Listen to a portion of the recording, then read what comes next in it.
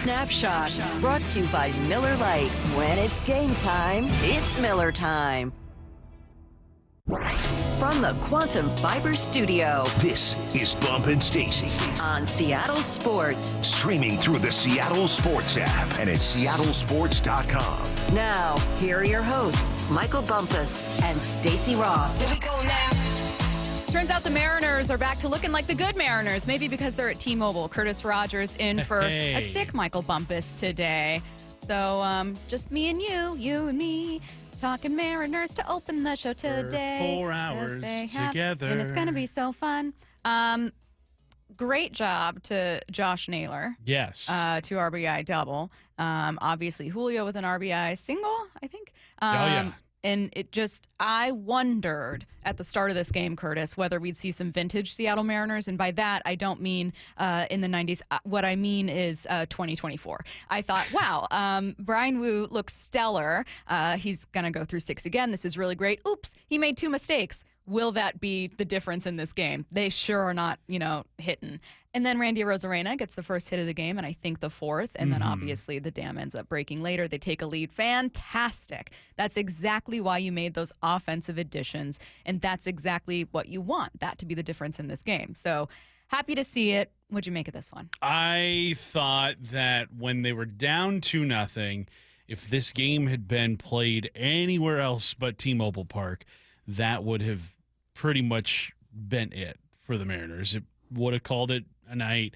It would not have gone the way that it ultimately did on Monday night. But for whatever reason, this team has played so good at home this season. They're 17-6 at home since the All-Star break, which I believe is best in baseball over that time frame. They have been just way better at home than they are on the road. And I think that's why this has been so frustrating, is that, we know what they are at their best. We know what they are, and it's what you saw on Monday night. It's what you've seen over the last few homestands, and it's just really good baseball, and it's just kind of never feeling like they're ever out of it in any sort of game. And then you see where they are in the American League standings. They have the 3rd wild card, which means they would play the lowest seeded division winner right now, and that would be the team that you're chasing down in the AL West, the Houston Astros. So I guess that bodes well for you in terms of who you could potentially match up against, because the Astros haven't been great this season. But also it's the road charted out for you right now is on the road in the playoffs. That's tough. Yeah. And you want to play as many home games as possible because you've seen how good this team looks here. And I don't know if it's simply just the home cooking. It's having the fans that were behind you. And I know there was only, 22,000 in the seats last night, but they were loud. They were a very, focused fan base last night. It was a lot of fun being at the ballpark last night, especially in that 6th inning. And then when Naylor hits that 2-run double to give them their first lead of the night, I mean, it was a really raucous environment, which it was so much fun to see that moment happen. Dan talked about that play after the game. Anytime you can throw up a 4 spot, it's big. But you're right. We had been a little snake bit up to that point. We hit some balls hard. Hadn't had too much to show for it. Had a little bit of traffic as well, just not able to get them in.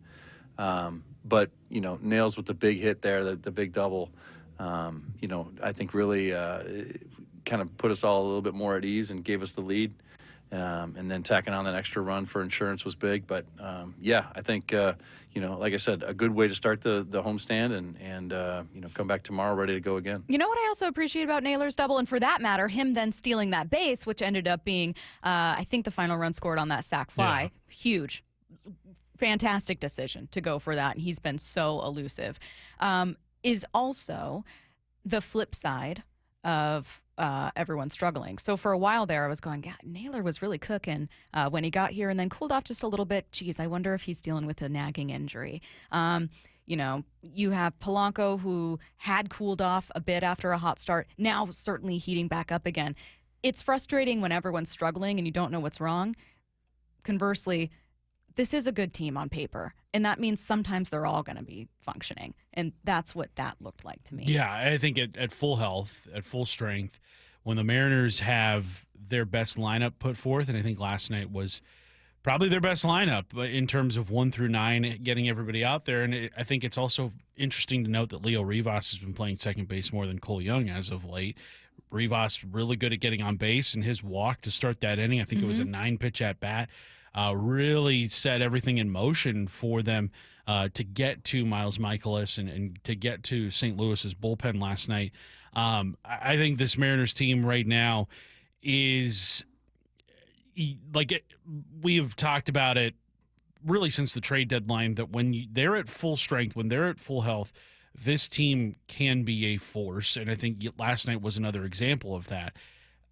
It's just the whole playing away from home. I can't get it out of my mind. Just like, is it weird to you thinking or realizing that before not the last road trip, the one before that, when we were like, oh my God, this sucks, they were, I think, 30-30 on the road. Yeah, they actually have which played is totally decent fine. on the if you road were before. 500 on the road, I'd be like, great, fantastic. It's just the second half of this season. That's what I'm been saying. Brutal it's these on the road. 2 road trips that completely tarnish that feeling. And I mean, it's so hard in baseball to kind of look outside what your team is doing and look at what else everybody else is doing.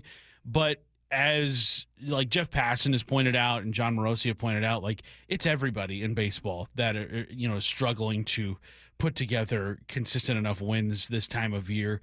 Passan, I believe this morning on with Brock and Salk, was basically like it's everybody except for Milwaukee. It's every single team not named the Milwaukee Brewers.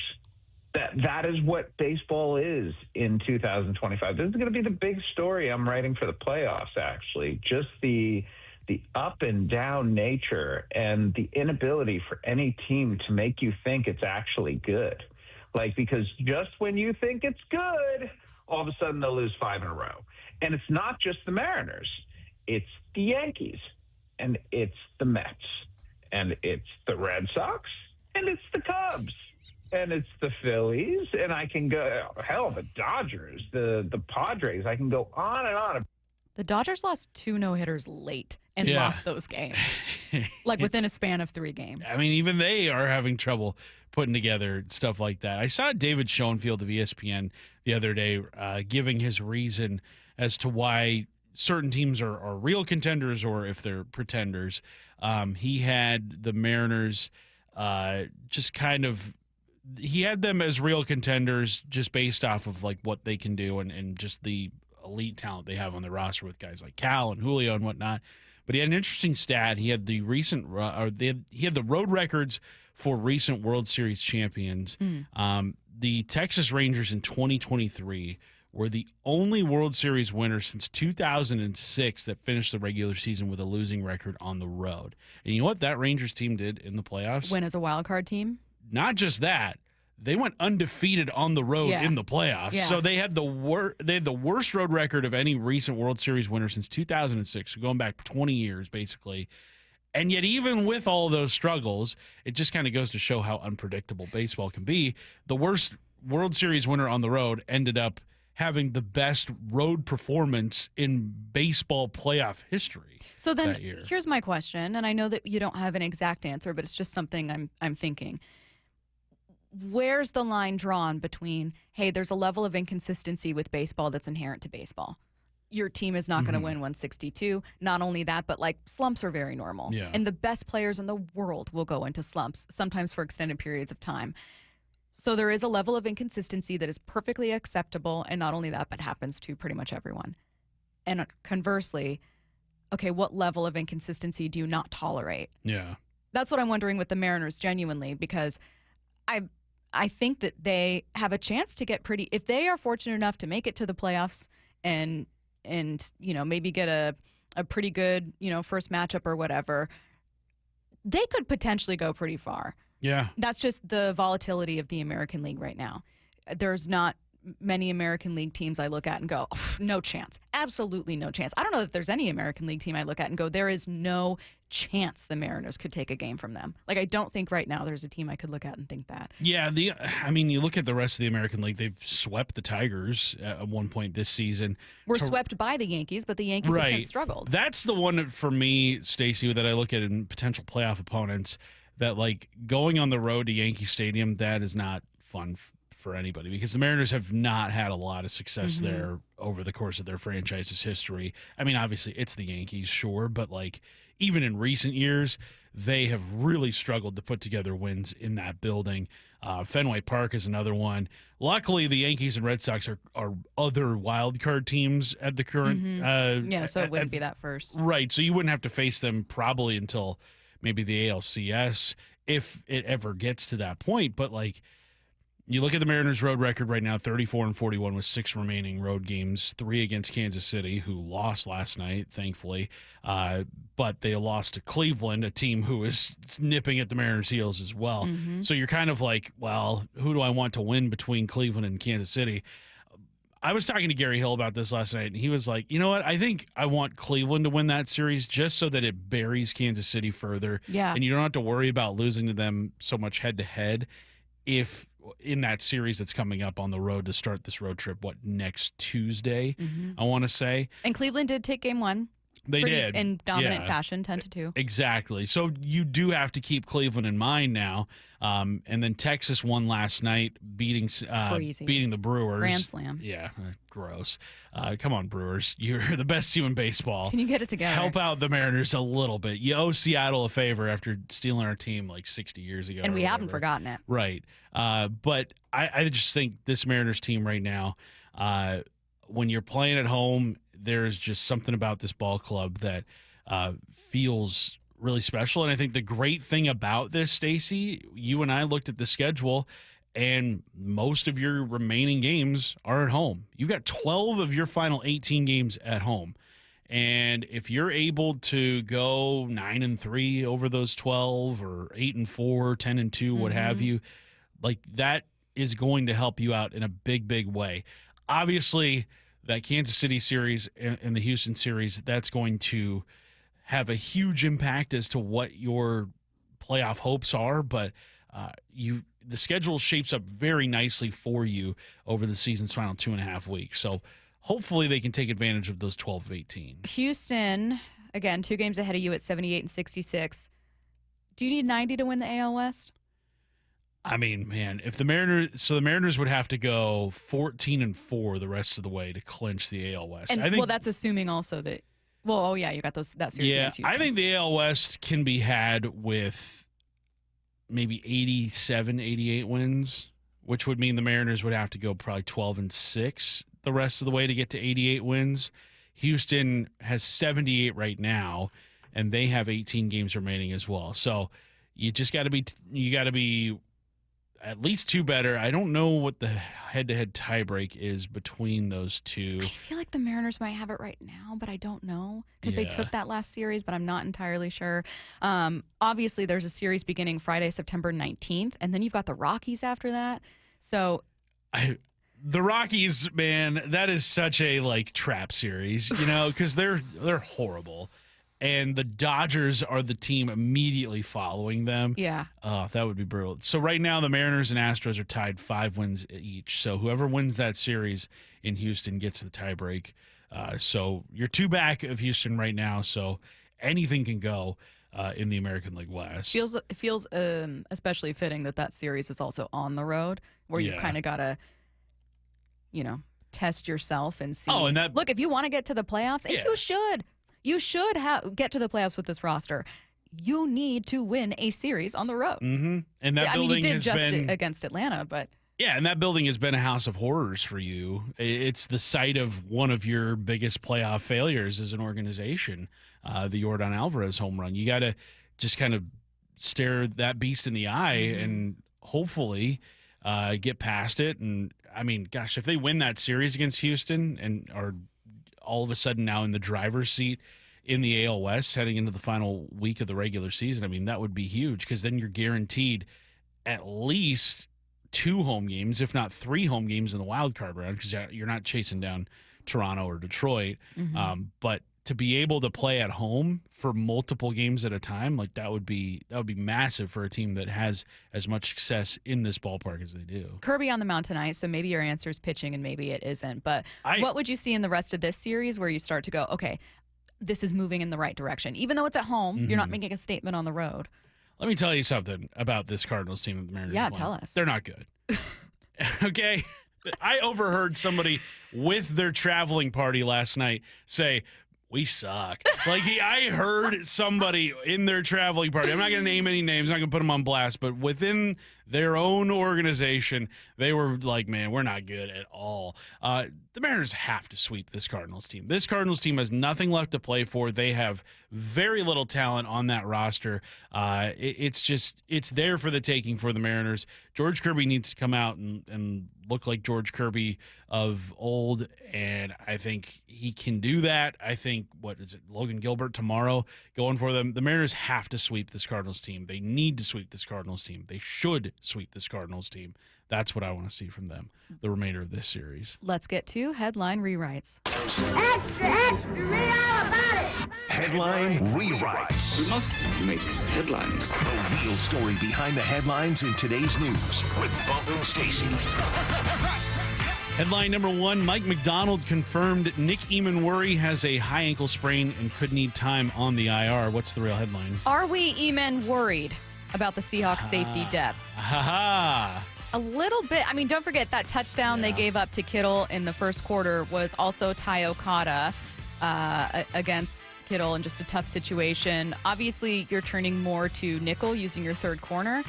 The hope was, and they've worked on this a ton, that you could use 3 safeties and you could do some really creative things there. You got to hit pause on that now. Yeah, I'm kind of wondering if they will maybe look to free agency or maybe promote somebody from the practice squad in order to take the place of Nick Eamon-Worry over the next couple of weeks because, like you mentioned, outside of Ty Okada, there's not a lot of help in that safety room. A.J. Finley's on IR, so you're not going to be able to get him back.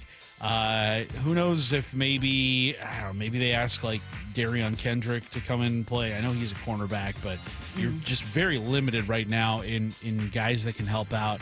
Kobe Bryant and Julian Love. They were banking a lot on Nick Eamon-Worry this season. Yeah. It stinks that in his NFL debut, his first game as a pro, first official game as a pro, he gets banged up and now could be out for a minimum of 4 weeks. That's really tough, especially in this portion of the schedule that we looked at to start the year, where it was kind of like, oh man, the Seahawks, if things go right for them heading into the bye, they could be 5-2. Now, I mean, you got a tough test against Pittsburgh, who looked really good on Sunday against the Jets. Arizona, who looked good. They were playing the Saints, but Tampa Bay is no easy team. Jacksonville got a win on Sunday. Houston has a lot of talent. So all of a sudden, I mean, what we kind of thought about the opponents that the Seahawks were going to face in the first 7 weeks all kind of changes and just really changes the complexion of what this team can do. Headline rewrites. Headline number 2, the Vikings storm back to beat the Bears on Monday Night Football. What's the real headline? Imagine how bad this game would have been if the Pope wouldn't have been on the Bears side. 2. Awful. Absolutely awful. I thought it was hilarious seeing everybody kind of crown Ben Johnson and Caleb Williams and the Bears before Minnesota had started their comeback, and J.J. McCarthy was getting a lot of critiques, a lot of criticism, especially from Richard Sherman and other people out there. Colin Cowherd, I think, was another person that was not on the J.J. McCarthy hype train, but I think I really like what I saw from J.J. McCarthy. His ability to bounce back, especially after that pick 6, I thought told a lot about just kind of his makeup as a quarterback. I don't know what his ceiling is as a quarterback. I don't know if he's going to be ever a top 5 quarterback in the league, but he definitely showed that he can play. He's got some talent. Rallying He's got some is wheels huge. too. Yeah. That was absolutely massive. I thought that when I was watching this game earlier, I thought, I don't know that JJ's not the guy, but I think this Bears defense is so much better than I thought. And man, if the offense can just turn it on, if they can get this thing coming together. And obviously with the Lions really struggling in their game against the Packers over the weekend, you were wondering, was Ben Johnson maybe such a massive impact? Because their offense was awful trying to get things rolling. Well, what's that impact mean for the Bears, right? I think it kind of added a little bit of hype for me for what he could do. And instead, things just absolutely fell apart. Still was overall, if I were a Bears fan, would be coming away going, I did like a lot of what the defense was able to do. If they just stretch that over 4 quarters, maybe get off the field a little more often.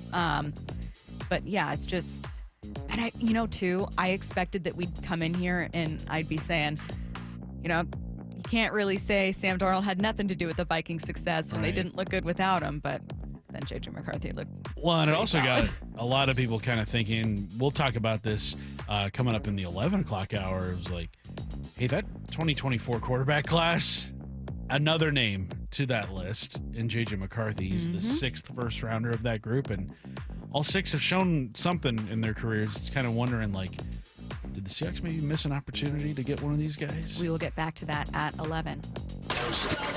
Headline rewrites. Headline 3, George Kittle likely out for a few weeks with a hamstring injury, and Brock Purdy could miss week 2 with a toe injury. What's the real headline? I sure wish the 49ers' bad luck would have kicked in a week ago. Yeah, that would have been great. I think it would have been really cool if they would have been dealing with these injuries. Now, not at all, right?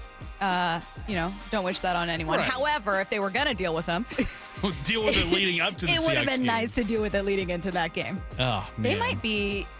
I know that there aren't many Seahawks fans who, have too much sympathy here. They might be one of the unluckiest teams with injuries. Yeah, well, and you look at who the 49ers play next week, New Orleans. Are these injuries really going to tank the 49ers enough to where New Orleans can beat the 49ers? I get that it's Your lack in the of faith Superdome. in Spencer Rattler Yeah. is troubling. Is he going to get the start? Yeah, I think he started this past week. Boy. I didn't catch Cardinals won. Pretty safe bet. Yeah, I can't say that I was tuned into New Orleans, Arizona. It was just You a weren't 20 to watching that 13 one? game. I was not. Yeah. Didn't get that one on my cable package. Yeah, Spencer Rattler, 214, completion percentage of 58%, no touchdowns. I don't see it from the Saints this season. I don't see them giving the 49ers much of a fight, even with potentially Mac Jones starting in place of Brock Purdy. I was reminded that Mac Jones is the 49ers backup quarterback now without Sam Darnold there. But yeah, it stinks that this could not have come a week prior but I mean, look, George Kittle was out for most of the game on Sunday. Yeah. It's not like he was injured on the final play and already torched you for like 200 yards. Like, no, you barely got to play against George Kittle. Yeah, that game's going to go down as not the most frustrating loss I've ever seen. Last year, that certainly would have been the Giants. Yeah, that stinks. And then that loss against the Rams would have been up there. That's going to stink like week 15, week 16. We're looking back. The Seahawks are vying for a wild card spot, and we're like, And week you're just one, thinking, like, you had let a third string tight end. Yeah. And Bump and I talked about this a lot yesterday. It's not just that touchdown, which is really frustrating. It's the play leading up to it. It's that 45-yard pass to Ricky Pearsall, who went over 100 that day. And just like the 2 explosive passes, both to Pearsall, leading to both touchdowns, is kind of what broke it after bending quite a bit for the defense. This is the tweet I was looking for quickly from Warren Sharp. The 49ers' health by season. 2024, they were the most injured team. Not surprising. They were also the most injured team in 2020, and then a top 4 most injured team in 21, 2019, 2018. That's I saw somebody put together pictures of Matt Nagy, Matt Eberflus, and Ben Johnson all in their Bears debuts, and they all have this look of bewilderment on their face after the Bears have like blown some huge lead, just like, what? And it's like, yeah, man, that's just what it is. That's what it is when you're a Bears head coach. 3 things we learned about the Seahawks yesterday. Seahawks make a move. Wyman and Bob every afternoon at 2. Abe Lucas signs a 3-year, $46 million extension. How about that? I've said I think he's the most spectacular offensive lineman until Gray Zabel takes over, because I fully expect that to happen. But when you watch Abe Lucas, it's like, look at this. He's always looking for extra work, or he's running downfield and blowing somebody up. Dave Wyman and Bob Stelton, only on Seattle Sports and Seattle Sports on YouTube. This summer, make sure your roof is ready for the season ahead with a company you can trust, like 3 Tree Roofing. We're not just your roofers, we're your neighbors, and we're here to help you protect your home this season. Visit 3treeroofing.com to schedule your free on-site estimate and get your roof replaced before the summer rush and potential material price increases. Our certified technicians make your roof replacement easy and worry-free, so you can focus on the important things this summer. Visit 3treeroofing.com to schedule your free, no-pressure estimate. 3 Tree Roofing, your Puget Sound roofing experts. Guys, did you know your testosterone affects everything in your system, including how you feel and perform every day?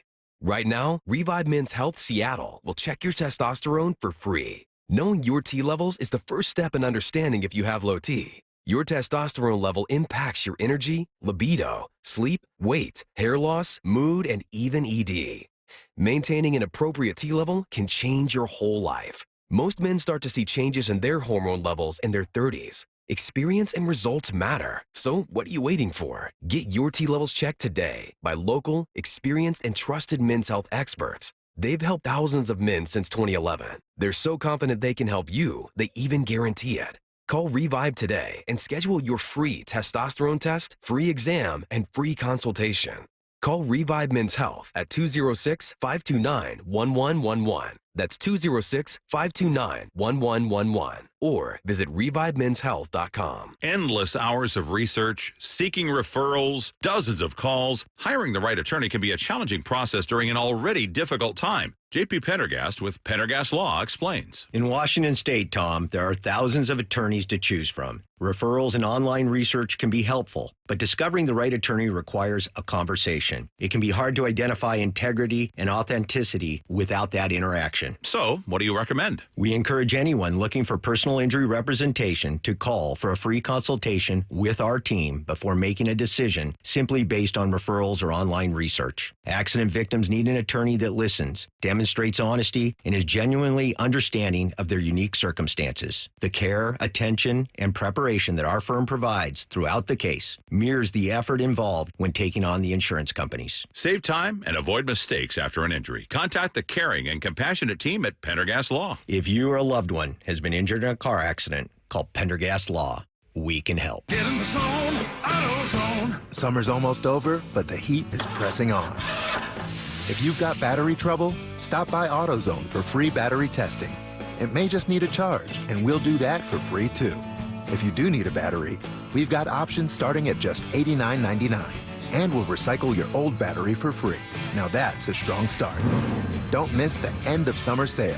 Now at AutoZone until September 22nd. Get in the zone, AutoZone. Restrictions apply. Wesley Financial Group is not a law firm, and Chuck McDowell definitely not an attorney. This is Chuck. If someone talked you into buying something really silly and you want to get out of that silly little thing, my advice, get the facts. Call me and I'll send you our timeshare exit kit absolutely free. Inside, you'll learn how timeshare works and all your options for cancellation. Call Wesley now for your free exit info kit. 800-486-9600. That's 800-486-9600. The home of the Mariners, Seattle Sports. Cal swinging a drive, deep to right field. Every pitch of every Mariners game is on the Seattle Sports app.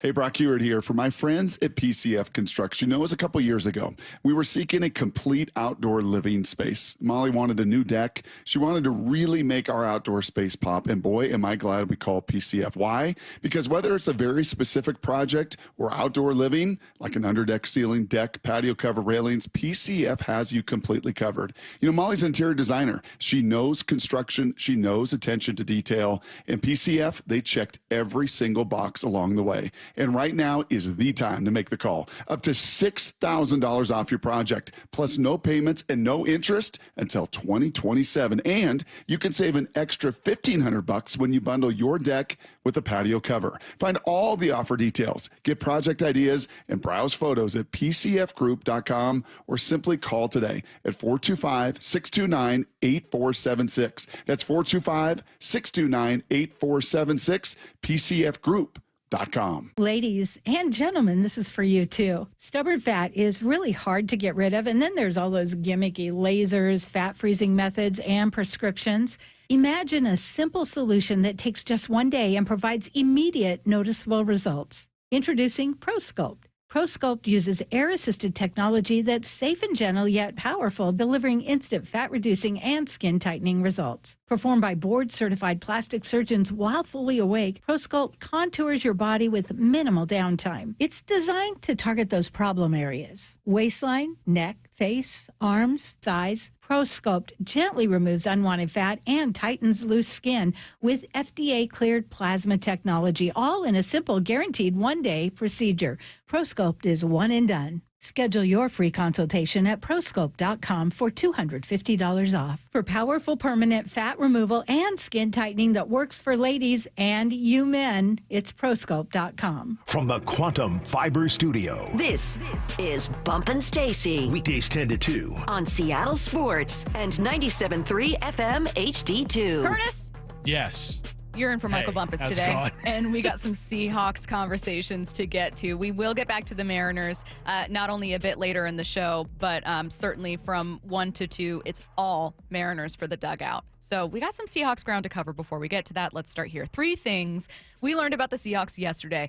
There was a lot of information from Mike Macdonald. There was, at first, an exclusive interview with Brock and Salk, obviously, for the Mike Macdonald Show, and then later his press conference when he gave an update on Nick Emanwari.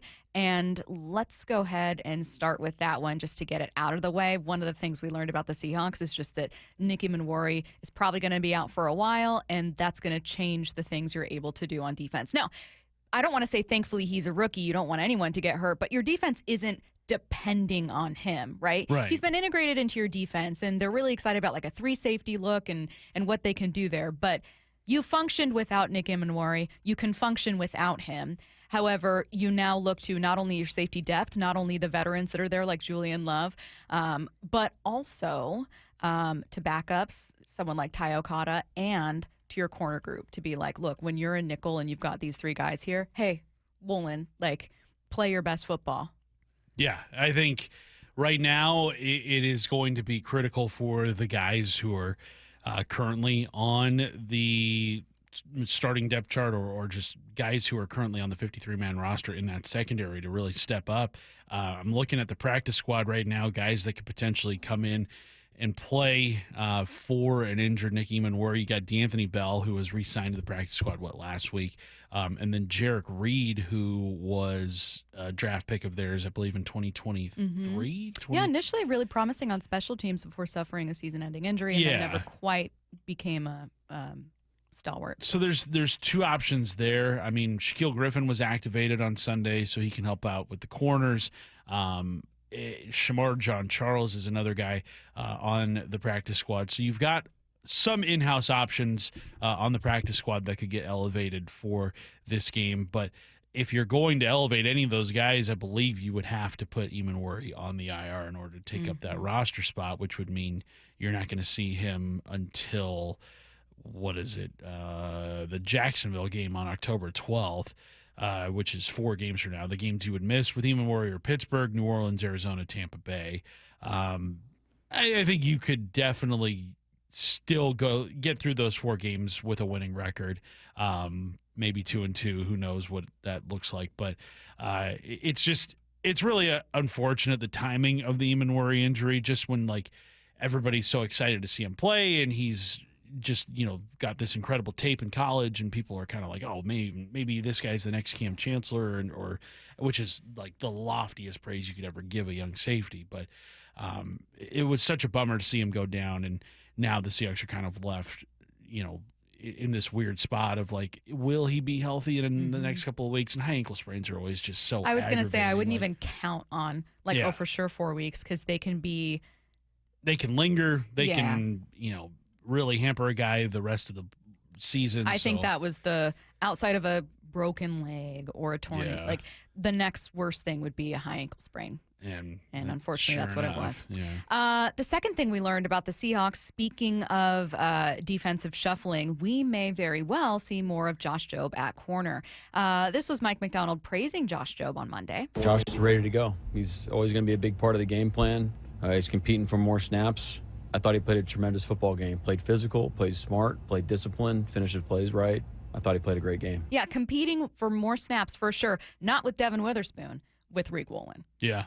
I think Josh Jobe is a guy that this coaching staff really, really likes. And I think they like his determination. I think he's a guy that obviously came in with 0 expectations last year. I think he was, just a practice squad signing, and then all of a sudden started making plays. I think he picked off, Josh Allen last year in a game, I want to say. Yeah, it was a Josh-on-Josh interception. Josh's first interception of the year. Right. And so I think that kind of opened the eyes to what Josh Jobe can do. And it kind of feels like every now and then there's a cornerback that is kind of unheralded that the Seahawks really take a liking to. DJ Reed. Ryan Neal was another guy.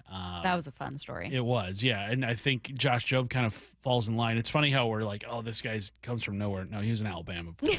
But, like, he was... he climbed out of the SEC. Yeah, winning national championships year after year at and it's Alabama. just like that underdog story. But, I mean, I don't think he was ever, like, a superstar player for Alabama, but still, obviously, when you play for them, especially under Nick Saban, you've got a lot of talent. So I think it's really cool to see a guy like him not just be satisfied with some of the success he had last year, but bring it over into this season. Made that play on Sunday, and I really think that that's a guy that this coaching staff believes in, and I think that, to me, is something that I think Mike Macdonald has emphasized in just kind of his roster decisions is like, who can I count on? Yeah. Like, rather than who is maybe the most talented guy, it's like, who can I trust out here? You see it in the running back room with Zach Charbonnet being the number one guy throughout the preseason and training camp. I think Josh Jobe is going to get a lot more opportunity just because he's not somebody that they've had to worry about when he's out there. Well, and again, I mean, we go from a head coach constantly preaching competition to another. No surprise there that for NFL head coaches, that's a monumental part of how they run a program. I'm paraphrasing Mike Macdonald here, but he also said, like, why would I not reward someone who's performing? And everyone knows Rick Woolen's talented. Yeah. He has an incredibly rare combination of size and speed. And there is part of me that goes back to a red zone stop near the goal line. Christian McCaffrey, I think, is the target on that one. I mean, that saved you a touchdown, and it saved you a touchdown in a way that, like, not every corner can do. He's that fast. Yeah. He's that long. He's got extension and speed, and it's just, you see that as a head coach, and you go, man, what I could do with this guy. And then you see giving up a play to Pearsall or, the final touchdown and just go, God, you're so talented. Yeah, why? But some technique things here aren't working out or some. So, again, it is obvious that Rick Woolen is capable of being an NFL cornerback. Yes. But I do appreciate a head coach that says when you perform well and when you have a good game, you earn those snaps. And why would I not? Why would I not give those snaps to you if that's the game that you're playing? Yeah, I think Jobe, if he gets an increase in playing time, it will have been very well earned. It's not like, it's not like if Jobe gets more playing time over Woolen going forward, it's not as though Jobe hasn't done anything to deserve that. I think he has.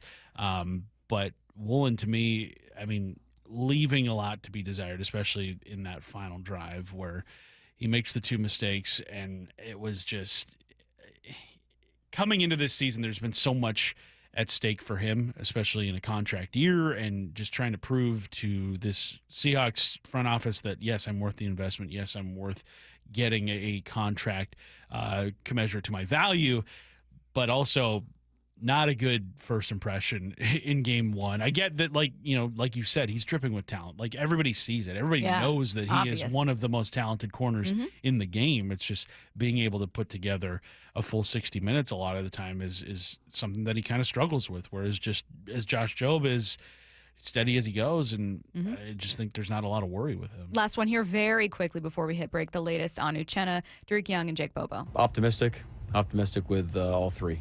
I know Uchenna's definitely practicing. We'll see Derek as it unfolds, and same thing with Bobo, but optimistic with those latter two. All right, not a lot of time to talk about that one, but I wanted to pay off on the tease that we had three things we learned. The last one is that we could see Uchenna Nwosu in week 2. I entered week 1, Curtis, hoping to get a few answers about the offense. I'm going to be honest. I am leaving week 1 with one massive question. That's next. Get inside the huddle. The handoff inside to Charbonnet. He's going to go. Touchdown, Seahawks. Taking you inside the VMAC every week. Thursdays, noon to 2. Our guys show up to play. Player interviews. It's obviously been paying off. Just going to continue to do that. Previewing this week's matchup. We'll say they come out and just run the ball down the Niners' throats. And everything Seahawks. If anybody had a doubt, don't. The Huddle. Every Thursday at noon. Exclusively on the home of the Seahawks, Seattle Sports. Let's go! You're still glowing, flirting, grooving. You've still got it. But your immune system weakens as you age, making it harder to fight flu, pneumococcal pneumonia, RSV, and COVID-19. Vaccines are a key part of any health routine and help strengthen your immune response. Ask your doctor or pharmacist which vaccines you need. Schedule in minutes at vaxassist.com. Sponsored by Pfizer. Oh, could this vintage store be any cuter? Right? And the best part? They accept Discover. Accept Discover? In a little place like this? I don't think so, Jennifer. Oh, yeah, huh? Discover's accepted where I like to shop. Come on, baby, get with the times. Right, so we shouldn't get the parachute pants? These are making a comeback. I think. Discover is accepted at 99% of places that take credit cards nationwide. Based on the February 2025 Nielsen report. We just want to have enough money for retirement. And travel to visit our grandchildren. I understand. That's why at Fisher Investments, we start by getting to know each other, so I can learn about your family, lifestyle, goals, and needs, allowing us to tailor your portfolio. What about commission-based products? We don't sell those. We're a fiduciary, obligated to act in your best interest. So how do your management fees work? We have a simple management fee based on the value of your portfolio, so we do better when you do better. We appreciate that kind of transparency. We also check in with you regularly to keep you up to date on the markets and your portfolio. What other services do you offer? As a client, you have access to resources on investing, financial planning, estate planning, Social Security, Medicare, and more. Wow, it sounds like Fisher Investments has everything we need. At Fisher Investments, we're clearly different. Learn more at FisherInvestments.com. Investing in securities involves the risk of loss. It's G. Scott. School's back and it's rally time. Time to rally around the campaign to keep kids healthy. Kids need fruits and veggies to grow strong and stay focused, but for families on tight budgets, that's not easy. Safeway and the Washington State Department of Health have teamed up and need your help. Every dollar you donate at Safeway checkout helps families in need. And with SNAP Produce Match, they get twice as much for the dollar. Next time you're at Safeway, please donate to keep kids healthy. For Riverside Roofing, beyond the national accolades is a family company from right here in Marysville that's built upon important local values like trust. That's why Riverside Roofing is the roofing company you can trust. Find them at riversideroofingllc.com. What is that sound? Ugh, that sounds like a plumbing sound. Luckily, there's a company that fixes all the plumbing sounds across Puget Sound. That's All Sound Plumbing. Puget Sound's plumbing experts. Have a sound? Visit allsoundplumbing.com. Stacy Rost here. It's time to recognize a woman in our sports community with the 2025 Women of Inspiration Award. The nominations are in, and the Seattle chapter of WISE, which stands for Women in Sports and Events, needs your help selecting a winner. Voting is open now until September 26th at woiseattle.org. The winner will receive a generous cash donation from WISE and their partners for the cause of their choice. Help honor a local woman today. Vote by September 26th at woiseattle.org. The home of the Mariners. Left off to center. It is on its way. Julio, two-run home run. Hear every pitch on 710 and the Seattle Sports app.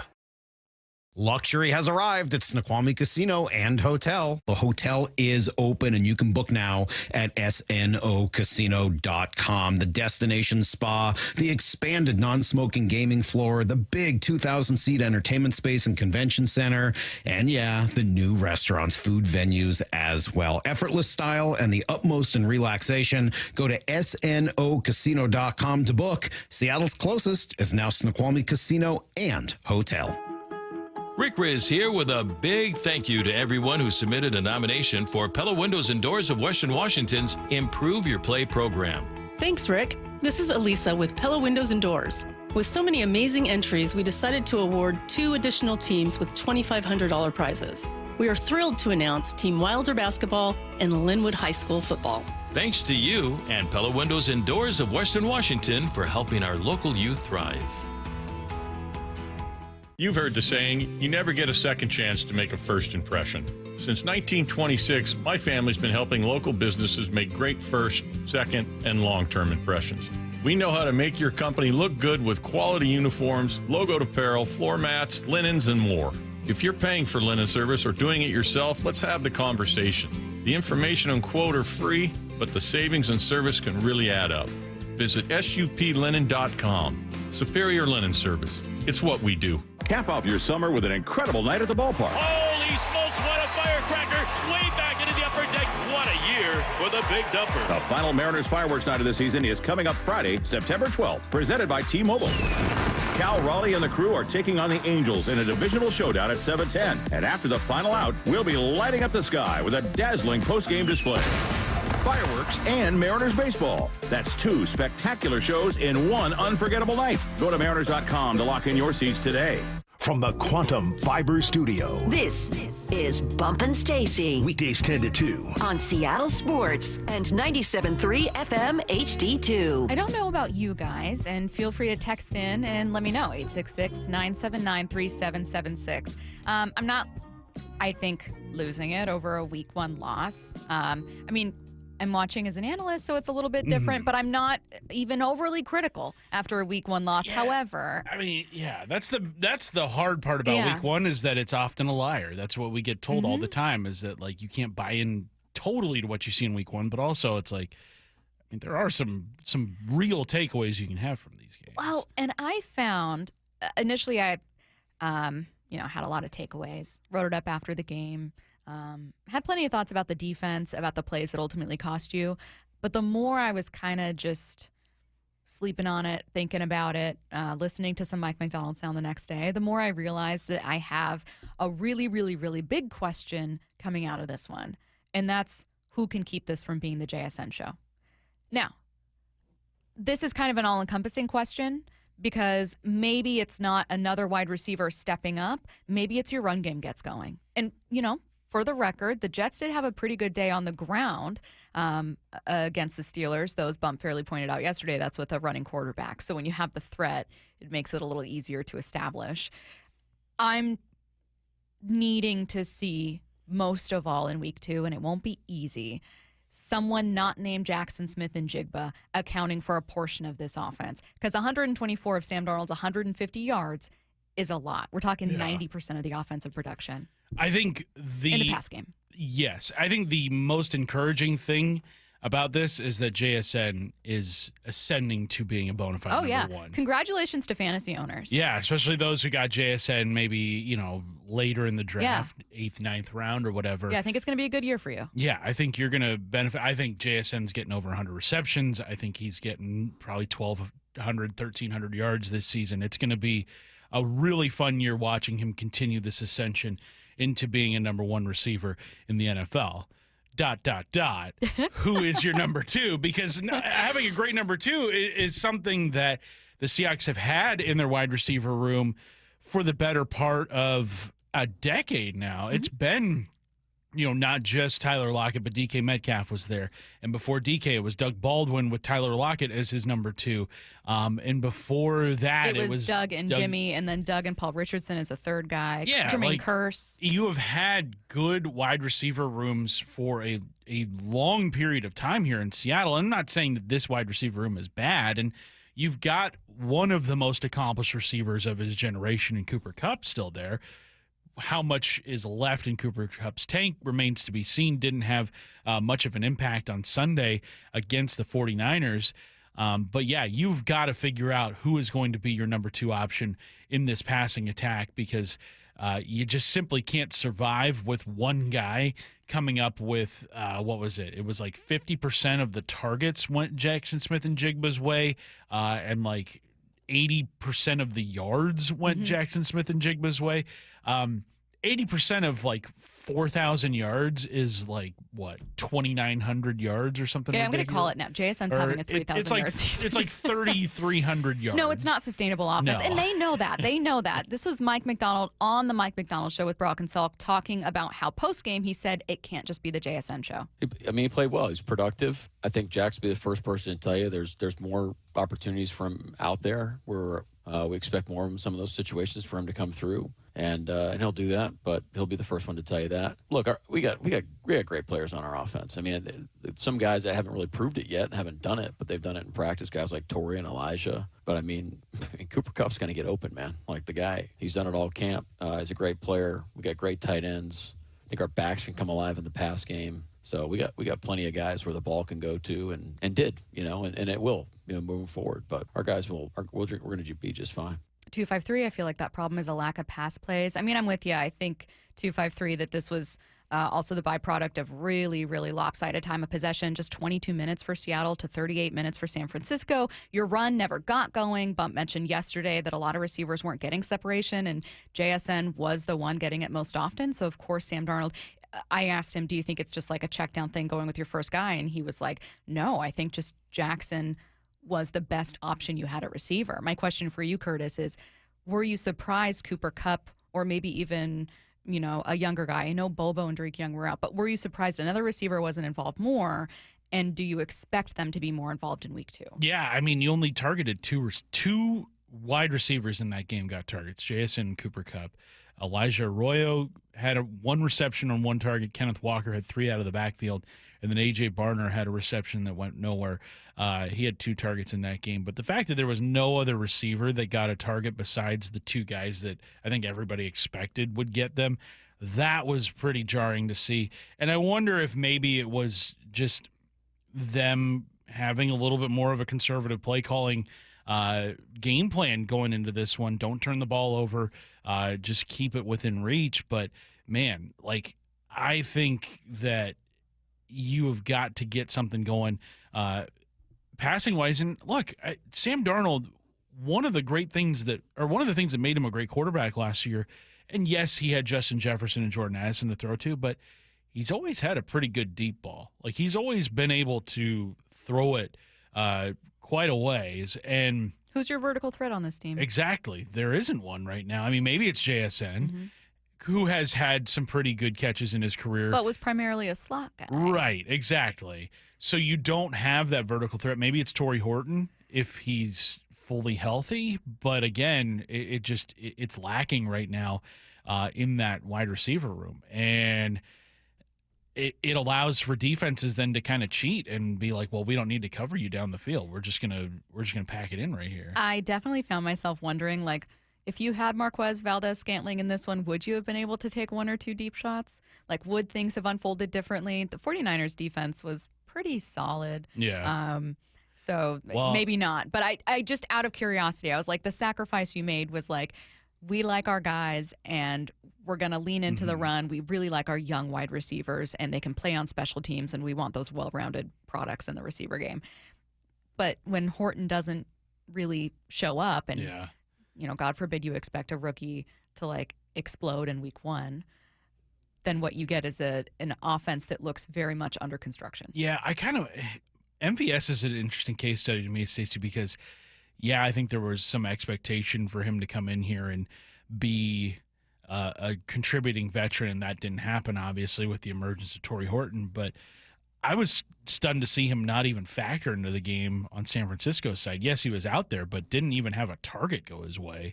I kind of wonder if maybe MVS may not be the receiver that he's been in his past. I get that he had only been in San Francisco for a week, and maybe they were just still trying to work him into the game plan and work him into what they want to do offensively. But, I mean, heck, Brian Robinson was there just about as long as MVS was, and he had 9 carries and then also 2 targets out of the backfield, so 11 plays going his way. I kind of wonder if maybe MVS might be a little cooked. I don't know. It's weird to see him go from one team and get cut in training camp, then go to another and see him not really have any fingerprints on this game. Watching J.J. McCarthy and last night's Vikings-Bears game had us reconsidering a big decision the Seahawks made a couple years ago. That's next.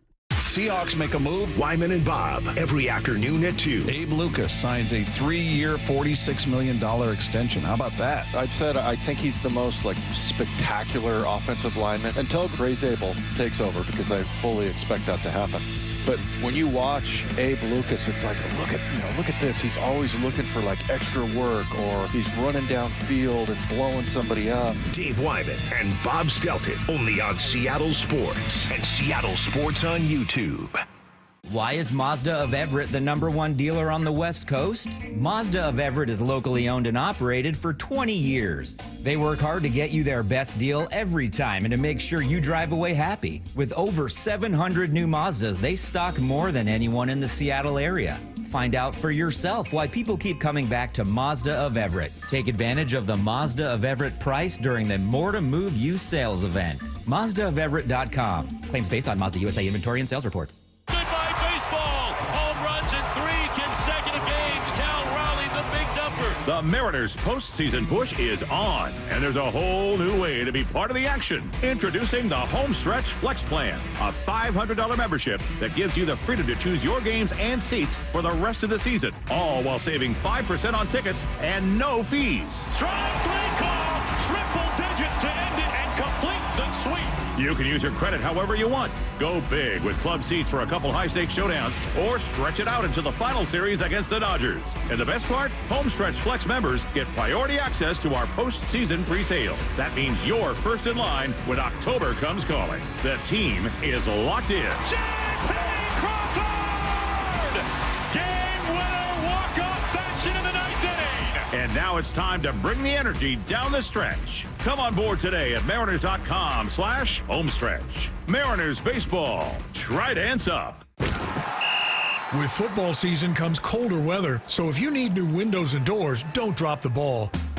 Steve Rabel here with Keith Dashafee from locally owned Pella Windows and Doors of Western Washington. So Keith, what's your next big play? Well, Steve, right now get 40% off qualifying installs or no payments and no interest for 12 months on approved credit. Schedule a free consultation with Pella Windows and Doors of Western Washington. Go to PellaPNW.com. That's PellaPNW.com. For over 113 years, Pacific Lamp and Supply Company has been your #1 lighting specialist in Washington, from the Space Needle in Seattle all the way to the Riverwalk in Spokane. With the largest lighting inventory in Washington, Pacific Lamp's knowledgeable and experienced staff can assist with any lighting issue, including intricate lighting and control designs. Plus, they work with all utilities in Washington to get you the best available lighting rebates. Pacific Lamp and Supply Company, Washington's lighting experts since 1912. Visit pacificlamp.com. When you bundle renters and auto with Progressive, you can save while protecting your most valuable possessions, like your really expensive limited edition sneakers and your new suit for your cousin's wedding. Except you never actually bought the suit because you can't stop buying sneakers. So you show up to the wedding looking like you're going grocery shopping. But hey, at least your sneakers will look good in the pictures, until you're cropped out of every last one of them. So go ahead and get Progressive, so you can save while protecting the things that matter to you. Progressive Casualty Insurance Company and affiliates and other insurers. Not available in all states or situations. Ready to order? Yes. We're earning unlimited 3% cash back on dining and entertainment with a Capital One Saver card. So let's just get one of everything. Everything? Fire everything. The Capital One Saver card is at table 27, and they're earning unlimited 3% cash back. Yes, Chef!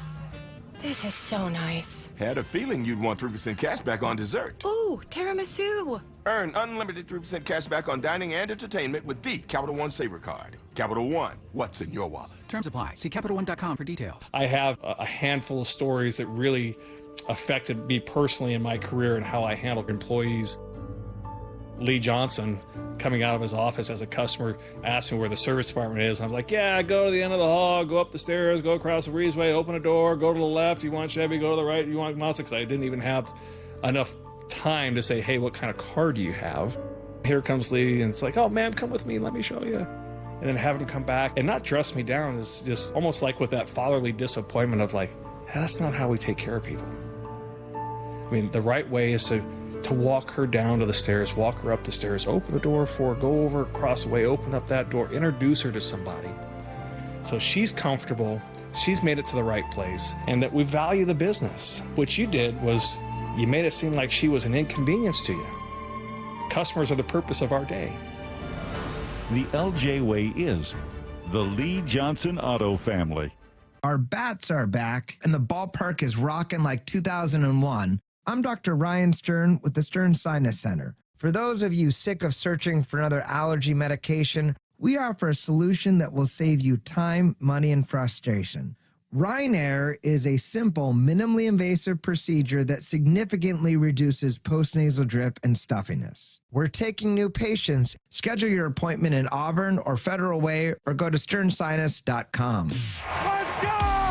This is Seattle Sports. Streaming through the Seattle Sports app. KIRO AM Seattle. KIRO FM HD2 Tacoma. Home of the Seahawks, Mariners, and everything Seattle sports. Seattle Sports Snapshot. The Mariners beat the Cardinals 4-2 yesterday in that series opener thanks to Josh Naylor's 2 RBI double. Elsewhere in the AL wildcard race, the Rangers beat the Brewers 5-0, a grand slam in that one, and the Cleveland Guardians leapfrogged the Royals in the standings after beating them 10-2. Snapshot, brought to you by Miller Lite. When it's game time, it's Miller time. From the Quantum Fiber Studio, this is Bump and Stacy on Seattle Sports. Streaming through the Seattle Sports app and at seattlesports.com. Now, here are your hosts, Michael Bumpus and Stacy Ross. Here we go now. A lot of great primetime games in this one. I loved Thursday night. I was much closer than I expected. I enjoyed a surprise upset on Friday night. Loved Sunday night's game. A rally from Josh Allen and the Bills. Just like an absolute showcase there. And kind of like elite offensive play. And then we got Monday night, and I thought, the Bears are rebuilding. They could surprise some people. What are we going to see here? The Minnesota Vikings, they have a lot of questions, too. Is J.J. McCarthy going to be able to hit the ground running, or is he really going to struggle? Initially, it did look like, he's really going to struggle, and he's going to have some limitations. Then he kind of got into the flow of things, and importantly, has a lot of really good pieces around him and a very good play caller, ultimately lifting them to a win over the Chicago Bears. And it had not just us wondering initially about the quarterback conversation, but plenty of people around football talking about this quarterback class. Richard Sherman had a tweet that went viral about, the risk that you assume when you move on from someone can work, to instead go with someone that's unproven. It's funny because Richard Sherman, his whole thing is about not moving on from established veterans for younger players. He's always done that. I get what he's saying because it's quarterback decisions are very interesting to me. We all love the idea of, okay, so here's what you do. You draft your young quarterback in the first round, and obviously he becomes a franchise star, and then you build up your team with all these other good pieces, and that's just not what happens. There's 5, 6, 7 quarterbacks around football that people without a doubt would take to start on their team. And then there's a lot of people with question marks. Yeah. A lot of people with question marks. And the Seahawks are one of them. And maybe they can prove people wrong this year. Maybe Sam Darnold can prove people wrong this year. But what I did like about Sherman's point is, man, this applies to a lot of things. It could apply to the Seahawks moving on from Geno and going with Sam. It could apply to the Vikings moving on from that same quarterback, Sam Darnold, and going with JJ. It could apply to a team opting not to trade up and take a quarterback and instead go with something else. And that's kind of where your mind went. It did, because you look at the just crazy amount of talent that went in the first 12 picks of the 2024 draft in terms of quarterback talent. Jaden Daniels, Drake May, Caleb Williams, Michael Penix, J.J. McCarthy, and Bo Nix all went before the Seahawks even had a chance to pick them at pick number 16 with Byron Murphy. So really you were 4 picks away to maybe try and get one of those guys if they were able to fall there. Now, there was a lot of talk that the Seahawks tried to move up to where Atlanta was picking to maybe take Michael Penix. I know that was a name that people were kind of like, hey, the Seahawks were actually really interested in Michael Penix in that spot, and they didn't take him.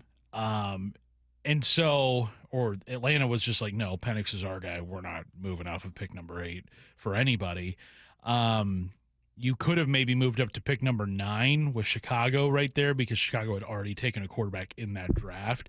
And then Roma Dunze could have been Chicago's maybe at pick number 10 or whatever. Well, that draft also leaned so offensive heavy early. Yeah. I wonder if a team like the Seahawks were thinking like a Bo Nix could fall to the what initial projections were that Penix and Nix would be early second rounders. Yeah, and then I think the run of quarterbacks early on kind of forced Minnesota and Denver to or in Atlanta as well to take a quarterback maybe more before they were more comfortable doing so. But all 6 of them have shown flashes for sure. Jaden Daniels, obviously, the most established right now, last year's Rookie of the Year, led Washington to a win in Week 1. Caleb Williams has shown some pretty wow throws. He's also made a couple of mistakes here or there, but I think ultimately he still has the talent, I think, to be a very capable starter in the NFL. Drake May had a pretty rough game in Week 1, but had a good finish to last year, so I don't think we can throw the book out on him. Nix led the Broncos to the playoffs last year. McCarthy had a pretty good debut last night, and then Michael Penix. The Falcons should have won that game. Right. That's kind of been the Falcons' whole thing with him. I believe Penix has 3 go-ahead touchdowns under 2 minutes in his NFL career already, and they've lost all 3 games. Yeah. Because the Falcons just can't close. Stinking Baker Mayfield. Yeah. So I think the results so far of the 6 quarterbacks taken in the 2024 draft vary a little bit, but none of them have been so negative to where it's like, this guy's a bust. Like, you can't say that about any of these guys right now. And it's kind of made me wonder, like, maybe the Seahawks should have done a little bit more to get one of these guys here in Seattle. I'm going to be really honest. I'd love for this team to have an answer at quarterback that feels like the confidence Bills fans or Ravens fans or Chiefs fans have entering games, where you're like, dude, this is your best bet to get to and win a Super Bowl is having that guy. Overwhelmingly so. That's your best bet. But I'm going to be honest.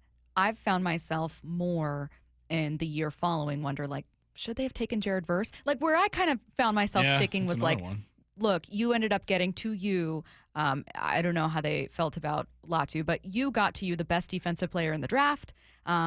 You desperately needed to fix your run defense, and you got a defensive lineman that would be able to help you with that. There were rumors that Sean McVay and the Rams were looking at Murphy, which kind of made you go like, yeah, that's pretty awesome. That's great. Then again, I remember there were rumors the Rams were interested in D. Eskridge before getting Tutu Atwell. So it didn't exceptionally work out for either team there.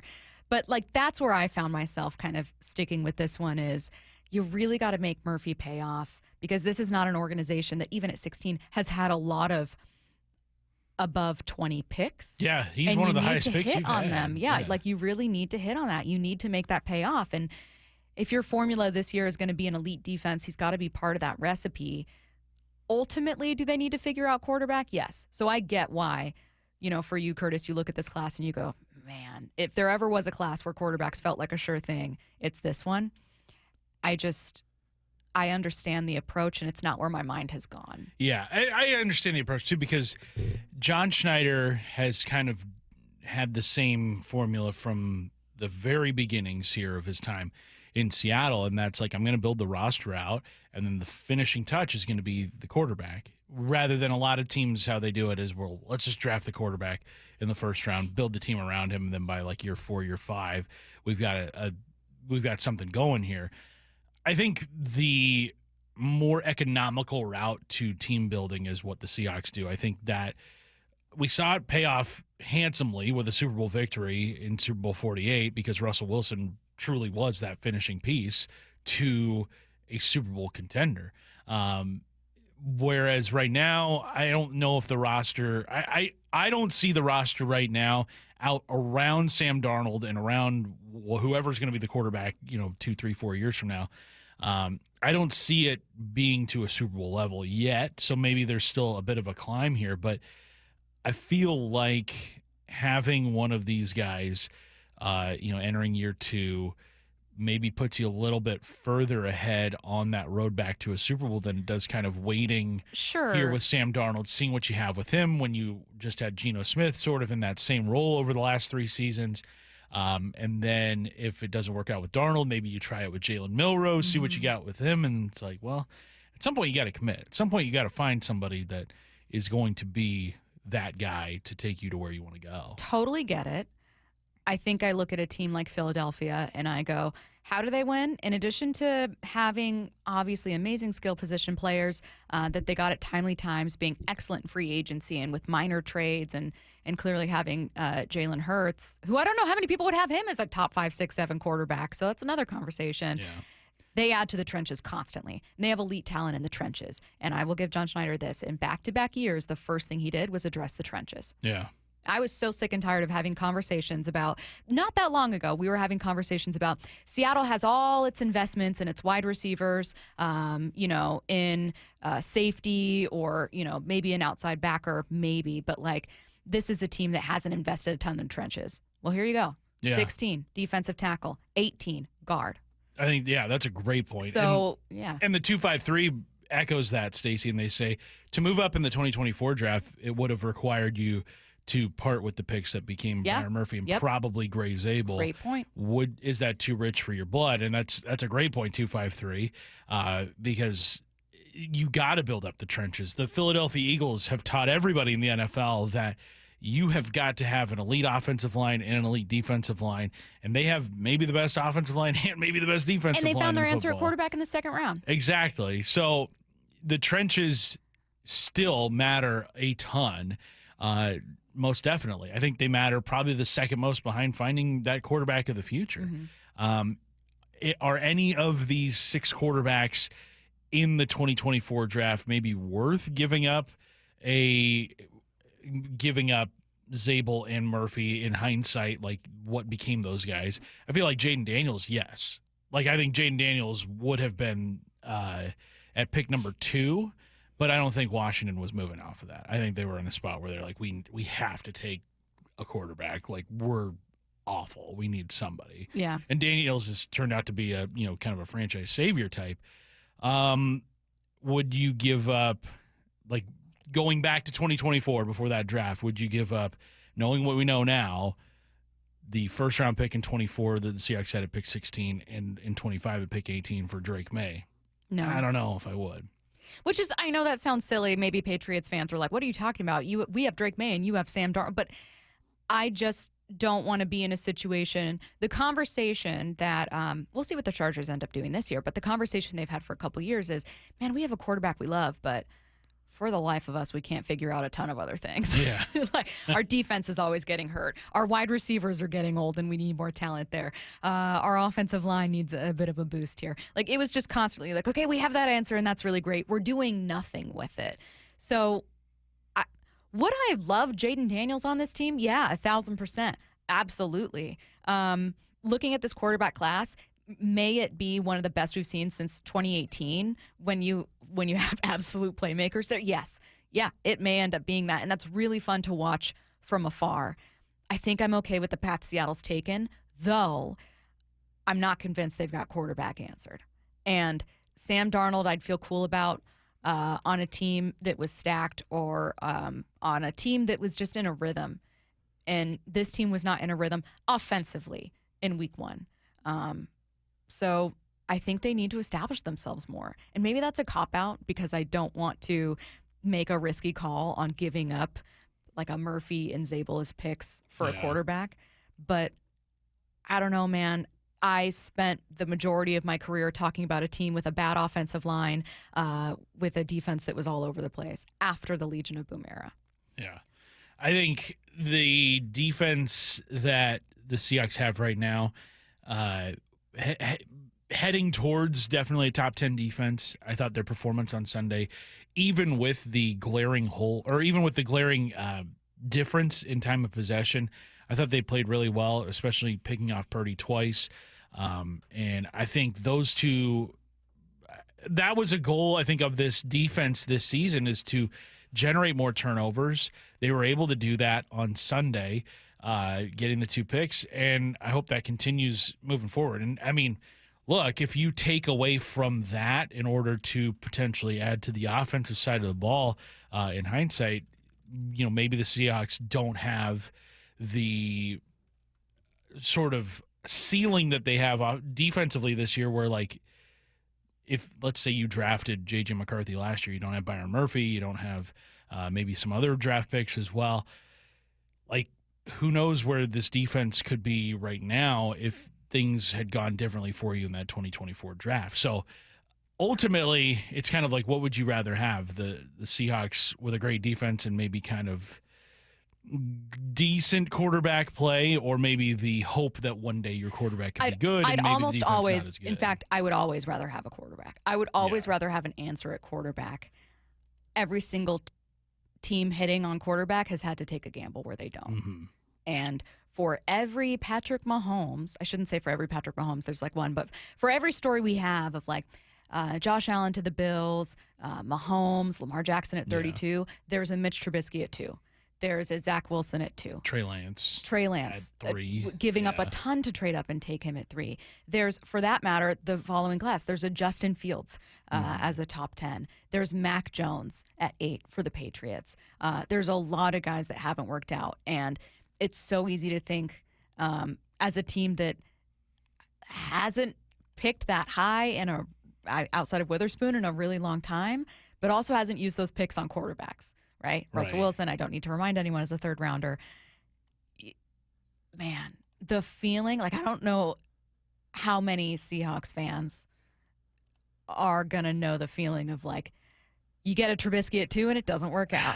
And then you're like, older what Seahawks fans know that. Older Seahawks fans. Rick Meyer, a good Dan chunk, McGuire, but a good chunk of Seahawks fans the under ones that 35, are, under 40 are going to be like, yeah, maybe, kind of, but that sets you back for years. most of their adulthood, or for younger fans, teenagehood, was with a Seahawks team that looked very different. Very few teams have the ability to pivot off of failing to draft a quarterback in the top 5 the way the 49ers did with Trey Lance, and then also drafting who turned out to be the guy that your franchise is now built around, Brock Purdy, with the last pick in the draft. Like, it never happens like that in the NFL. No, I hate how many people point to Brock Purdy and go, you never know. And it's like, oh, my God. Like, this has never happened before, okay? Like, it's not something you can plan around. For as unlucky as the 49ers are with injuries, and they are quite unlucky, that was the luckiest pick on the planet. They did not have Purdy first in that depth chart. Purdy was something that just happened. Yes. And credit to him for staying prepared and working hard and understanding all of that. But, like, it's not like they entered the season going, we found such a surprise. He ended up starting because of injuries, multiple injuries. Yeah, and he that's was how you third got on the depth chart that's what I'm saying. behind Like, Jimmy G and Trey Lance. This was something where they kind of had to see it to believe it, and then it was like, oh, shoot. Okay. It turns out Kyle Shanahan's ability to turn almost any player into a baller is just continued to stand the test of time. 49ers. I hate it so much. Go away. I hate that they won on Sunday. I know. Let's get to 4 down territory.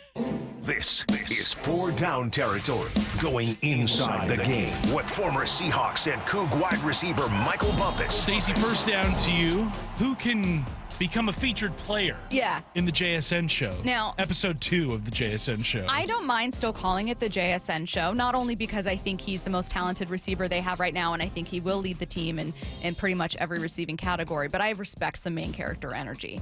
So let's talk co-stars. You know what I mean? Let's talk supporting actor in this case. I would love it to be Torrey Horton because he's got so much upside, so much speed. You'd love to see a rookie get involved. He can be a vertical threat. But in this case, I'm looking to Cooper Kupp. And that's less about, what the Steelers defense looks like and how they play people and, places of the field you're able to take advantage of, and far more to do with you paying off on this move that you made in free agency. You didn't bring Cooper Kupp here just to be a personality hire. You didn't bring him here just to be like a veteran in the locker room that can help guys out. You did bring him here to make a difference. I do think that saying that Cooper Kupp was brought in to replace DK Metcalf is a little disingenuous. Like, it's not quite a reflection of the decision that the Seahawks made. What they really did was kind of reformat their offense, saying, we don't want to pay DK Metcalf top dollar. Granted, DK did ask for that trade. I'm sure they would have loved to have him here. And instead, we're gonna try to run the ball. And we are gonna lean into, some pass games, get a vertical threat in there, but we're going to be more multifaceted than just depending on some big X receiver. I love the idea of a rookie getting involved, maybe even Elijah Arroyo, but yeah, I'm turning to Kupp for this one, who led all receivers in snaps in this past game, over 85%, I think. Second down. Stacy, what do you need to see more of in week 2? the run game.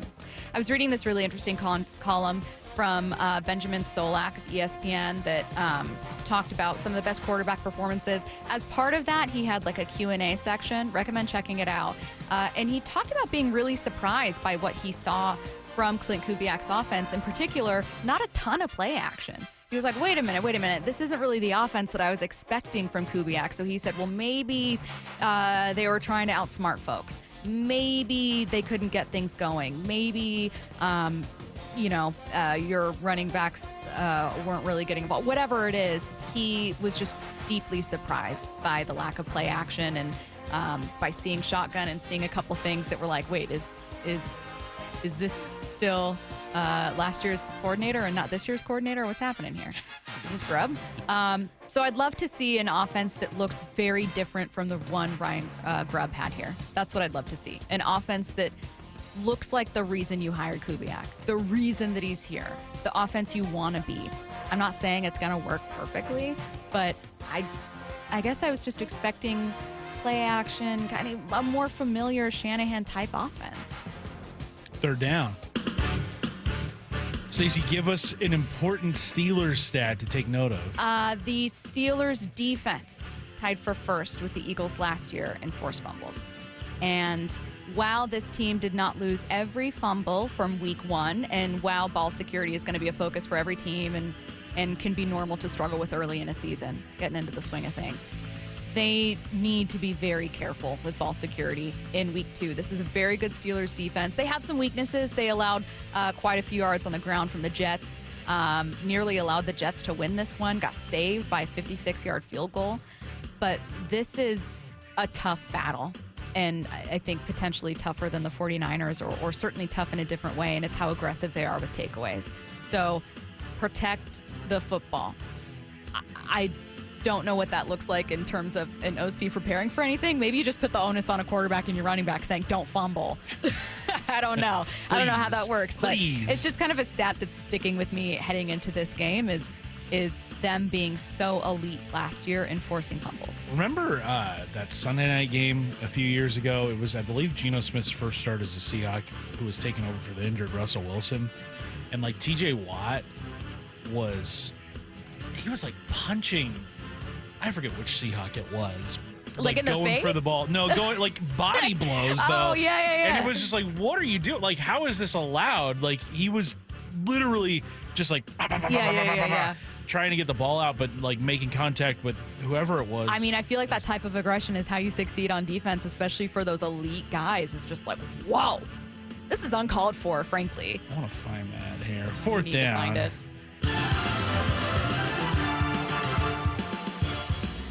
Stacy, any questions on defense right now? I think primarily just how many snaps we're going to see for Job versus Woolen.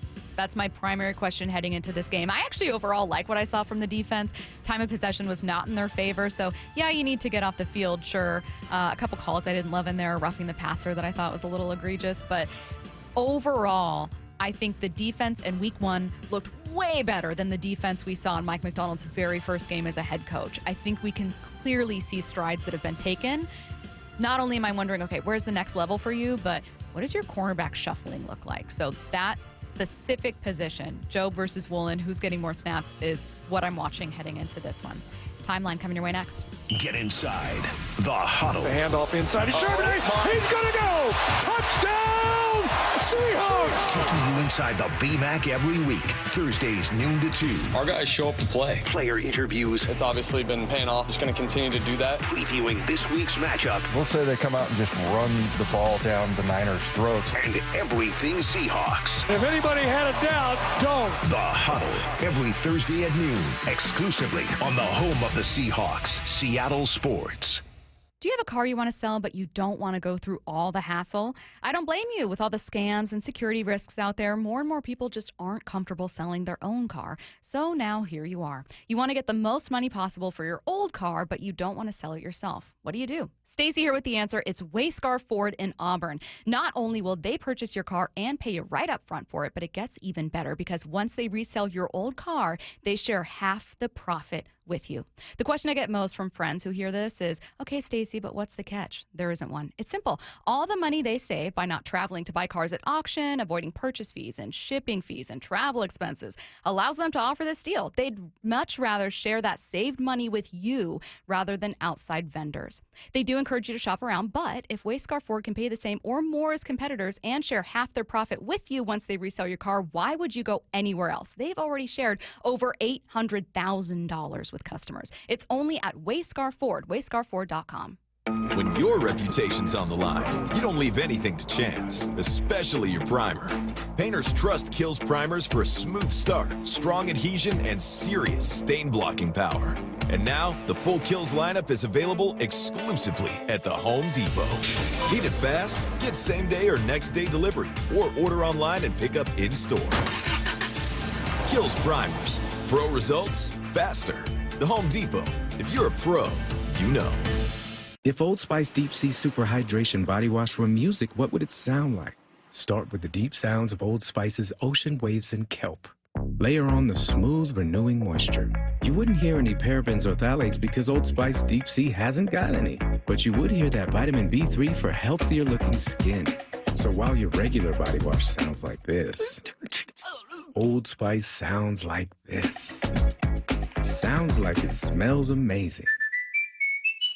Let's talk about your hair. Well, maybe after we talk about my hair. I've got great hair, as you know, and it's because of Advanced Hair. Yep, Advanced Hair Restoration. Their simple one-day treatment offers life-changing results that I can attest to. Guys, it's not magic, but it's close to it. They put hair where you need it most, and bam, it grows. It's actual science. Advanced Hair has top-rated physicians, modern technology, and best of all, you get your very own natural hair that begins to regrow the very next day. It's even guaranteed to grow for life. So schedule your free consultation now at 425-449-8185. Mention Curly to qualify for $250 off and 250 free hair grafts. It's a limited time offer. Advanced Hair, the winner of the 425 Business of the Year, and the team that gave me my hair back. More importantly, they'll do the same for you, guaranteed. 425-449-8185 or advancedhair.com. We've got a style of play no one wants to go up against. Big hits that turn the tides in our favor. Noise that shakes opponents to their core. That was 112 decibels in that last tackle. Disruption is in our DNA. It's intercepted! Seahawks ball! Interception made by Love! Celebrating 50 seasons of Seahawks football. Break back, throws it! Touchdown! Touchdown Seahawks! Visit Seahawks.com/tickets today. Get rid of stubborn fat and address areas of loose skin with ProSculpt, the simple one-day permanent fat reduction and skin tightening treatment. Book your free consultation at prosculpt.com. Got neighbors? Big Trees can help. This is Nancy Penrose, owner of Big Trees in Snohomish. If you've been considering planting trees to add privacy, look no further than Big Trees. Privacy trees fill in empty spaces, help to define property lines, and add curb appeal. Learn more about Big Trees' big supply of privacy trees at bigtreesupply.com. Beauty, privacy, instantly. Big Trees. You've heard the saying, you never get a second chance to make a first impression. Since 1926, my family's been helping local businesses make great first, second, and long-term impressions. We know how to make your company look good with quality uniforms, logoed apparel, floor mats, linens, and more. If you're paying for linen service or doing it yourself, let's have the conversation. The information and quote are free, but the savings and service can really add up.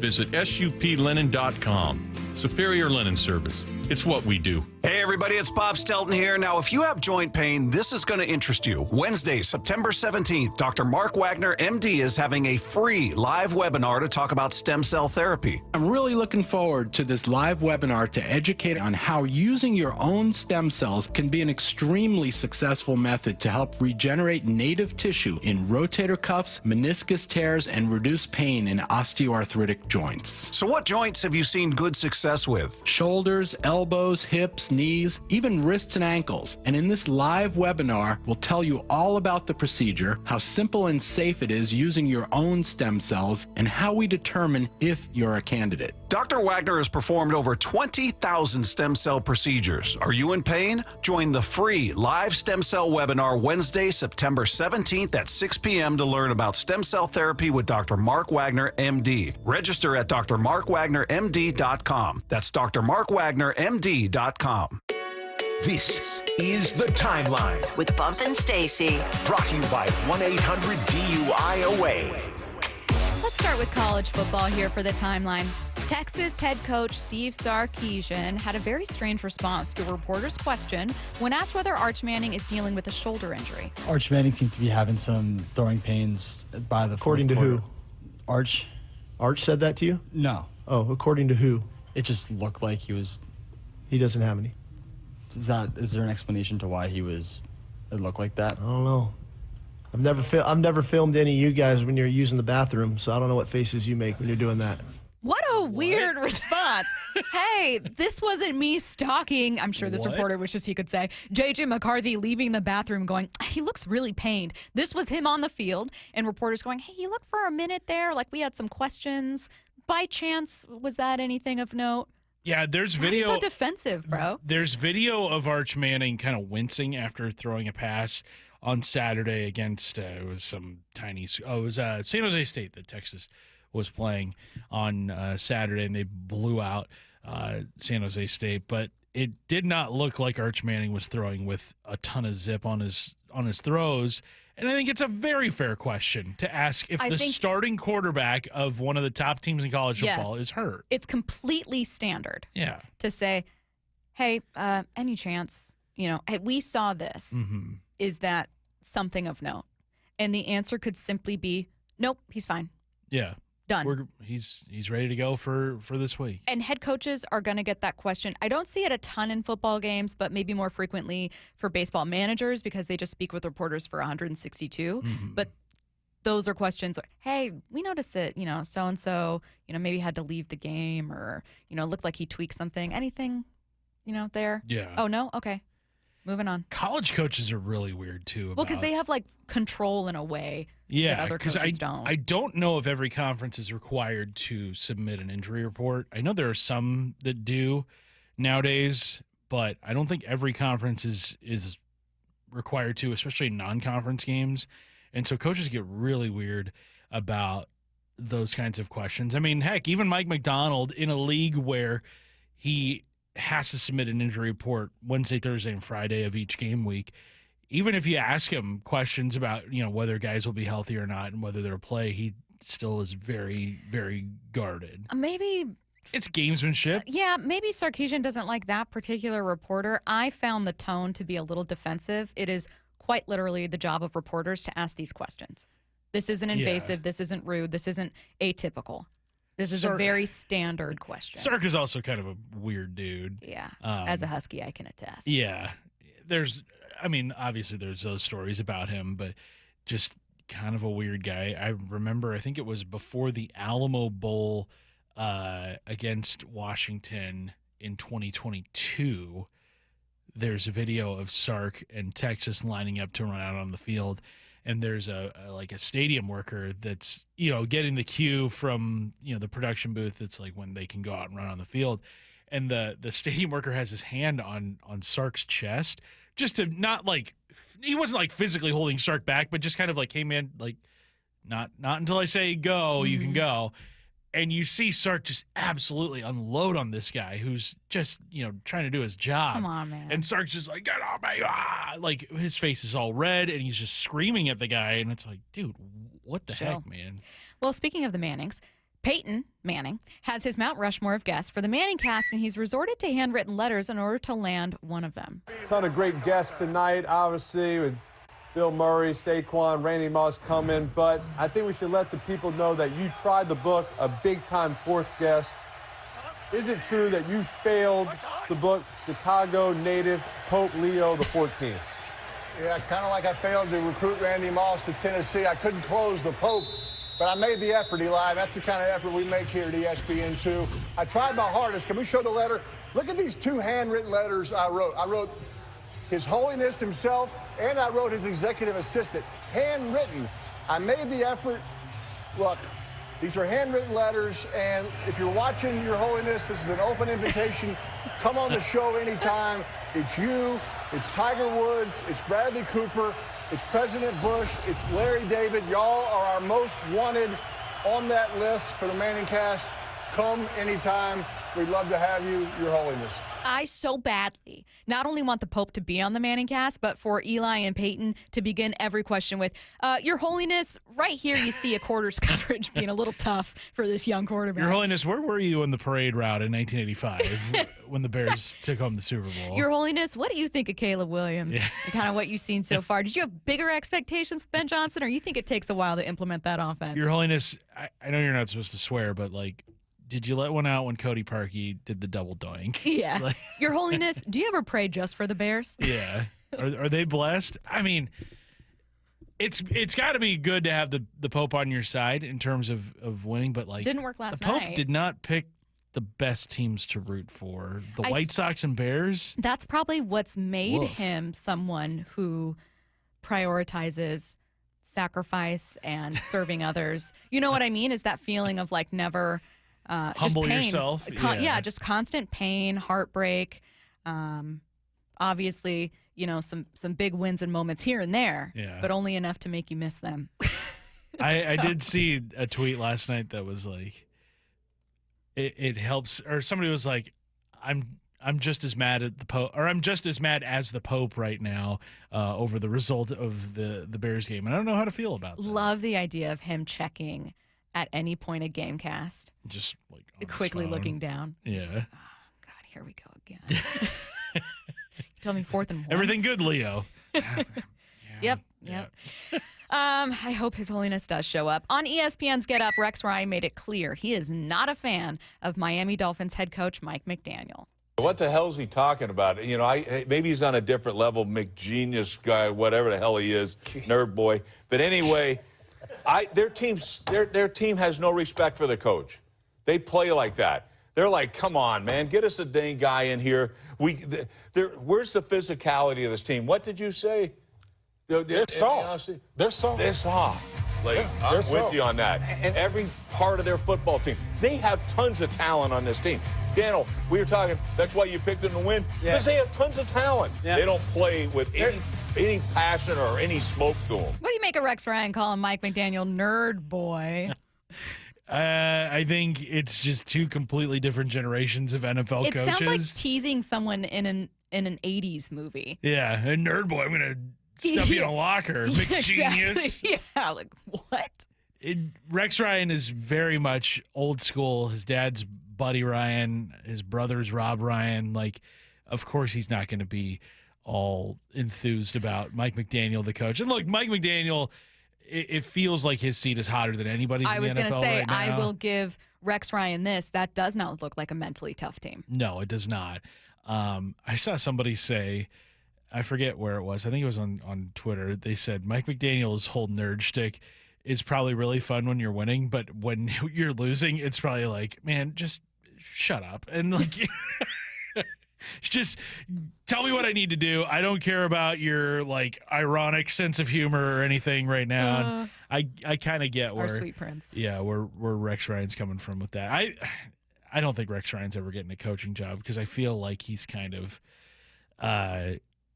I feel like when he's taking shots at Mike McDaniel like this, it's kind of him being like, I would never do this as a head coach. I frankly think this, I don't know if this is what he wants. I frankly think he's better at as a media type right now. Oh, yeah. Because he can be abrasive and brash and really candid. And he also pokes fun at himself. Yeah, and I feel like it's not often that former head coaches and former quarterbacks especially. You get former players that can be really critical, but former quarterbacks and former head coaches I think sometimes can limit how critical they are. And it's because they understand the intricacies of the job and how difficult it is and how much pressure they remember, how much pressure and criticism they faced. But it's sometimes fascinating to hear a former head coach just like unload on someone and be like, this guy's an idiot. Next up, J.J. Watt discussed the awkward reality of interviewing his brother T.J. in a pregame production meeting ahead of the CBS broadcast of the Steelers-Jets game. J.J., I have to ask you this. If people don't know, we have meetings with all of the teams. Was your brother in that team meeting? What has been the correspondence between you and him getting ahead of this game? Is he like, hey, man, give me some love in this one? Yeah, no, I had to be in that meeting with him and pretend that we don't talk every day of the week and ask him questions like we don't know each other. But it was great. It's so nice for me in my first game to be able to see him, give him a hug, and say good luck to him. But at the end of the day, it's going to be a great football game, and I'm really looking forward to that matchup. Him versus Membu, a rookie, getting that assignment in his first start. It should be a great game. It's an interesting interview. Yeah, that would be pretty weird to have to pretend like you don't have any sort Being of very professional. Yeah, you don't have any sort of relationship with this person that you're in a production meeting with. It's like, I mean, I've seen this guy in diapers. Yeah. Like I kind of know everything about this guy. I wanted to get to this last one, but we'll have to. We could put it in NFL headlines. We'll put it in NFL headlines. It's pretty funny. What are the odds that Cal breaks Griffey's record before the next road trip? Coming up next in Hype Train. The Mike McDonald Show, the morning after every Seahawks game at 9:30 with Brock and Salk. Having talked to you after some of these games for the last year, you seem maybe a little more frustrated today. Of course you're frustrated. We expect to win those games. And I believe we have a really good football team. It's a long season, but there's an urgency to go make it right and to get better. And this is a really critical week for us. The Mike McDonald Show. Get the podcast on the Seattle Sports app and seattlesports.com.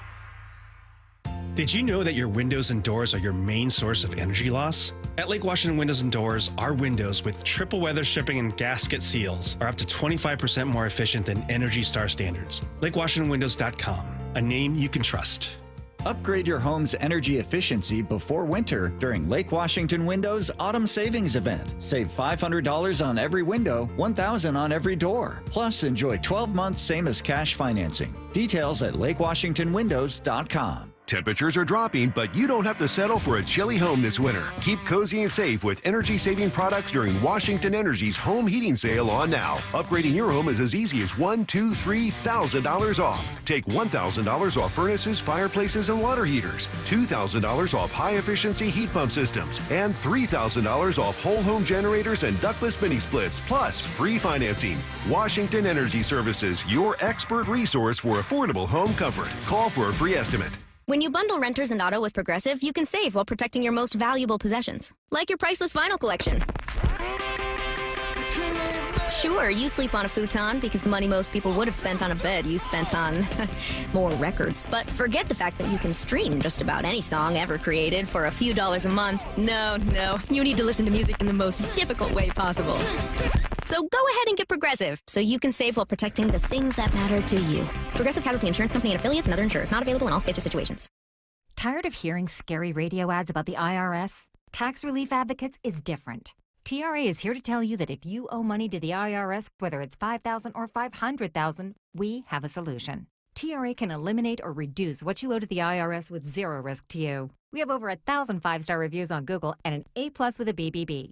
End your tax nightmare today by visiting TRA.com or call 800-275-1728. That's 800-275-1728. Well, I'm here with my good buddy, Dr. Dan Nelson from Eastside Pain and Regenerative Medicine. And you've heard from Dr. Dan's patients over the years how a simple stem cell procedure has successfully conquered their pain. Well, folks, now it's my turn. After years of dealing with knee pain from all the football abuse, I can say my knee pain now is almost 100% gone. How'd you do it, Dr. Dan? Well, Brock, personally, I'm very happy that you did so well. And your story is like so many of our other patients who come in, former athletes and non-athletes as well, who have come in with chronic knee pain, and they are looking for alternatives besides knee replacement surgery. And we're happy to provide this service. It's been truly a game changer for so many folks. It's just been a pleasure to be part of this. Consider Dr. Nelson, the only doctor with over 30 years of experience in pain medicine techniques, including stem cell therapy. I was in and out with a couple of follow-ups. It's a non-surgical solution to pain using your own stem cells. Consider stem cell therapy with Dr. Daniel Nelson, MD at 425-823-4000 or visit DanielNelsonMD.com. That's DanielNelsonMD.com. Seattle Sports has your chance to win 4 tickets to the Seahawks game Sunday, September 21st. Head to the Seattle Sports app, click the Win tab in the bottom right corner, and enter to win. You can enter once per day, so the more times you enter through the Seattle Sports app, the better your odds. Do it every day, September 9th through September 15th. Details and rules at seattlesports.com/win. From the home of the Seahawks, Seattle Sports. The Bump and Stacy Show is powered in part each day by the caring and compassionate team at Pendergast Law Personal Injury Lawyers. Go to pendergastlaw.com. Now is the time. We talk about it year-round, but roofing season really is upon us. It's Mike Salk here. So what makes it roofing season? Long, dry days where roofing crews can work realistically sun up to sundown. They're cranking out projects all over our region, and Riverside Roofing is, of course, leading the charge. Local to Marysville, Riverside Roofing serves the entirety of Western Washington. They do amazing work. They've earned my recommendation, plus industry awards like GAF Master Elite's President's Club, a status fewer than 1% of roofing companies in the entire country actually achieve. Get a roofing quote in less than 60 seconds using Quick Quote directly on riversideroofingllc.com. It'll pop up as soon as you go on their website. During and after your roofing job, you can expect a yard and driveway totally clean of debris. Behind their national accolades is a family company from right here in Marysville, built upon important local values like trust. That's why Riverside Roofing is the local roofing company you can trust. Go to riversideroofingllc.com. September is Prostate Cancer Awareness Month. I'm joined by Tim Hunter, who underwent treatment in February. Tim, what's it like to go through the CyberKnife treatment? Well, you go in, you do a 5-day-in-a-row stint. You go to the Swedish hospital, and it's they say set aside 45 minutes for each treatment. It's really only about 35 minutes of that little robotic arm dancing around you. There's no pain involved. It was just too easy. Treat prostate cancer with Swedish CyberKnife. Go to swedish.org/CyberKnifeProstate. Hey, it's John Curley with some great news. If your home's heating or cooling is uneven, noisy, or expensive, listen up. The Quilt Ductless Heat Pump System from Home Comfort Alliance is changing the game. It gives you room-by-room control and next-gen efficiency, so you're only heating where you need it. That means real comfort and real savings, and every quilt system qualifies for max tax credits. Trusted for 50 years. Call the comfort people today at HomeComfortAlliance.com. From the Quantum Fiber Studio, you're listening to Bump and Stacy. Weekdays 10 to 2. On Seattle Sports and 97.3 FM HD2. I know today's show has been very Seahawks heavy, very NFL heavy. I've just had so much fun taking in week one that I even with a loss from the Seahawks, I'm so excited. So we are going to stick with the Seahawks in the NFL for a little while longer. Rob Staton's going to join us in 15 minutes. We've got NFL headlines coming up at 12:30. However, we all need a Mariners fix, especially after a win and heading into some really important games here down the stretch. So the dugout, all Mariners from 1 to 2. So that's what's, do I say on the table? On your plate? Who cares? Let's go to Hype Train. Hype Train, Hype Train. First train in, speaking of the Mariners. On the table. And that's how you do radio. Cal Raleigh with 53 home runs will break Griffey's record before the next road trip. Curtis. Ooh, so he needs 4 over the next 6 home games. I think he hits one tonight against the Cardinals. I don't even know who's. Oh, it's Matthew Liberatore. Yeah, he's going yard against him. He's a lefty. And then Michael McGreevy. That's a home run allower name, if I've ever heard one. So, yeah, Cal's getting at least 2 more in this Cardinals series. He'll have 55 heading into the weekend against the Angels. Yeah, I think he gets 2 more. So, yes, Cal Raleigh, we're boarding the train. There you go. He has 57 home runs by the end of this homestand. Woo! Matt, will Cal hit another 4 home runs in the next 6 games? Whenever I don't care about Hype Train, like the question, I always go against what Curtis says because that way. So that's every question. When he's wrong, I look like a genius. Yeah, I feel that. So no, he's not. Okay. I'm actually not boarding either, but it's because I think he can tie it.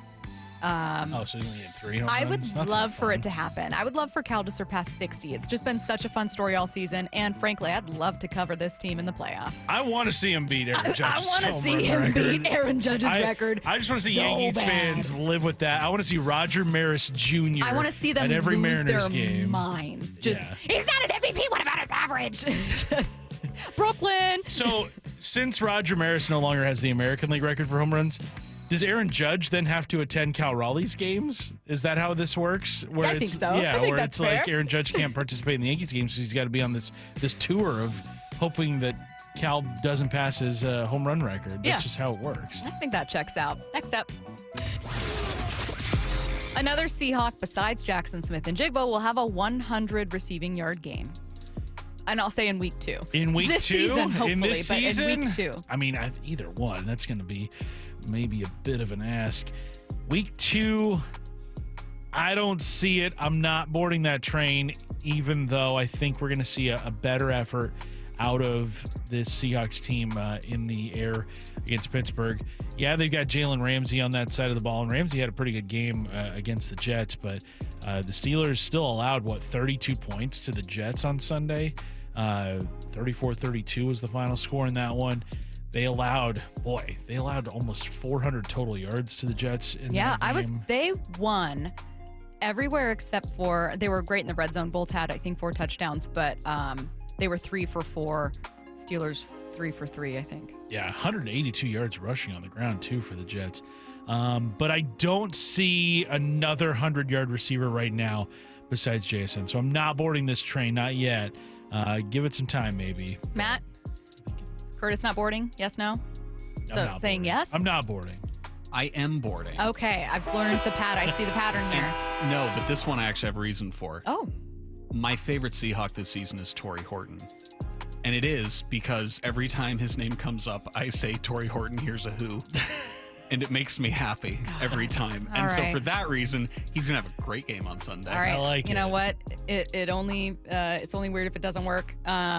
No, I don't think so in week 2. And I think and frankly would like to see them lean heavily into the run. Next up.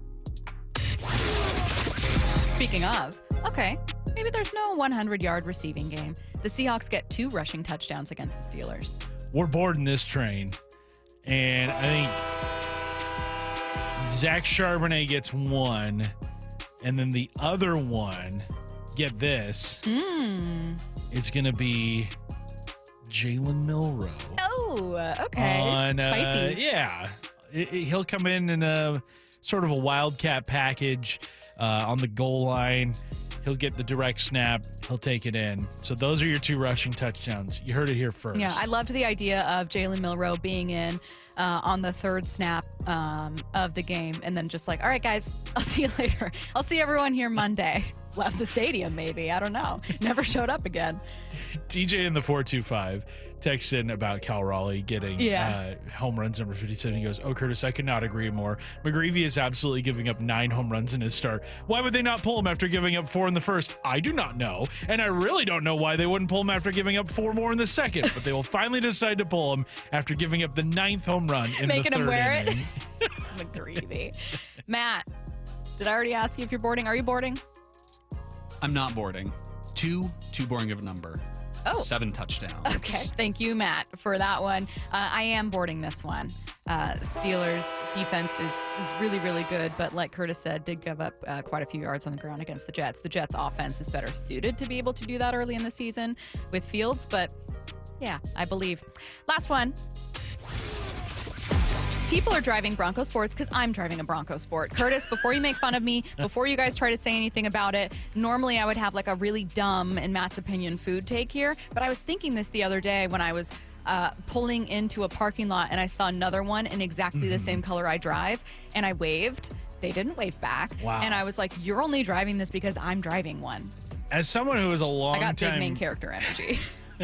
As someone who used to be a longtime Jeep driver, I think I drove a Jeep from senior year of high school until like last year. You definitely recognize the make and everywhere. model of your car more than you would. Like, I would see Jeep Cherokees all the time. Yes. And then as all of us Jeep owners do, you give them the Jeep nod. That's what, I'm trying to give nods. I need anyone driving a Bronco Sport to wave at me when I wave. Now, did I ever think me personally driving a Jeep was the reason for the other Jeeps being out there on the road? No. Oh, well, that's you. But I'm going to let you continue to think that, Stacy. So I will board this train for you. Thank you. That people are driving more Bronco Sports because of your Bronco Sport that you got from Wayscar Ford in Auburn. But also, I just think my Bronco Sport brothers and sisters, we all need to acknowledge each other. There's not enough waving. 253 goes, Kia boys. Wait a minute. Yeah, Matt, that's not are something. you That's not a boarding? club you can be a part of. I'm not boarding. Why? Here's my problem. Okay. I drive a Subaru Outback in Yeah. the city of Seattle. Oh, you're waving at every Everybody car. drives a Every And so if car. I waved at everyone that had that car, my arm would fall off. You would get tennis elbow. You should. There's like 8 in the parking lot right now. That you should wave at people that have it just to kind of see. Okay, but here's I the would thing. just never not be this waving. is- I'd only have one hand I on have the wheel a the real entire day. question. I know that you have a car brand that is common. I get that. However, if you see one that is a similar year, exactly the same color, do you guys not make eye contact? Because I did that the other day with my Bronco friend, and I thought, we're Bronco brethren. And I wish they would have waved back. Here's the other problem. I don't want to interact with people. And so, like, why would I give myself an extra avenue to have to interact with other people? Okay, that fits. That's just foolish, Stacy. Talking Seahawks with Rob Staton next. Hawks Live. Presented by the Dining District at the Bellevue Collection. Thursday nights from 7 to 9 p.m. Live from Bellevue Square's center court. Come on by and join hosts Michael Bumpus and Paul Moyer and a different Seahawks player every week. This should be fun. Hawks Live. Thursday nights from 7 to 9 p.m. Exclusively on the home of the Seahawks. Seattle Sports on 710 and the Seattle Sports app. Why is Mazda of Everett the #1 dealer on the West Coast? Mazda of Everett is locally owned and operated for 20 years. They work hard to get you their best deal every time and to make sure you drive away happy. With over 700 new Mazdas, they stock more than anyone in the Seattle area. Find out for yourself why people keep coming back to Mazda of Everett. Take advantage of the Mazda of Everett price during the More to Move You sales event. MazdaofEverett.com. Claims based on Mazda USA inventory and sales reports. Luxury has arrived at Snoqualmie Casino and Hotel. The hotel is open and you can book now at snocasino.com. The destination spa, the expanded non-smoking gaming floor, the big 2,000-seat entertainment space and convention center, and yeah, the new restaurants, food venues as well. Effortless style and the utmost in relaxation. Go to snocasino.com to book. Seattle's closest is now Snoqualmie Casino and Hotel. We at 3 Tree Roofing understand that your home is your castle. That's why our certified technicians use state-of-the-art installation methods to deliver the highest warranties available. Check out our hundreds of online reviews and schedule a free estimate to see for yourself. 3 Tree Roofing, your Puget Sound roofing experts. Did you know that your windows and doors are your main source of energy loss? At Lake Washington Windows and Doors, our windows with triple weather shipping and gasket seals are up to 25% more efficient than Energy Star standards. LakeWashingtonWindows.com, a name you can trust. Upgrade your home's energy efficiency before winter during Lake Washington Windows Autumn Savings Event. Save $500 on every window, $1,000 on every door. Plus, enjoy 12 months same as cash financing. Details at LakeWashingtonWindows.com. When it comes to the security of your business, doubts can creep in about who you're trusting to protect it. At Bay Alarm, we got you. For nearly 80 years, we've been putting our customers' minds at ease with our advanced technology and personalized support. Feeling insecure about your current security service? Visit BayAlarm.com today. Coach Saban here. On the field or on your walls, coverage matters. That's why I go with Behr Marquee Interior Paint and Primer from the Home Depot. Exceptional hide, advanced stain blocking, and over 1,000 colors to choose from. Behr Marquee delivers one-coat coverage that stands up to real life. One-coat coverage, no overtime. Behr Marquee, only at the Home Depot. How doers get more done. Valid only when tinted to colors from the Behr Marquee Interior One-Coat Hide Collection. The John Deere Gator XUV lets you cut, pack, drive, scout, weld, stack, feed, pull, load, tow, spray, and haul, all in a single day. Because with the highest cargo box volume in its class, customizable features, and a towing capacity of up to 4,000 pounds, it gets the job done. You just have to get in the seat. Learn more at your John Deere dealer or visit johndeere.com/GatorXUV. Paying extra for tire care is BS. You know, bad service. So at Midas, we're rolling out our BS-free tire guarantee, included with paid installation and tax on every purchase. You'll pay nothing for flat replacements, nada for flat repairs, and zilch for tire rotations every 5,000 miles. That's $0 for all that. So with this limited lifetime tire guarantee, you'll pay a whole lot of nothing compared to what the other guys charge for tire care. That's the BS-free tire guarantee, only at Midas. Whoa, it's you, the Capital One Bank guy. That's what they call me. Mind if I get a selfie? Yeah, sure thing. Say no fees or minimums on your Capital One checking account. Wow, that's a keeper. So, where are you heading? I'm off to spread the good news that Capital One helps people keep more money in their wallet with no overdraft fees. Oh, you're the best Capital One Bank guy. Hey, mind if I get a selfie? Sure. Say, Capital One, what's in your wallet? Terms apply. See CapitalOne.com/bank for details. Capital One NA, member FDIC. Do Crohn's disease or ulcerative colitis symptoms keep coming back? Tremfya, guselkumab, may help, with rapid remission achieved at 12 weeks and lasting clinical remission at 1 year. Some even saw visible improvement of their intestinal lining at 12 weeks and 1 year.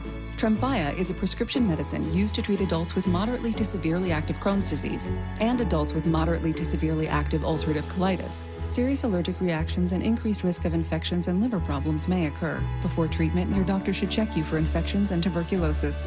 Tell your doctor if you have an infection, flu-like symptoms, or if you need a vaccine. Healing is possible with Tremfya. Approximately 3 out of 10 patients were in endoscopic remission at 1 year, based on areas visualized on colonoscopy, which may not represent the deeper bowel layer or entire GI tract. Individual results may vary. Ask your doctor about Tremfya today. Call 1-800-526-7736 to learn more or visit tremfyaradio.com.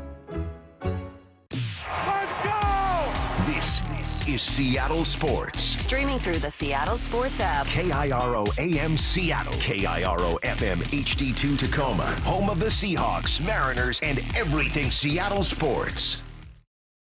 Seattle Sports Snapshot. 49ers put tight end George Kittle on the injured reserve list this afternoon with a hamstring injury per ESPN's Adam Schefter. That's at least 4 games missed. They're already entering week 2 with a question surrounding Brock Purdy's toe injury.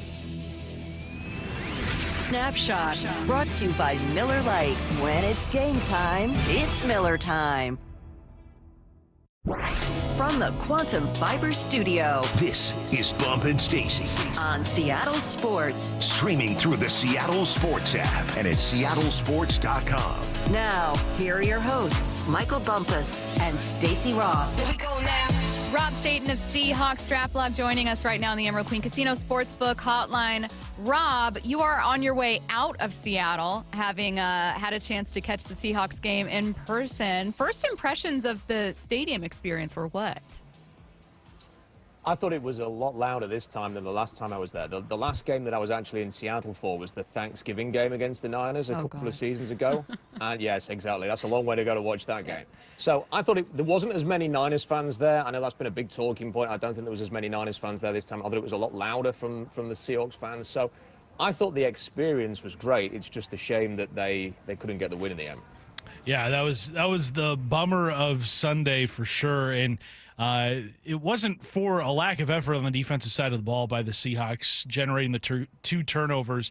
What'd you make of that side of the ball for the Seahawks against the 49ers in the opener?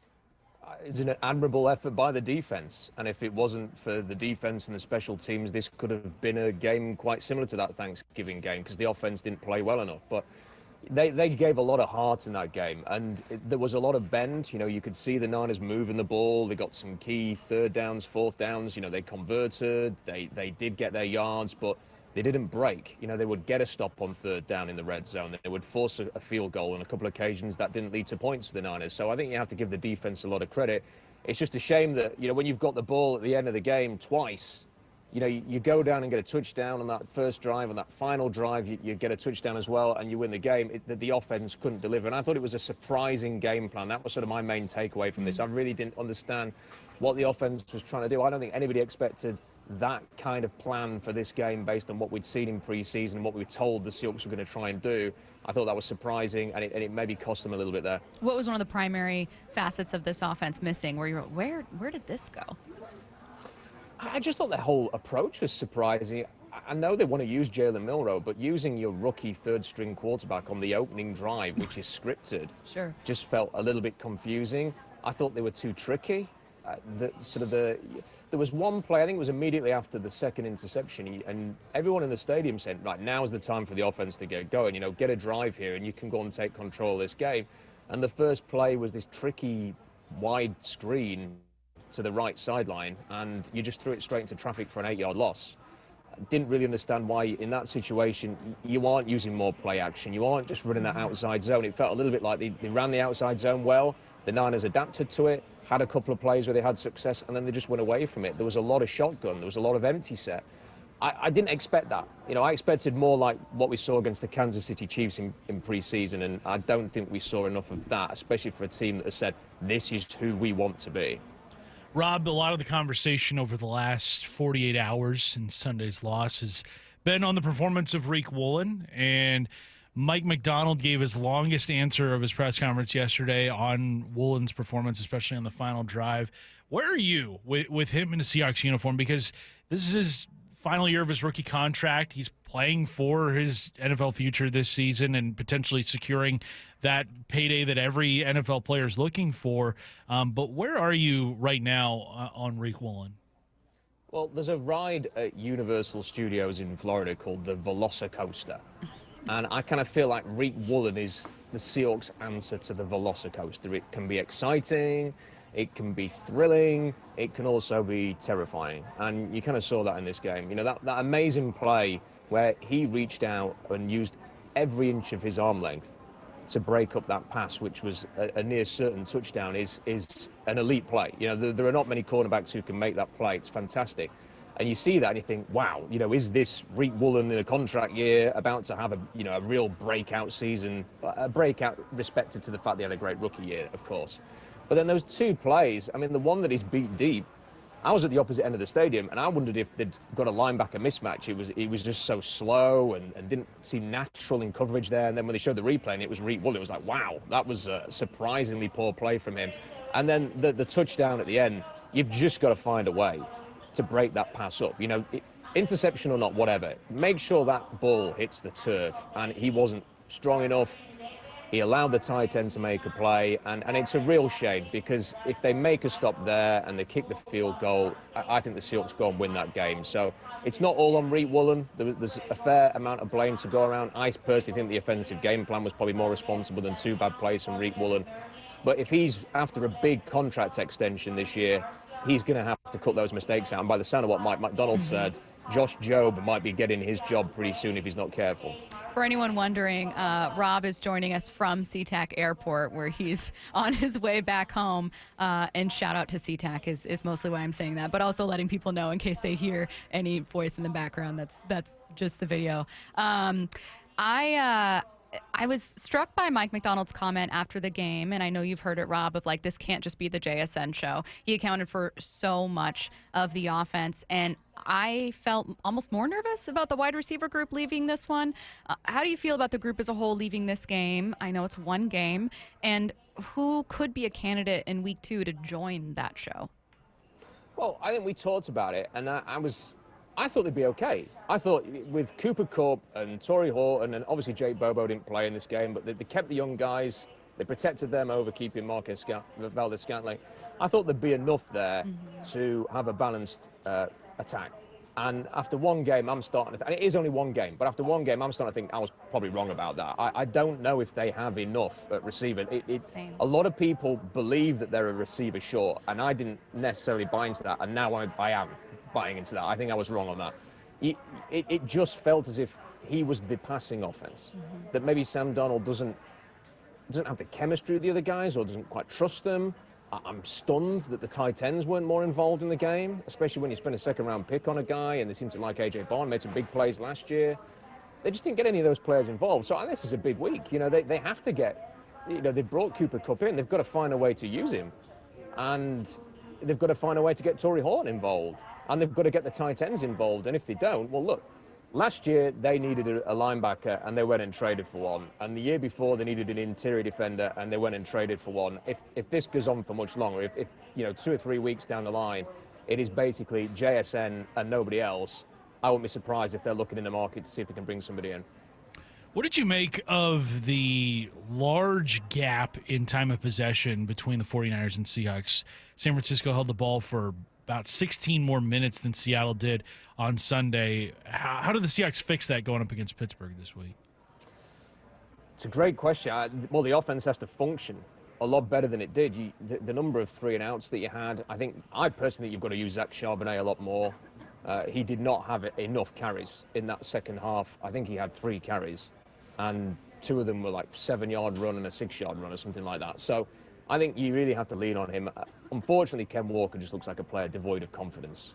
And if you want to have a really serious running game, I think you've got to lean on the hot hand. And the player that they've talked up all training camp was Charbonnet. The player that they're trying to light a bit of a fire under seems to be Ken Walker. I don't think necessarily he looks like he's either a fit. To me, he looks a little bit uncomfortable at the moment, whether that's a scheme thing or maybe he just needs a fresh start. I don't know. But Charbonnet looks like the guy. So I think you've got to lean on Zach Charbonnet. Try and find a way to get him 20 carries in the game, not 12. And maybe that will help improve the time difference you had in possession there. But also, you've got to convert. You know, the third downs wasn't good enough. They had too many drives that stalled very quickly. They got behind the sticks. Obviously, that 8-yard loss and that one drive was abysmal. They've just got to get out of their own way a little bit more, be a bit more balanced, and find that running attack. And I think Zach Charbonnet is the key to that. I agree with you. I also, though, continue to be curious about Walker, and mostly it's because of the lack of weapons you have in that wide receiver room. I feel exactly the same way you do about that room. And I saw a couple people texting us this morning, Rob, saying, hey, should you trade Walker? And I'm just thinking, not only flashbacks to 2017 where you were just running out of running backs, but like the whole point of your offense is to be a rushing offense. And also, even if Ken Walker isn't a perfect fit or maybe, you know, has something in his head or something's going on, he's talented. So how do you make it work, and where do you stand on just trying to hang on to that talent?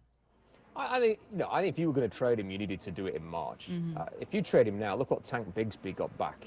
Nothing for the Jaguars. So you're going to give him away to somebody else, and he is talented enough to go somewhere else and play well. So if you give him away and then he goes somewhere else and becomes a really good starting running back, that's going to be difficult to comprehend. And if Zach Charbonnet gets hurt, your depth is really tested there. So I don't think you'd Ken Walker. I just think he looks low on confidence. I don't know how you get that back. And I think while he's sort of looking that way, I think you've got to hand the ball to Zach Charbonnet. You've got to let him go for it. But I think you can trade Ken Walker's deal for a player who is running out on track. He would be a rental for somebody. You are not going to get running back. So I don't think you can trade him, no. He is Seahawks Draft Blog's Rob Staton. Rob, have a safe flight back. We are so excited to talk to you in week 2 on Tuesday. Fingers crossed after a Seahawks win. We'll talk to you next week. Thanks, Rob. All right. Before we get to headline rewrites, digesting a bit of what Rob talked about, I found it both validating and scary, his comments on that wide receiver room. Yeah, I am with Rob in that would love to see another name step up in that wide receiver room, because it just wasn't what we saw on Sunday. I don't think is sustainable, where JSN got 13 of 22 targets in that game, had 9 of the 16 completions. Like, that workload is going to be insane for JSN to keep up, and teams are just going to key on him. Teams are going to absolutely follow him wherever he goes if they know that is what the Seahawks offense can do. And I wouldn't say that like it's a red alert right now with like Cooper Kupp and like, is he cooked or not? It's one game, sure, but I would have loved to have seen him get a lot more involved in that offense. Or just someone else. It reminds me, I think last season, though I can't entirely remember, DK Metcalf was saying, look, and I'm paraphrasing, I love getting a lot of targets, but when you start to become a primary target and your run game maybe can't get going, guys are just sitting in your route. Like you start running out of options. And he was just kind of emphasizing the need to, it might have been a general conversation about the importance of a run game rather than like calling out Seattle. But it's great that JSN looks primed for a great season. It also makes having a functioning offense simultaneously difficult. Yeah. And you can give him all the targets you want and have him as your primary guy. I guess what I wonder is, was this not having a lot of vertical threats, not being on the field a ton, right? You don't convert third downs, well, you don't get another shot. So it could be just not being able to get into a rhythm. Is it turnovers? 2 key fumbles happened on drives where you finally had some momentum going, where you were getting into a rhythm? Or is it a lack of confidence, right? It's hard for me not to wonder for a new play caller. I don't know that this is just Sam Darnold constantly going to the same guy, Bump yesterday alluded to part of the issue being a lack of separation from some of the receivers, so that's a primary thing too. But how much were you finding yourself wondering how confident Clint Kubiak is in his offensive weapons? Yeah, it was because, like you said, all offseason long, he talked up his guys, and it just felt like the Seahawks had more faith in their guys than anybody else did. And heading out into Sunday's game, it was kind of like, all right, let's see it.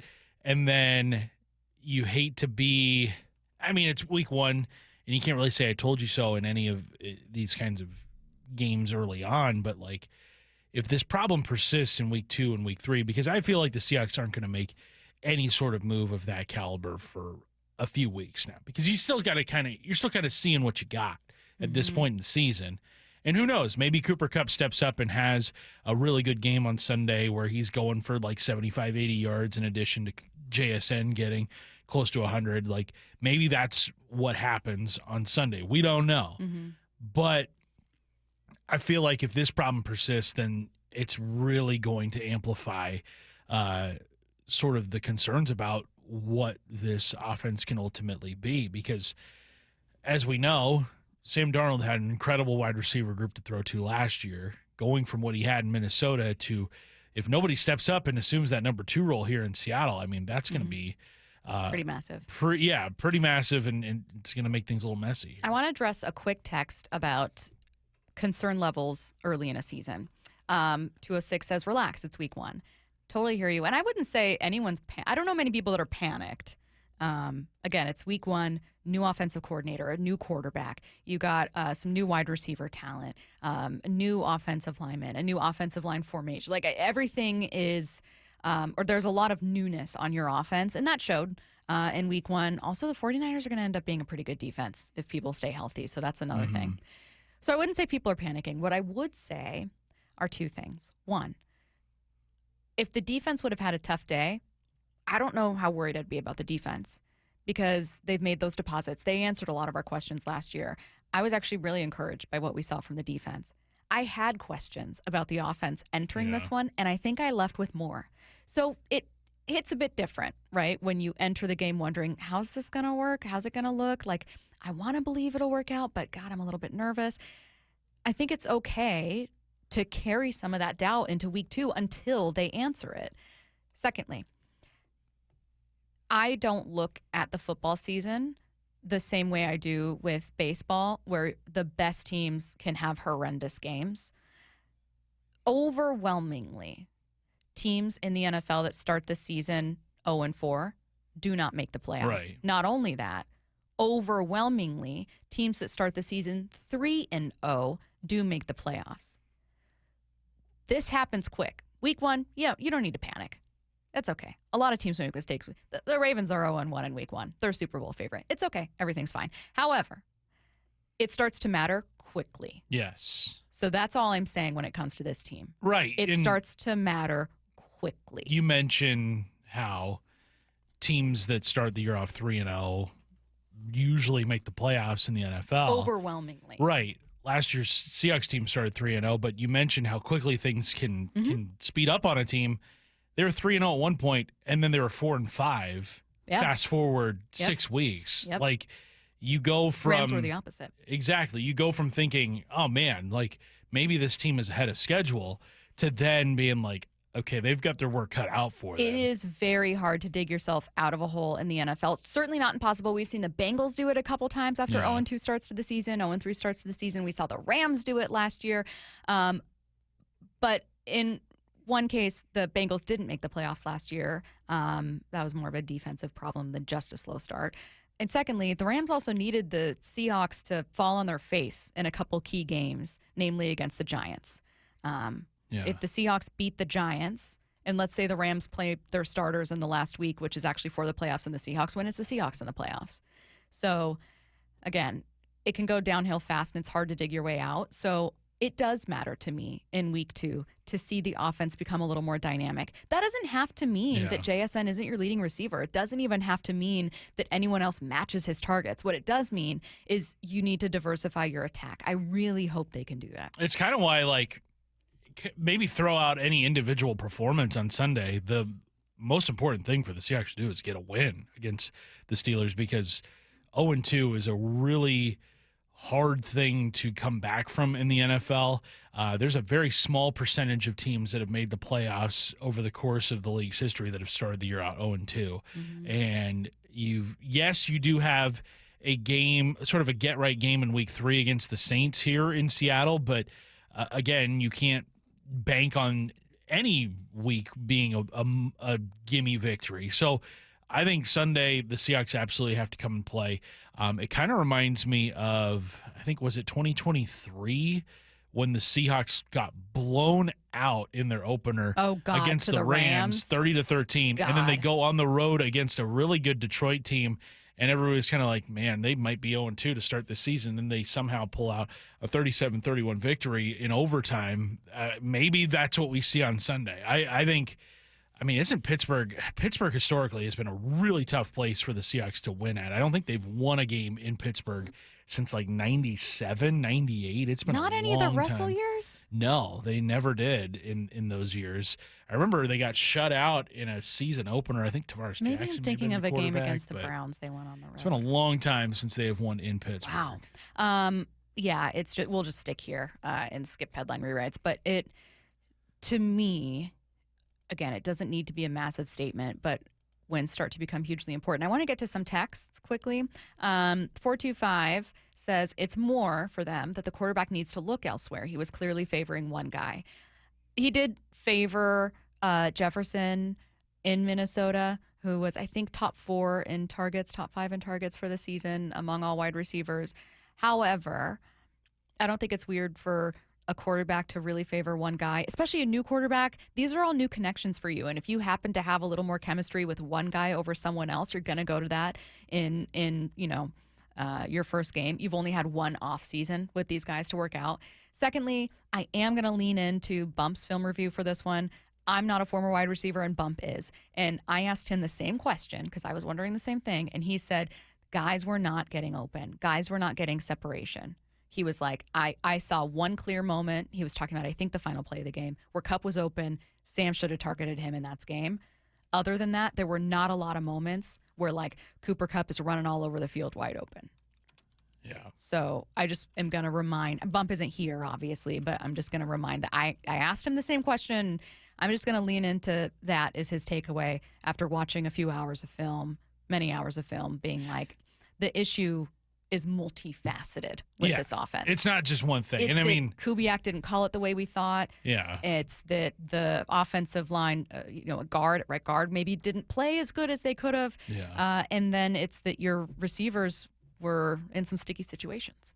Yeah, it's going to be it's going to be of the utmost importance to just get a victory here on Sunday, and by any means necessary, whether that is with getting this run game going, whether it means getting the pass game going.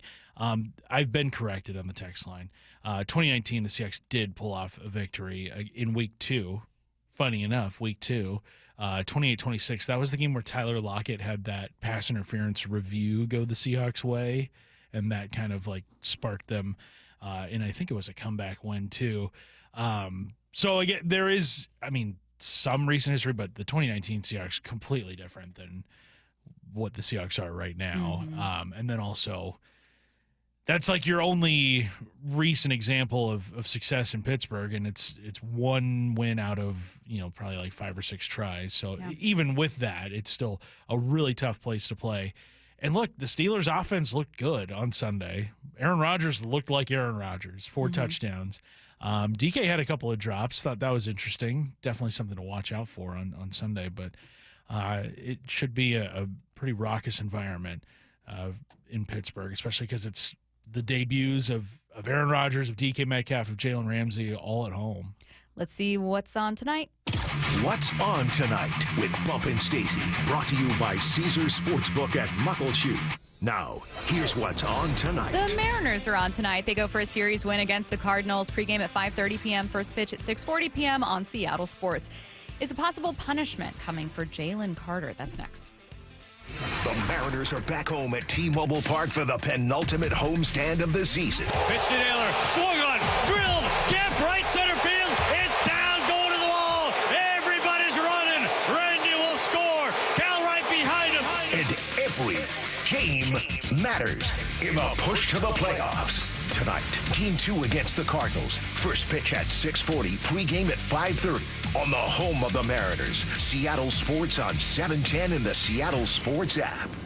History, it had the gold rush. Then came the oil boom, the tech boom, but right now it's the Wi-Fi boom, and Xfinity Wi-Fi is booming. Xfinity has everything you need to tap into the Wi-Fi boom with seriously powerful and seriously reliable connection. It's got 99.99% network reliability and incredibly low lag, so your streams are smoother than making a decision on what to stream. And did I mention that you can even connect to hundreds of devices so you, your kids, your parents, your poker group, and whoever else is at home can all experience the Wi-Fi boom with Xfinity. And the Wi-Fi isn't the only thing that's booming. Get the most reliable Wi-Fi and our best in-class equipment for one consistent price for 5 years guaranteed all in. Plus get unlimited data included and no annual contract, all with the 5-year price guarantee from Xfinity. Visit Xfinity.com, call 1-800-XFINITY or visit a store today. Restrictions apply, not available in all areas. New residential customers only. Select plans only. Xfinity Gateway with X5 Complete required for unlimited data except in certain areas. Most reliable Wi-Fi based on Open Signal Awards USA Fixed Broadband Experience Report August 2024. Actual speeds vary. So my mother is thinking of switching from Verizon to Pure Talk, but she's worried the deal sounds too good to be true.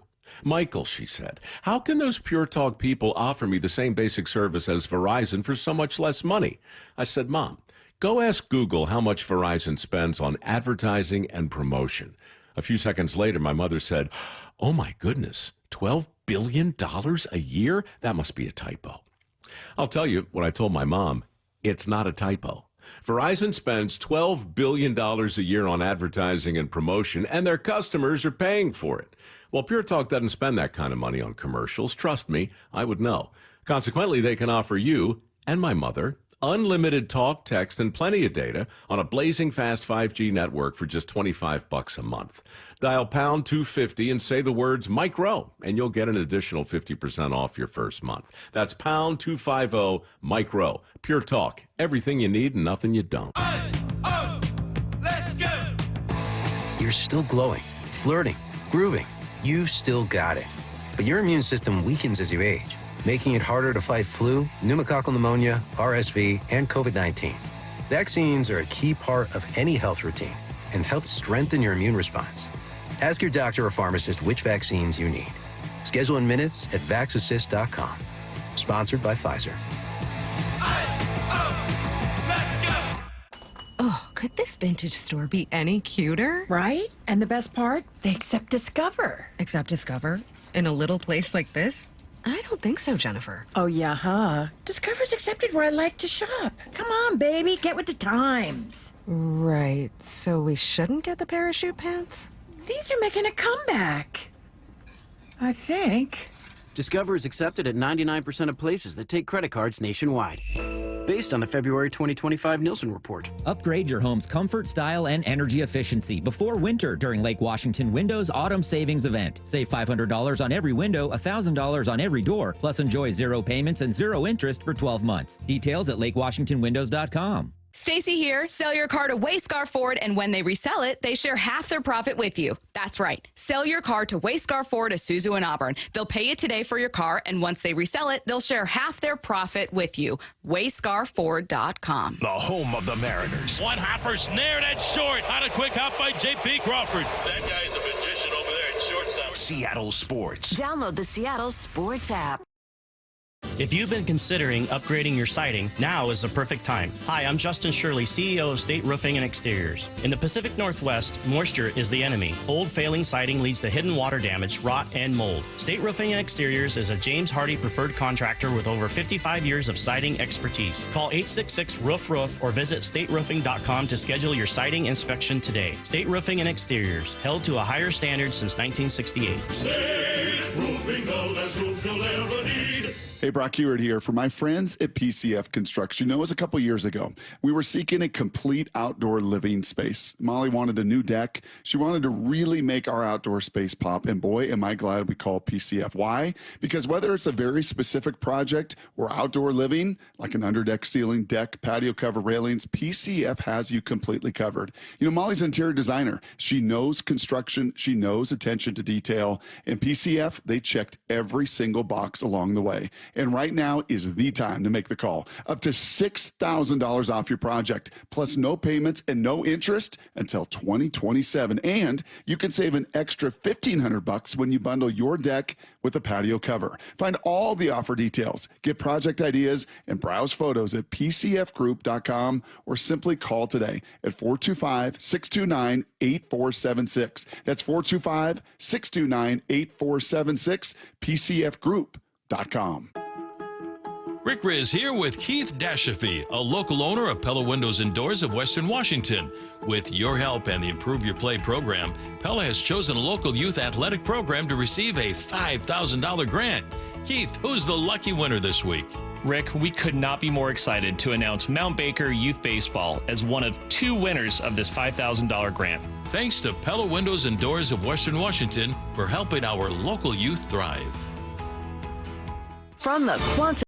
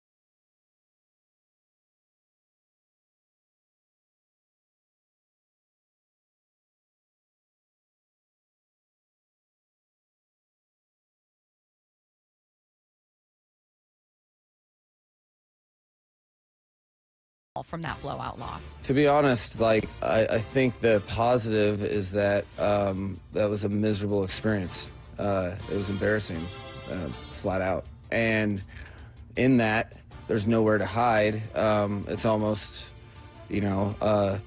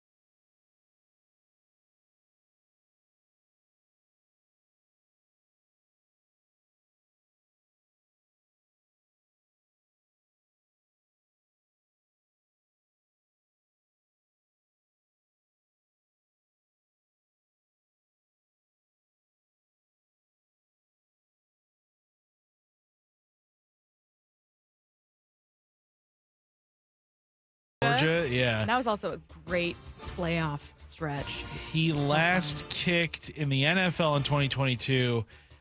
Made the 2025 All-UFL team. So I think he's got to be doing something Let's right now. find him. Go get him. Much like every other NFL player before him, and I would argue every man, Tony Gonzalez told Dan Patrick that after playing on the Miami Heat Summer League years ago, he absolutely could have played in the NBA. Yeah, I could play in the league now, Dan. I could have played. Okay, how about that? You want to know what I got answered? I got answered. People say, you think you could have played in the NBA? I'm like, after that experience, absolutely I could have played. Now, I wouldn't have started probably, but because I would have went from 1 for 7, I would have made that 3 or 4 for 7. And I still would have got those rebounds. So I think I could have been in that. I would have worked myself to my jump shots would have been a little bit better. Could you have been like a Draymond Green? I don't know about as good as him. Talking about a Hall of Fame player, but yeah, I think I could have played. There's no doubt about it. I know that I could have went in the league and got you 8 to 10 rebounds a game and got you 8 to 10 points a game. I have no doubt in my mind. Call me crazy. I could have done that. Now, let me tell you what, if there ever is an NFL player or prototypical size that you point to and think that guy could play in the NBA, it's always going to be a tight end. And Tony Gonzalez is an exceptional athlete, obviously. So this feels bad to give him a knock for this one.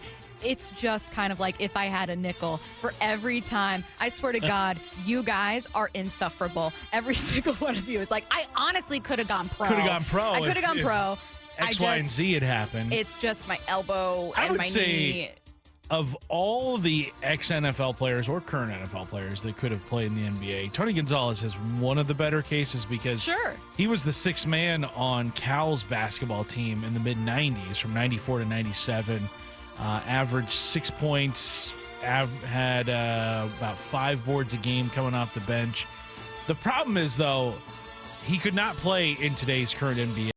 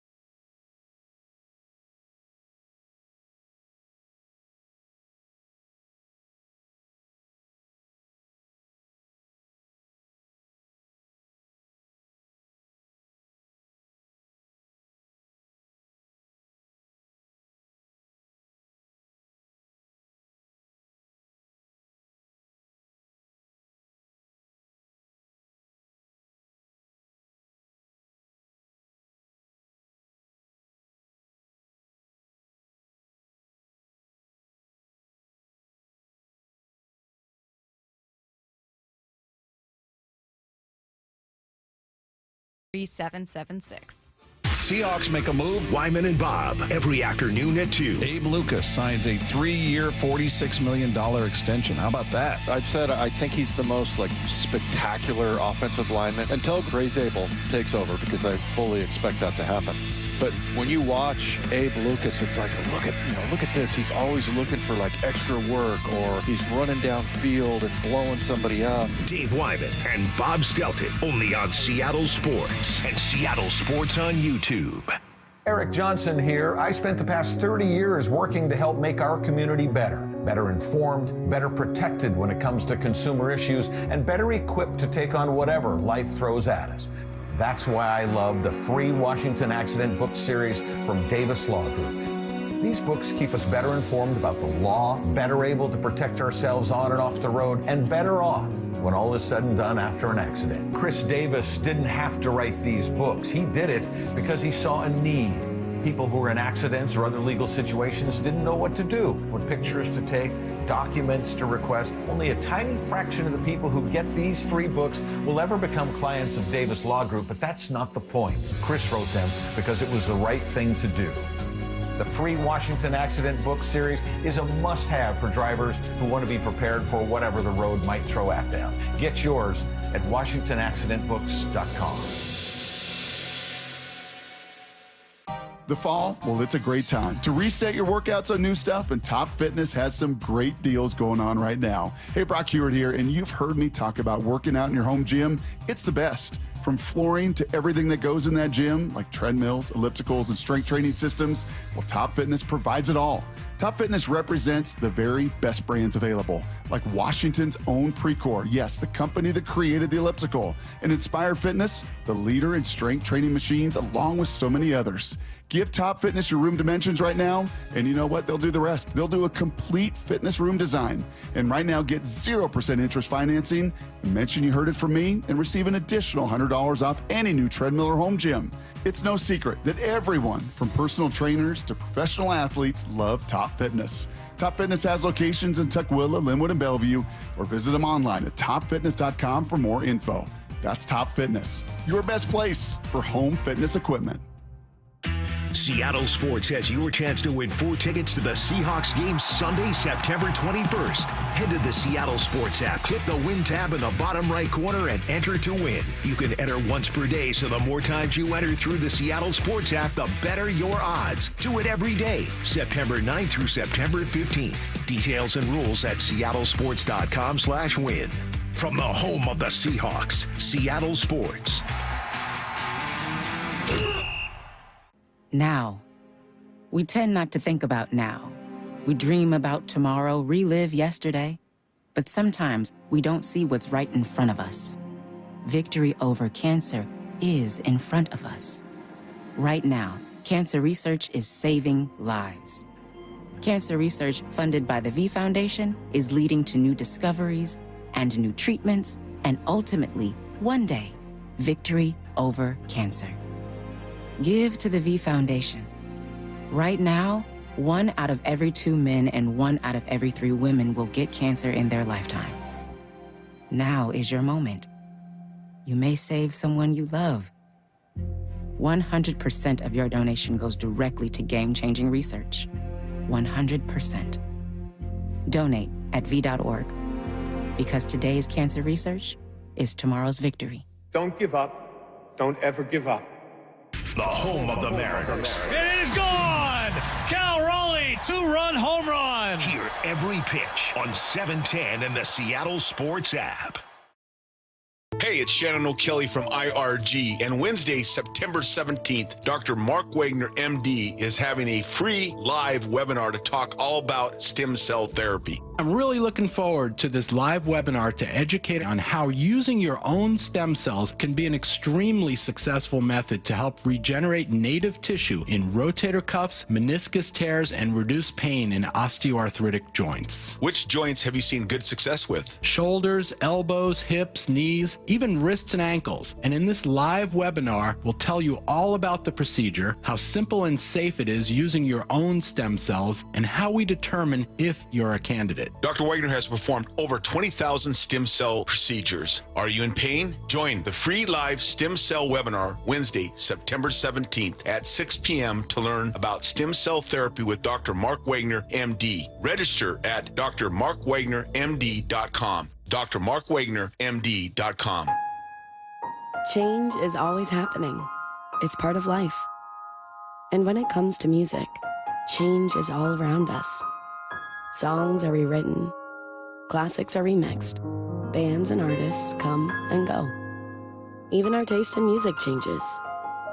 Here at Xfinity, we know there's still good in keeping some things the same. That's why we want to do our part with a 5-year price guarantee on our internet. It means no matter what changes, you get 5 years of the most reliable Wi-Fi with our best equipment included for a price that stays exactly the same. Surprised? Life is full of them.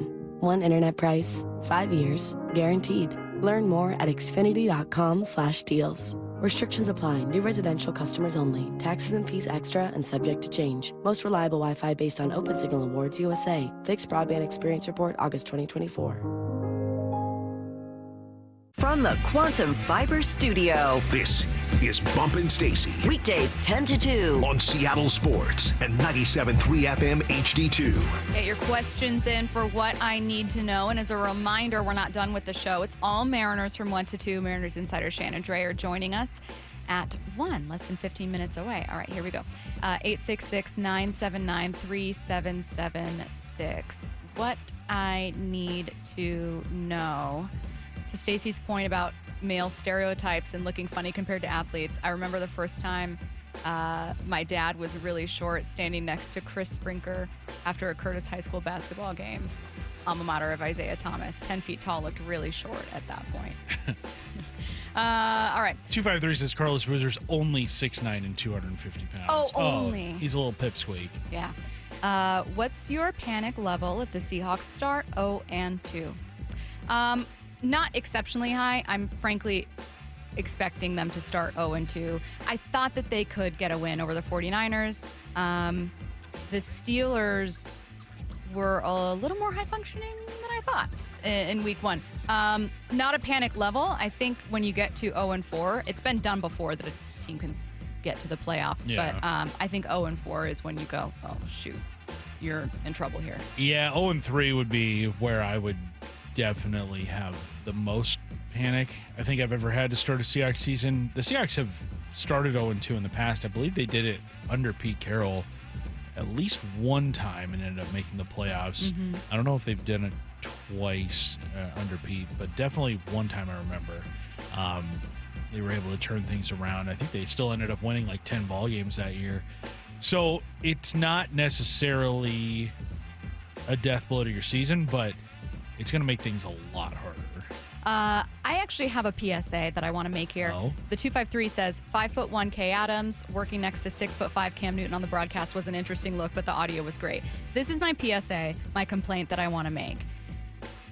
I'm only 5'2", have like stood on a broadcast next to like, let's say Bob, who's like, 6'3", and so often people will be like, oh my God, Stacy, you look so tiny, or kind of make fun of your height. And it's fine. It goes hand in hand with being very short. However, hear me out on this mathematical point, Curtis. I veer less from the average height of a woman, which is like 5'4". I'm 2 inches shorter than the average female height. Uh-huh.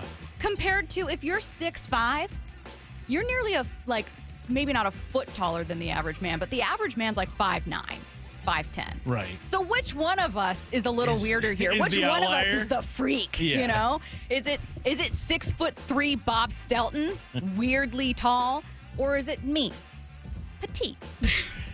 That's just my PSA that I want to make, because I'm like, God, come on, these guys are crazy tall. There was, I don't want to put. Well, I think I will put Joe Davis on blast here at Fox Sports. Oh, please do. Just do it.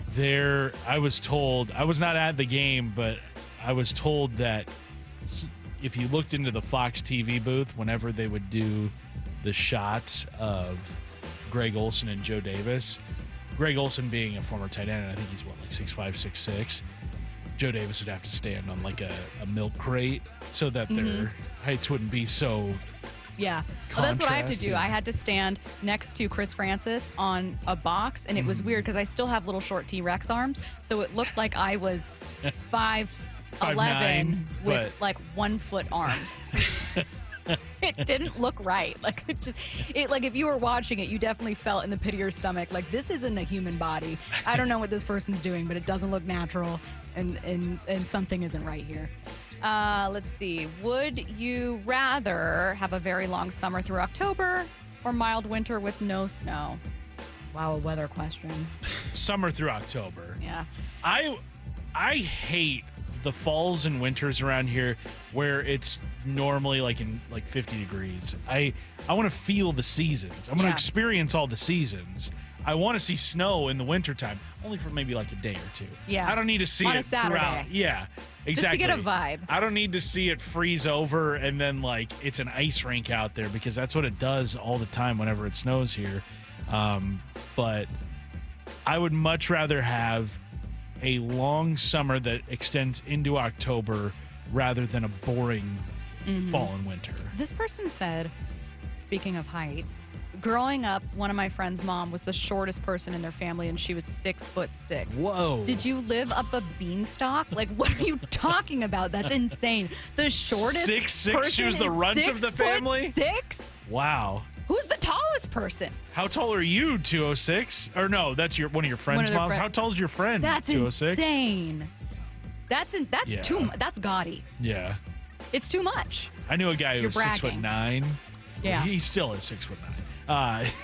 When you meet someone who's all the time he gets asked whenever he's out, like, did you play basketball? okay, that was what I was Yeah. gonna say. If you meet someone 6'8", do you consider it a waste of height if they weren't an athlete? Yes. I knew it. Oh, God. Okay.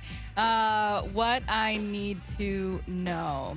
Can someone please explain why the pass to JSN that was ripped out after hitting the ground wasn't a catch? It looked like he survived the ground and then the ball was ripped out. I honestly thought that they might. I wondered if they would challenge it. Maybe it's about not having full contact when you initially hit the ground, because he's right. You don't have to survive the ground anymore. But yeah, I remember wanting to look that up earlier because I thought the same thing. I thought they'd challenge it, but alas. Throw the flag. Yeah. You can't take those flags with you to heaven. You gotta throw them. God. All Mariners 1-2. Shannon Drayer joining us next. The Mariners are back home at T-Mobile Park for the penultimate homestand of the season. Pitch to Naylor. Swung on. Drilled. Gap right center field. It's down. Going to the wall. Everybody's running. Randy will score. Cal right behind him. And every game matters in the push to the playoffs. Tonight, Game 2 against the Cardinals. First pitch at 6:40, pregame at 5:30 on the home of the Mariners. Seattle Sports on 710 and the Seattle Sports app. You never get a second chance to make a first impression. Superior Linen Service. 98 years providing logoed apparel, uniforms, floor mats, linens, and more. Give us a call. We answer the phone. Superior Linen Service. Visit suplinen.com. Start having fun. Caesar Sportsbook at Muckleshoot Casino Resort is your #1 place to eat, drink, watch, and have fun. Keep up with your favorite sports anywhere and everywhere on property with the mobile app. Visit muckleshootcasino.com today. Scan the QR code and let the play begin. Muckleshoot. From whiplash to herniated discs, there are a few car accident injuries we've all heard of. JP Pendergast with Pendergast Law explains that even the most common injuries differ from one another. Pre-existing conditions, health history, beginning of treatment. There are hundreds of factors that make every person and every injury unique. While these variables aid medical treatment, the strongest case recoveries must also take them into account. Could you explain a little bit more? Our team at Pendergast Law is obsessed with turning over every stone to differentiate each case. This requires thorough investigation, diligent listening, and relentless research. We never pursue cases with a one-size-fits-all approach.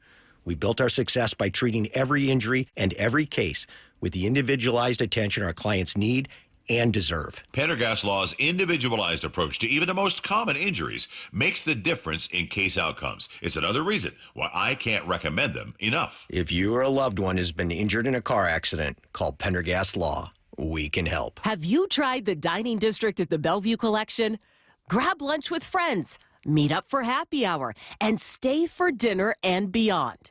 You can sample international flavors and local favorites from talented chefs. Try a new cocktail on a rooftop bar or watch the game with friends. And explore the lively nightlife scene. The Dining District at the Bellevue Collection, where your taste adventure begins. Learn more at BellevueCollection.com/dining district. What is that sound? Ugh, that sounds like a plumbing sound. Luckily, there's a company that fixes all the plumbing sounds across Puget Sound. That's All Sound Plumbing. Puget Sound's plumbing experts. Have a sound? Visit allsoundplumbing.com. Bonneville International radio station contests are open to participants 18 years of age or older that are residents of Washington State unless otherwise specified. Employees or agents of the station, Bonneville International Corporation, other area radio stations, or any entity associated with the contests are not eligible to win unless the station otherwise specifies at its own discretion. Persons who have won in the last 60 days from a station contest or event may not be eligible. Full general contest rules are available on seattlesports.com or in person at the station during regular business hours. What is your next success story? At University of Maryland Global Campus, you can succeed again with more than 135 affordable online degrees and certificates to help you move your career forward. From cybersecurity and AI to healthcare and MBA, our programs help you build critical thinking, leadership, and communication skills that set you apart in today's job market. Designed for working adults focused on the future. Classes start September 17th. Learn more at umgc.edu. Certified to operate in Virginia by Chev. This is the story of the one. As a custodial supervisor at a high school, he knows that during cold and flu season, germs spread fast. It's why he partners with Granger to stay fully stocked on the products and supplies he needs, from tissues to disinfectants to floor scrubbers.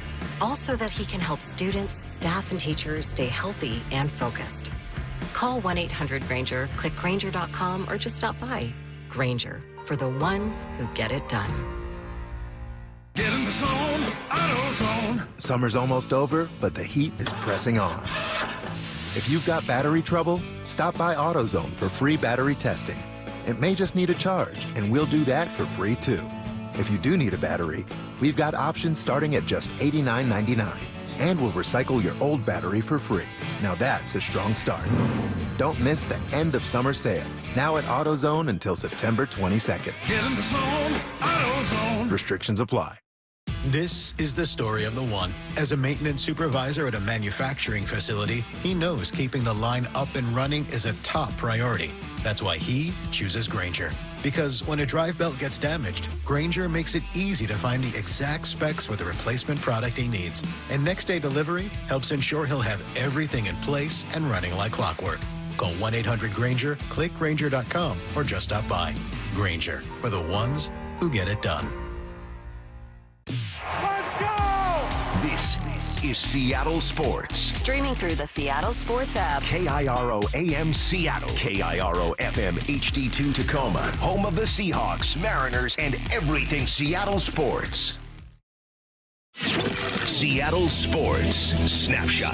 The Mariners beat the Cardinals 4-2 yesterday in a series opener thanks to Josh Naylor's 2 RBI double. Elsewhere in the AL wildcard race, the Rangers beat the Brewers 5-0, and the Cleveland Guardians leapfrogged the Royals in the standings after beating them 10-2. An update on Nick Emanwari from Mike McDonald yesterday. It is a high ankle sprain for the rookie safety. The team is considering placing him on IR, but hasn't made that decision yet. Snapshot, brought to you by Miller Lite. When it's game time, it's Miller time. This is The Dugout. Every Tuesday at 1 with Bump and Stacy. Inside access to the clubhouse from Shannon and Drayer on Seattle Sports, the home of the Mariners. You are listening to The Dugout, all Mariners from 1 to 2, and joining us now in the Emerald Queen Casino Sportsbook hotline, it's Mariners insider Shannon Drayer. Shannon, we saw this team open another homestand with a win, which is great news, right? They've been the winningest team, I think, at home this year. Have you had a chance, whether it was road trip, last homestand, maybe earlier this season, to ask these guys a little bit about what makes playing at home feel so much more comfortable or see so much more success for them? Well, I talked mainly to the pitchers about it, a little bit to the hitters. Everybody talks about the crowd, and I don't think that's just lip service. I do think that they really appreciate having the crowd in there, that they do get fired up, that, you know, a lot of the stuff that goes on around them and the production and everything, it gives them a little something extra. So I do think that that plays a part into it, but also And it shouldn't be really too much of a surprise with the pitching, although it's been more extreme this year for sure, which I think also goes with the overall performance of the pitchers. And there are a lot of reasons about that, and we've talked about it throughout the year. But that's the park they're built for. That's why a lot of them are there. That's why if they were a free agent or somebody who signed in the off season, that's why the Mariners went after them. If they were developed in the system, they were developed to play at this park. Not primarily at this park, but it was in mind that, okay, these skills are going to work well here at T-Mobile Park. So I think a lot of it is that, but I think some of the struggles that we have seen, in particularly on the pitching, and again, we've talked about it throughout the year, is, the injuries. It's been coming back. It's about, kind of some uncertainty that has been in the bullpen all year. So I think you put it all together, and then, of course, there's a snowball effect that you will see. And I'll throw in, and I've said this before, it's been a wicked year in travel. I've done this with them every year since 2003, and for me, I'm feeling the effects of travel more, and I think it's because of the East Coast trips and because they've been outside a lot more. They've had more late arrivals this year than they've had in recent past and having to play the next day. So that doesn't always set you off on a good foot, but you got to do it. There are no two questions about it. So I think it's a whole bunch of things. And then go ahead and look around baseball, and there's just been no consistency, particularly in the American League. I think that plays a big part in it as well. So it's what they are this year. I think it's what a lot of teams are with the ups and downs. Is it something that I would panic about too much? No. I do think, we've talked about the challenges and for the hitters at T-Mobile, and you can hit home runs there, and we're seeing home runs hit there. Doubles are more of a challenge. The gaps are smaller, and so you're not seeing them hit a lot of doubles, and that's something that I think sometimes gets lost when you're looking for run production. I think immediately you go to, well, how many homers are they hitting? Sometimes you need more, and you'll look at somebody like Julio who's got 30 home runs right now, and I think he's at like 28 doubles, and he's a guy that can hit the ball all over the park, but it's a little bit tougher to do and to get paid off for it if it stays in the park at T-Mobile Park. So a ton of factors. Shannon, that road trip obviously was tough on the team, but they capped it off with 2 blowout wins to finish off that Braves series. When you were down in the clubhouse those 2 games, was there a noticeable vibe shift compared to the rest of the road trip after those wins? Was it something where you kind of felt like, okay, maybe things are starting to turn back in favor of this team? No, I think the only time that you really see it is, after the game. The next day, they're really good at flushing it. They come in as they normally come in. And I think maybe a better place to look is, well, what happens when the game begins? What happens if the other team scores first? What happens if they score first? I think that you can kind of see if they're in a really, really tough spot, if the losses are piling up, that a little bit more once they get out there. There was no vibe on Sunday. It was a 12 o'clock game after a night game. And so it was just they did nothing before that game. I think I tweeted out a bunch of pictures and videos. And it wasn't just them. It was the Braves, too. But the Roku game is exceptionally early. And that was very close to a show and a go for them on Sunday. And they came out and scored 18 runs. So not a lot of rhyme and reason sometimes to that. I think what you do is more cumulative throughout the year as far as how many times you've taken the swings in the cages and what you're working on. And every now and then you can have a day where it's best, maybe you just need to come in and play, and that was forced on them with the game time change, and that worked out just fine. So I think they've been in a good place for the majority of the year. They've believed in who they are as a team.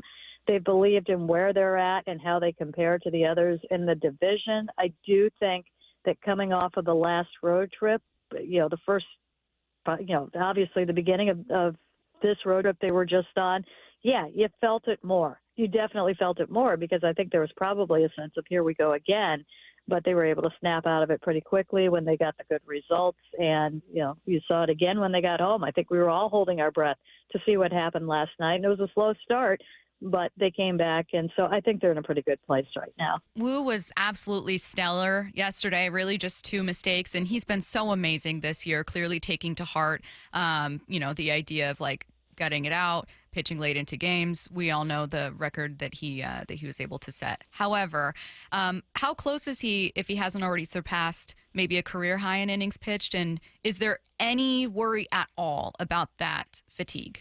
I don't know where he's at right now, but I know he passed it a couple of weeks ago, or maybe even a few weeks ago. He's blown past it. And I think that I don't think there was concern on their part, because they do monitor everything closely. And it used to be you just kind of slap he threw this many this year on a developing pitcher. He can throw 40 more innings this year. And it was almost a hard and fast thing.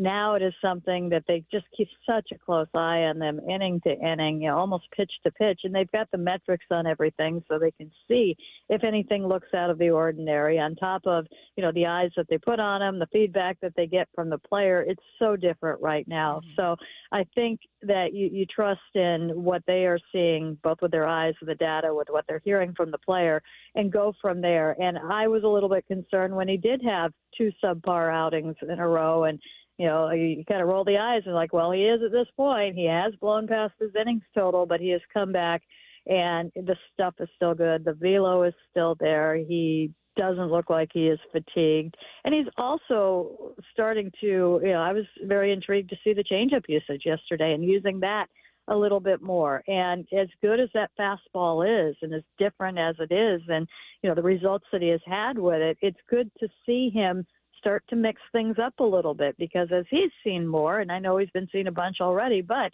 hitters can make adjustments, and if he starts getting hit a little bit, okay, where can they go? And that is somewhere they can go and just change eye levels a little bit, change speeds a little bit, use that pitch a little bit more. It's not a great pitch, but it's a pitch that can help another pitch. And it was fun to see him use that and continue to, not go out there and just assume that he's got it all figured out right now with the success that he's had, which really isn't him. And that's what we've learned about him. He's a heck of a competitor, he's really into the preparation and everything that he does, and still young, but pretty remarkable what he has learned, the knowledge he has gained over just the last couple of years, and how he continues to evolve a little bit and develop a little bit.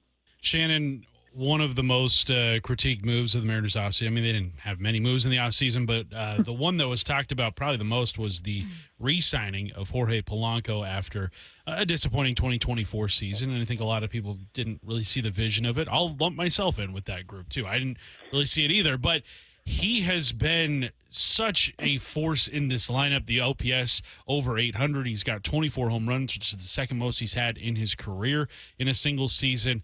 And also, you kept him from going to the Astros, because I believe that was the other team that was really vying for his services this offseason. How important has Jorge Polanco been to this offense this year? Huge. And for the record, and we have the tape and the receipts, I almost literally drove off the road calling in that day when everybody was bashing it, saying, hold on. This is a deal that can help them and shouldn't hurt them very much. Let's see what he is, if he, just really knowing that he wasn't healthy last year. When we heard what we heard about that knee at the end of the year last year, to me, it made so much sense. And there was a false start, because in spring training, that knee wasn't ready to go, or he wasn't 100% ready to go. He wasn't ready to go play third base, if you recall, every day. But the hitter that Jorge Polanco was still there, and that obviously was just invaluable in the month of April. He's the one who drove this thing offensively the first month of the season. And while I'll always say nothing is real in April, be it good or bad, don't panic, don't overreact, don't get too confident if it's good, don't get too down if it's not, because just you aren't what you are in April. Even saying all that, they needed those wins. Look where we're at right now, and he provided that offense. And what we saw this year that we didn't see last year is that when he got into some trouble at the plate, when he was going through a struggle, he didn't figure it out. He didn't come out of it, and that very well may have been the knee, or at least partly the knee. And he felt, he did say early this season, I really feel like I have my legs. Finally, he was able to pull out of the struggle. He did have month and a half of a pretty non-productive at the plate period for him, but he came back, and now we are seeing what we saw in April for him. And I'm glad to see that they've moved him up a bit in the lineup. And I do think that when he is going, you could play him easily in the top 4 if you need to play him in the top 4. But I think he brings so much in his steadiness, both as a hitter and not straying too far from what he does and not panicking when it goes wrong for him. And that's the teammate he is as well. He is probably, if you look across that team, the most, even heartbeat player you have on offense. As far as your hitters go, that's him. And he absolutely has a drive. And it's funny when you talk to him about doing things well, it's kind of like he has a little bit of a look of, well, of course I am. I'm Jorge Polanco. This is what I do at the plate, So, they are getting the best of him right now. It's been huge for this team start to finish. It's been fun to watch. And I believe I don't think he's hit it yet, but he will hit the number that he needs to hit for his player option to kick in for next year. And that's one that I hope he picks it up. I think he has been very helpful to this team. I'm sure you've heard that he's been taking, grounders and taking work at first base right now. And that's not just perhaps to help him for now, but perhaps next year as well. And it is, just I think a very good signing. It turned out very well. The result turned out. At the time, they didn't have many more options left. And it was let's see if this works. No, he didn't ever play third base. He wasn't the answer there. But in that lineup, he's been a huge part of it all year. And, quite frankly, I hope we see him next year, too. She is Mariners insider Shannon Drayer, kind enough to join us for the Dugout. Thanks, Shannon. Thanks, Shannon. You got it, guys. The latest from Jeff Passan coming your way next. Seahawks make a move. Wyman and Bob every afternoon at 2. Abe Lucas signs a 3-year, $46 million extension. How about that? I've said I think he's the most spectacular offensive lineman until Ray Zabel takes over, because I fully expect that to happen. But when you watch Abe Lucas, it's like, look at this. He's always looking for extra work, or he's running downfield and blowing somebody up. Dave Wyman and Bob Stelton, only on Seattle Sports and Seattle Sports on YouTube. You're losing your hair, and you simply need a solution that works. You want the best. Modern technology, top-rated physicians, something that's guaranteed to work. Guys, you need world-class Dr. Perungo and his team at Advanced Hair. Advanced Hair has completely redefined hair restoration. From the experience itself to their unmatched results. Receding hairline, bald spot, thinning hair, maybe all 3 like I had. Get your hair back with Advanced Hair's simple one-day treatment that begins to regrow your own natural hair the very next day. Advanced Hair has changed tens of thousands of lives, including mine. And get this, Advanced Hair is once again the winner of the 425 Business of the Year. For your free consultation, call 425-449-8185. Right now, you'll get $250 off and 250 free hair grafts. Refine your hairline with the team that redefined hair restoration. That's 425-449-8185. Or for the before and afters, visit advancedhair.com. Yay to Bruce, the streaming king. With quantum fiber internet, he's gonna binge. He wants more, he's got to have more. More bedtime true crime. More podcasts in the shower. Quantum fiber Wi-Fi has the power.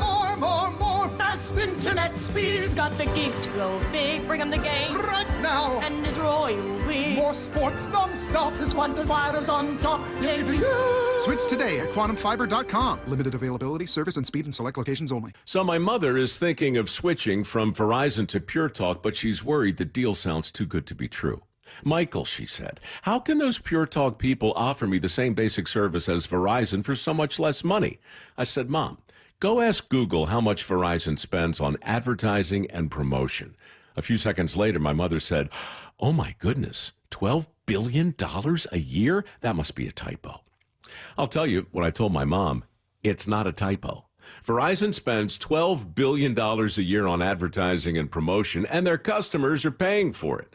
Well, Pure Talk doesn't spend that kind of money on commercials. Trust me, I would know. Consequently, they can offer you and my mother unlimited talk, text, and plenty of data on a blazing fast 5G network for just $25 a month. Dial pound 250 and say the words Mike Rowe, and you'll get an additional 50% off your first month. That's pound 250 Mike Rowe. Pure Talk. Everything you need and nothing you don't. After 35 years in the window industry, I know choosing the right team for your window or door project is a big decision. Adrian here, owner of Lake Washington Windows and Doors. Treating your home with care while offering top quality products is important to me. Our windows are 25% more energy efficient than Energy Star standards, reduce noise by up to 50%, and feature low maintenance clean glass technology. Combined with our leading leak armor installation and lifetime warranty, you get protection for life. Visit LakeWashingtonWindows.com, a name you can trust. You're listening to The Dugout every Tuesday at 1 with Bump and Stacy on Seattle Sports, the home of the Mariners. The Mariners win the AL West if, Curtis, think of your own answer. Here's what Jeff Passan said this morning on with Brock and Saul. Get the starting pitching that over the last 3 years we have come to expect from this organization. And it's been interesting seeing like some takes from outside of Seattle. I think there was I don't know if there was a story on Fangraphs this week or somewhere, but talking about how the Mariners starting pitching has really not been as good. It has not been the thing that has defined this team this year. And I think if the Mariners have a chance to win the World Series this year, which I believe they do, it's going to be on the backs of that starting pitching. No, it is not news to Mariners fans who have watched this team that the starting pitching has not defined the team. I think that took a minute to get to a more national audience. Like if you weren't watching the Mariners every single game all season long, you were very naturally going, well, they've got all these guys. So once they're all healthy and in the lineup together, or excuse me, the rotation together, they'll get into the swing of things. I'm with Jeff on this one. What say you? I think it's hard to disagree with Jeff Passan in this instance. I think it's very much on the arms of the starting pitching to get this team into the postseason, specifically Gilbert and Kirby, who are going to be starting in this series. And then I also think Luis Castillo, too. And it was great to see Luis Castillo have a bounce-back start in the finale against Atlanta, giving up just the one run over 6 innings. Now, it's a Braves team that has given up on the rest of the season. They don't have anything left to play for. But still, Castillo has struggled against opponents no matter how good they are or how bad they are. So it was great to see him get that bounce back on Sunday. But you want to see more from George Kirby for sure. You want to see more from Logan Gilbert for sure because Kirby's last start was the one where it was awful. Yeah, 7 earned runs in 2 innings pitched, struck out just 1, gave up 10 hits to the Rays, had that pitch where it looked like maybe he hit somebody on purpose. Yeah, he let everything get away from him. Yeah, and so retaliation.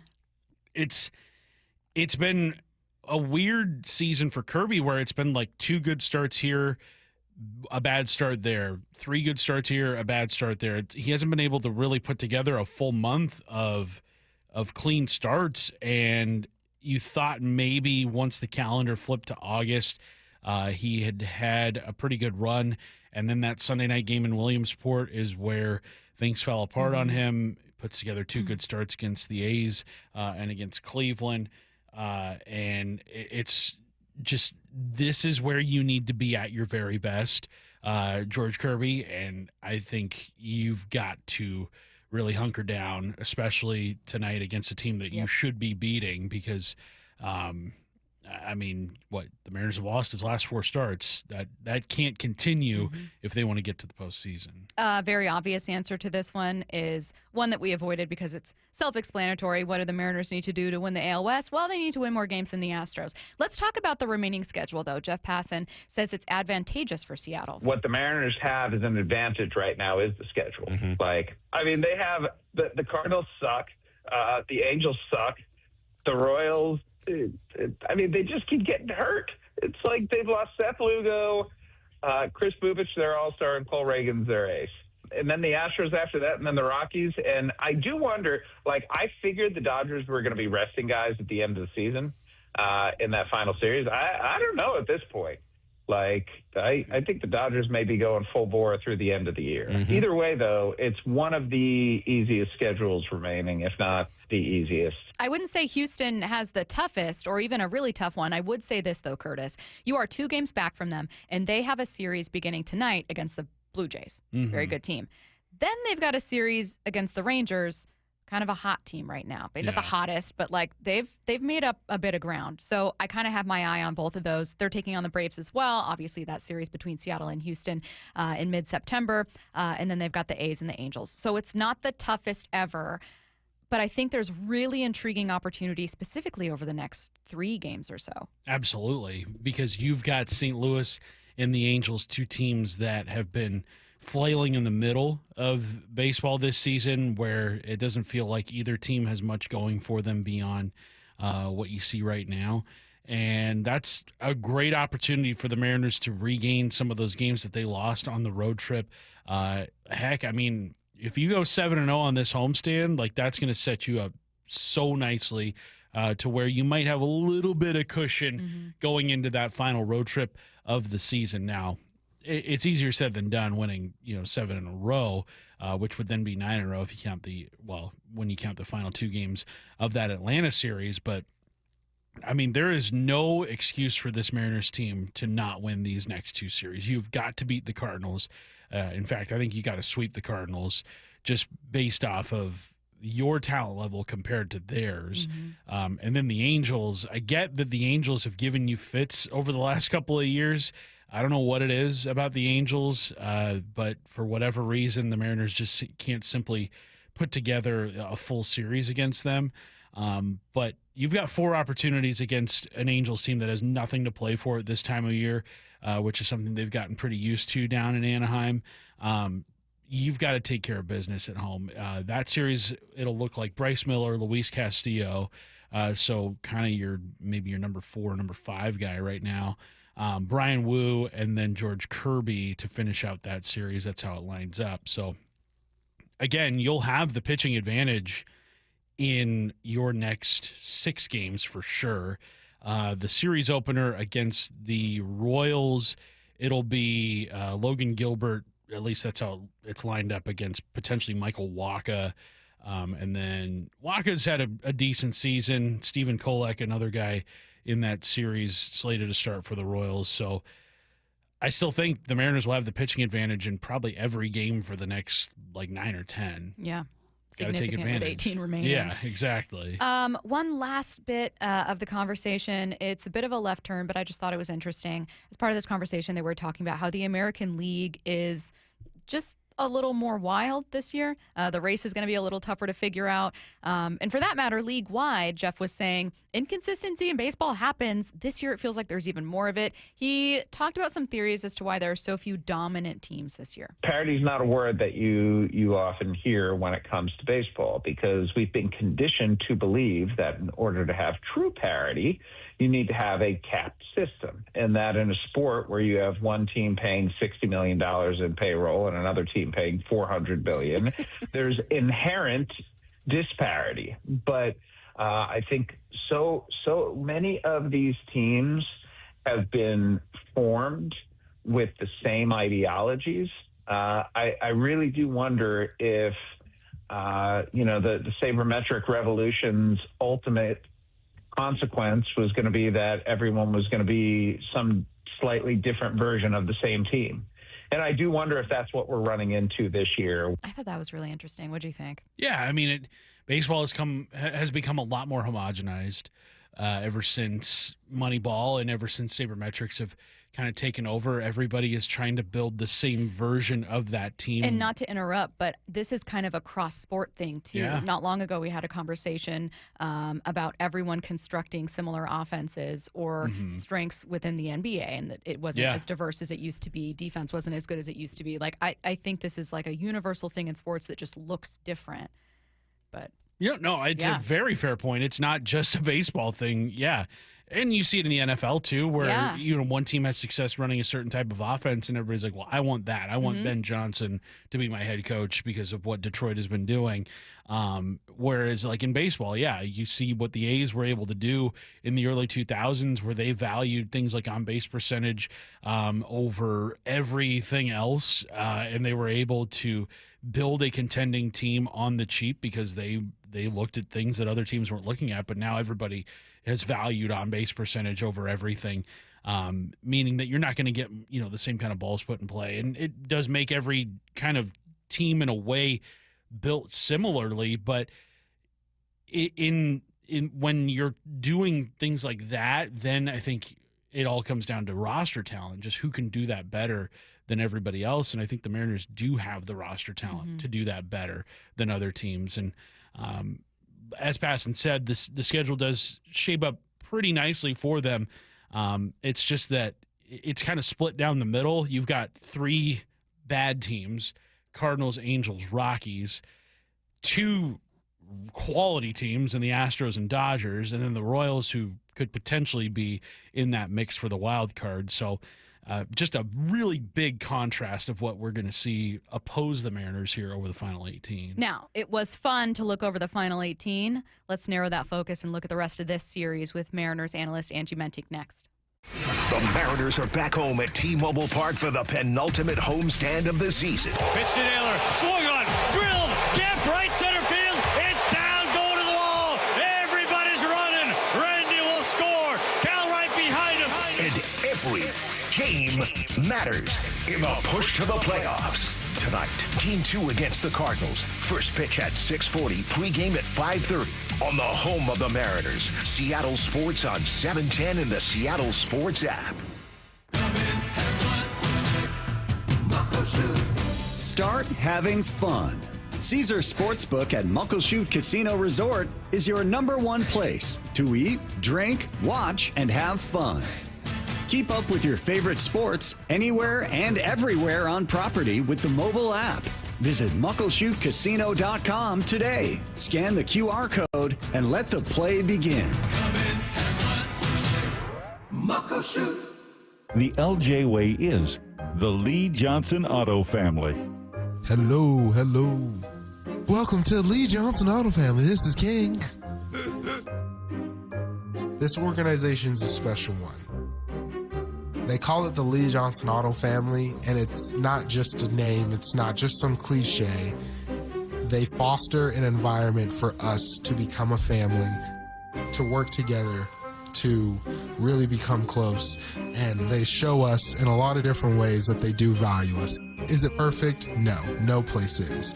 But I've been very thankful to be here in the almost 10 years and have every plan to stay here for a lot longer and just watch it continue to grow. He's fun and professional, which explains why so many people visiting Lee Johnson Kia ask for him by name. The LJ way is the Lee Johnson Auto Family. How we going, mates? It's Ryan Roland Smith for Eastside Weight Loss Clinic. If you haven't heard about it already, at the start of this year, I decided to get in the best shape of my life. So I lost 30 pounds of body fat and I kept all that lean muscle. Best decision I ever made. People ask me all the time, what was the motivation to get in such good shape? So a couple of things. Number one, who doesn't want to be in the best shape of their life, right? Obviously physically, but for me, more important mentally. And it starts with a diet, and I finally figured out you can't outwork it. Eastside gave me all the tools I needed to be able to prepare food, have tons of energy, and was never, ever hungry. But there are some other motivators too.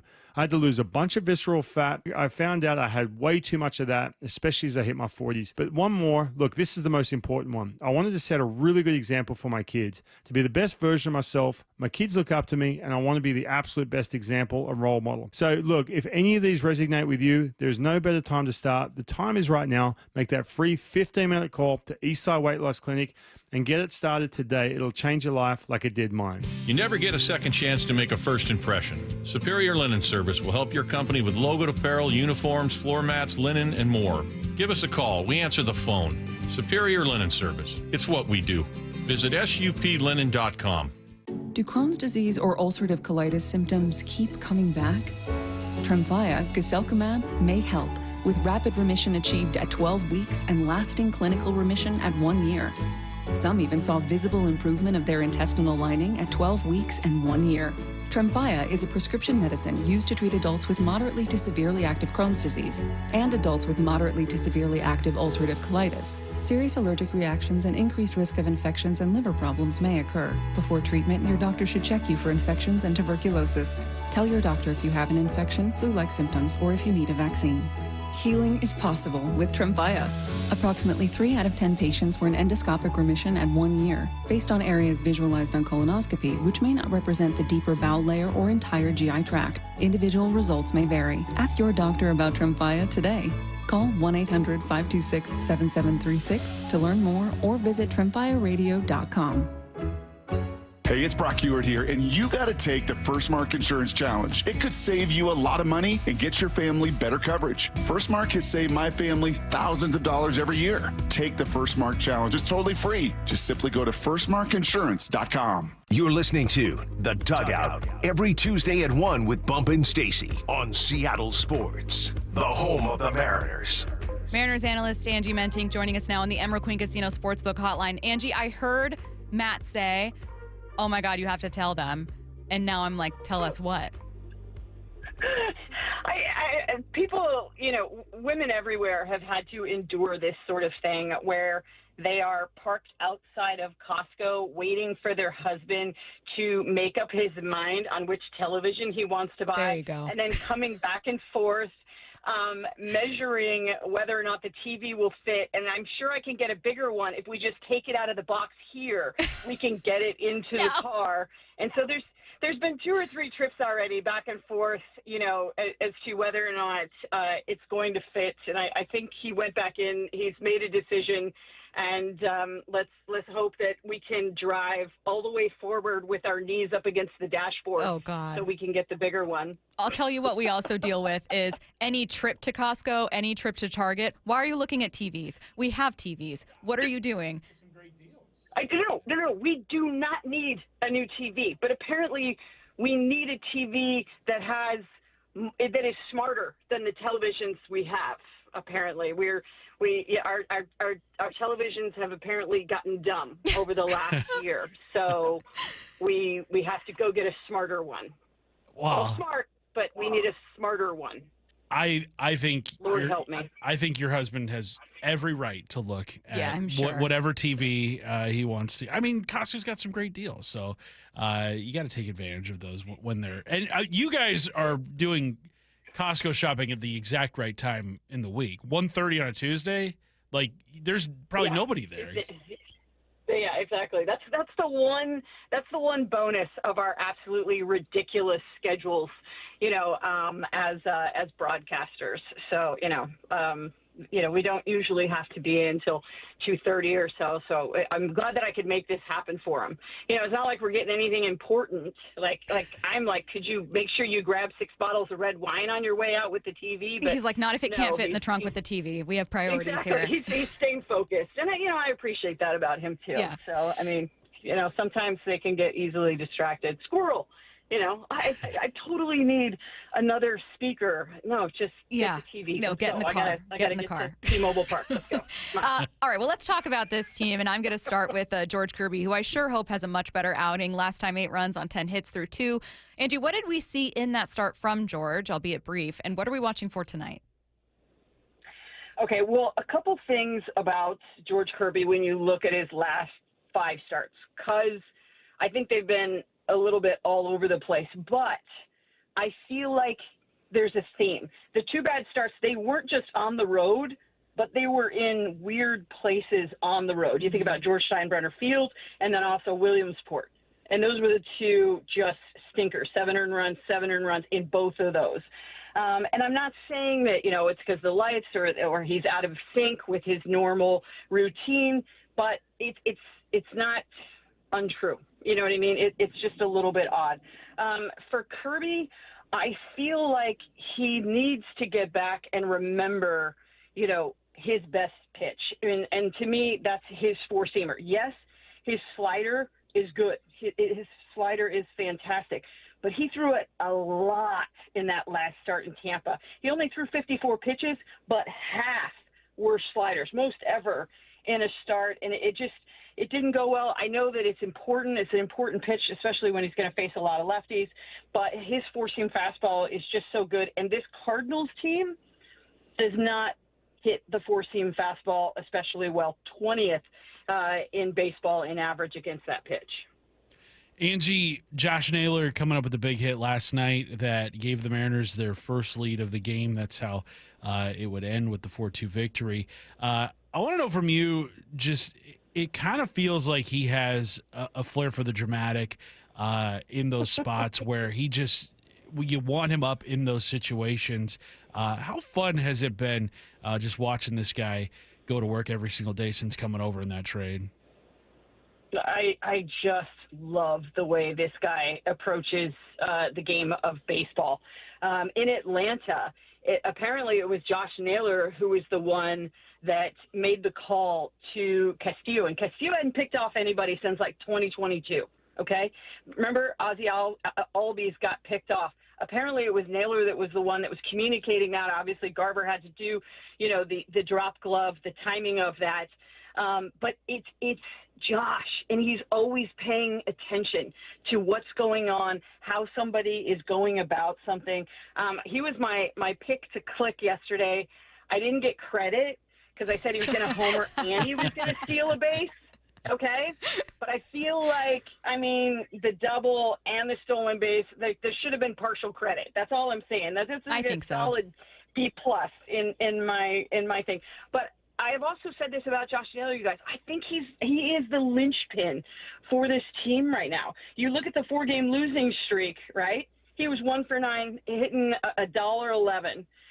During this 3-game winning streak, he's 4 for 10, 3 extra base hits. He is huge for the success of this team.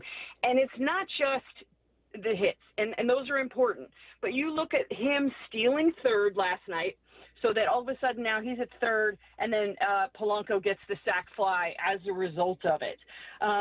He does all of the little things, and I dig him. And by the way, how about this?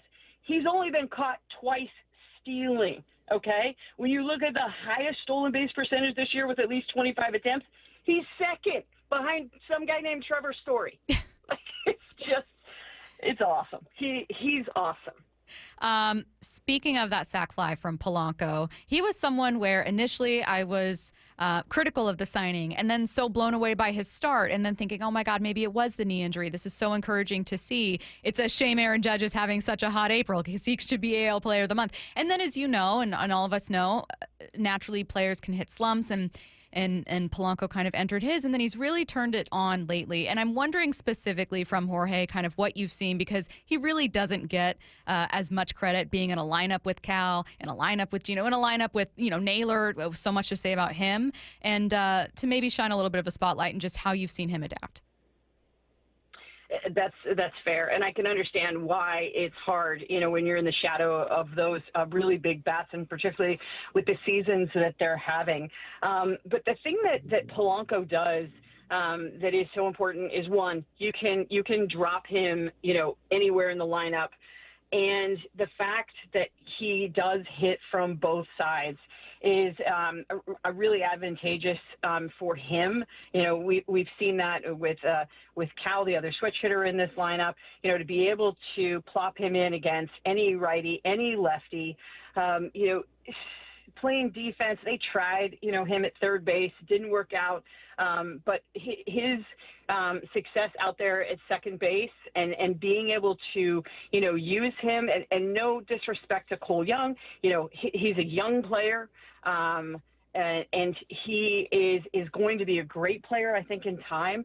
But Polanco's, his ability to come through in critical situations, the guy just does not let the situation get to him. He has a really good heartbeat, and he doesn't have a lot of movements with his swing. It's really simple, both from the left and the right, two very different swings, but he doesn't have a lot of movements, and I think that really lends into the fact that he doesn't go through long stretches of slumps. Mm-hmm. Now, you can say statistically, like, oh, he went through this slow spot.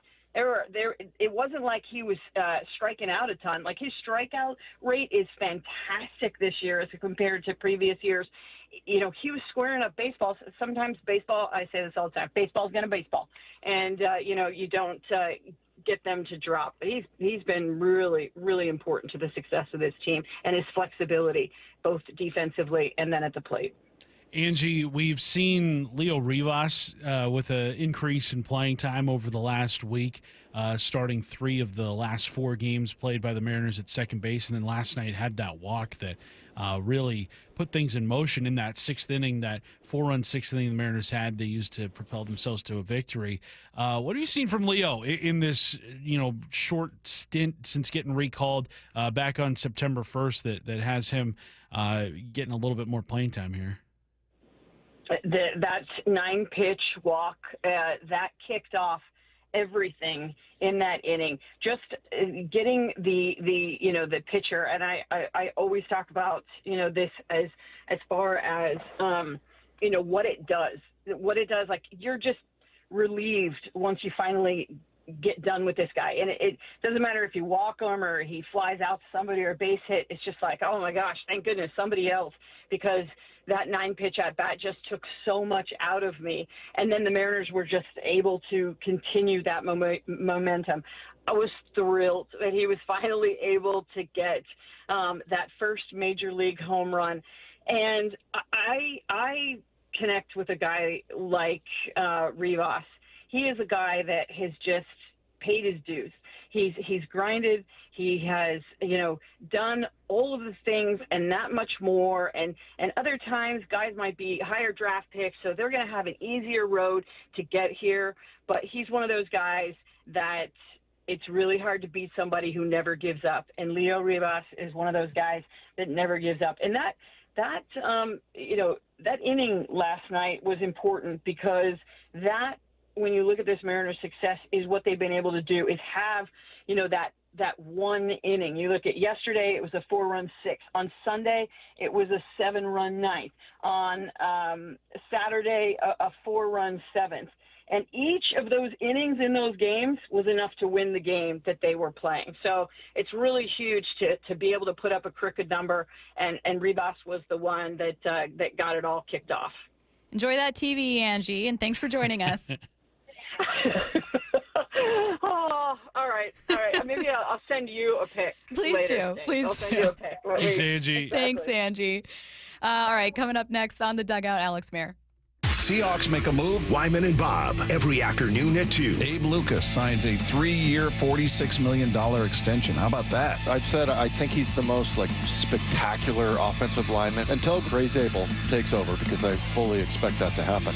But when you watch Abe Lucas, it's like, look at this. He's always looking for extra work, or he's running downfield and blowing somebody up. Dave Wyman and Bob Stelton, only on Seattle Sports and Seattle Sports on YouTube. Well, I'm here with my good buddy, Dr. Dan Nelson from Eastside Pain and Regenerative Medicine. And you've heard from Dr. Dan's patients over the years how a simple stem cell procedure has successfully conquered their pain. Well, folks, now it's my turn. After years of dealing with knee pain from all the football abuse, I can say my knee pain now is almost 100% gone. How'd you do it, Dr. Dan? Well, Brock, personally, I'm very happy that you did so well. And your story is like so many of our other patients who come in, former athletes and non-athletes as well, who have come in with chronic knee pain, and they are looking for alternatives besides knee replacement surgery. And we're happy to provide this service. It's been truly a game changer for so many folks. It's just been a pleasure to be part of this. Consider Dr. Nelson, the only doctor with over 30 years of experience in pain medicine techniques, including stem cell therapy. I was in and out with a couple of follow-ups. It's a non-surgical solution to pain using your own stem cells. Consider stem cell therapy with Dr. Daniel Nelson, MD at 425-823-4000 or visit DanielNelsonMD.com. That's DanielNelsonMD.com. Free consultations, no fee guarantees, 5-star reviews. J.P. Pendergast with Pendergast Law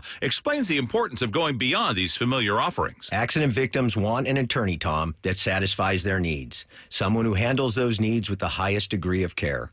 Pendergast Law offers the no-fee guarantees and free consultations, but these only scratch the surface. Okay, explain more. We make sure that every member of our team is genuinely passionate about helping others. Customer service and communication are our top priority. It's how we take care of our clients so they always feel one step ahead of the insurance companies. Our strong reputation for high standards provides comfort and confidence when it's needed most. Pendergast Law offers the free consultations, the no-fee guarantees, and of course, they are 5-star rated. But what really makes them different is their genuine passion for helping others. I can't recommend them enough. If you or a loved one has been injured in a car accident, call Pendergast Law. we can help. That's PenderGasLaw.com. Dave Wyman here, and since I stopped playing football, we've been fortunate to live in the same house for over 20 years. That type of longevity is a good thing, except 20 years in the same house means a lot of things start to break. Most recently, it's our windows. Virtually every seal has broken, and that's why I reached out to Harley Exteriors. They're local, they're huge fans of our teams, and big listeners to the station. Better yet, they have the best product. Olympic Series windows offered exclusively through Harley Exteriors are manufactured in Washington, designed for Pacific Northwest homes and climate. That means cooler in the summer and warmer in the winter. To celebrate the start of football season, the guys at Harley Exteriors are offering no interest and no payments for an entire year. Also, buy one window and get the second one 40% off. And take another $200 off your entire project. Call 833-HARLEY. That's 833-HARLEY. Or go to harleyexteriors.com. Comcast Business High Five Hotline. What's the state of your excitement? I signed my business up for the 5-year price lock guarantee, and I can't stop high-fiving people. High five! Okay, deep breath. High five. You're in a good place. You signed your business up for 5 years of gig speed internet and advanced security, all on our ultra-reliable network. Gig speeds and advanced security? I'm so stoked. Yep, and you get it at a great rate that's locked in for 5 years. Woo! The high five is just your body's way of saying, I'm winning. So this is natural. High-fiving everyone you see in a state of business savings enthusiasm, totally natural. Sweet. Thank you. Thank you. High five, everybody. High five. The Comcast Business 5-year price lock guarantee is back, but only for a limited time, so sign your business up today. High five. Comcast Business, powering possibilities. Ends 9/21/25 for new customers with qualifying bundle. Current customers may be eligible depending on services and area. Guaranteed rate applies to monthly service charge, excluding taxes and fees. Other restrictions apply. You're listening to The Dugout every Tuesday at 1 with Bump and Stacy on Seattle Sports, the home of the Mariners. Alex Mayer of Mariners Stats and Information joining us on the Emerald Queen Casino Sportsbook Hotline. Alex, Cal Raleigh's sitting at 53 home runs this season, something I predicted. No, I didn't. However, it is really, really cool to see, and what's really awesome to hear, whether it's from the play-by-play reading recaps, is just that every home run now has some kind of story, some kind of record, some kind of additional note. You have noticed that the next 4 potential home runs are all really big ones. Why? Mm-hmm. Yeah. So 54 would tie the MLB record for most by a switch hitter in a season, and that belongs to Hall of Famer Mickey Mantle. Hit 54 homers for the 61 Yankees, so that's a pretty big name and pretty big record that Cal has won from tying. 55 would obviously set the new record for most by a switch hitter in a season. And then on to 56, it would tie the Mariners record for most home runs in a season. Ken Griffey Jr. did it twice, back-to-back seasons in 97 and 98. And then number 57 would set the Mariners record for most home runs in a season. So that's why I have my eye on the next 4 pretty big ones.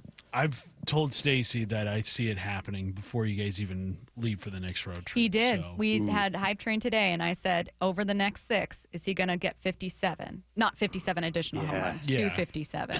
Did I scoff at the talent level of the Cardinals and Angels? Tell him what when you discussing it. I said Michael McGreevy. That just sounds like a name of a pitcher that's going to give up like 4 home runs in a game. Like that's just all to Cal. Yeah, exactly. I have no stats to back that up, Alex. I just going off of vibes. Yeah, we'll have to see come Wednesday night if McGreevy's a 4 home run name. One stat that I was seeing you and Mike Lefko go back and forth with last night after Naylor had that big double to take the lead in the 6th inning is that Josh Naylor, about a week ago on our station said, I don't think it's that hard to hit at T-Mobile Park, which is not something you hear from hitters because even science will back up that it's more difficult to hit at T-Mobile Park, but you've got the numbers to tell us that he's not lying when he says, I don't think it's that hard to hit here. Yeah. Ballpark opened up midway through 1999, so we're looking at, 26 full seasons, 26 and a half seasons, and 186 different Mariners.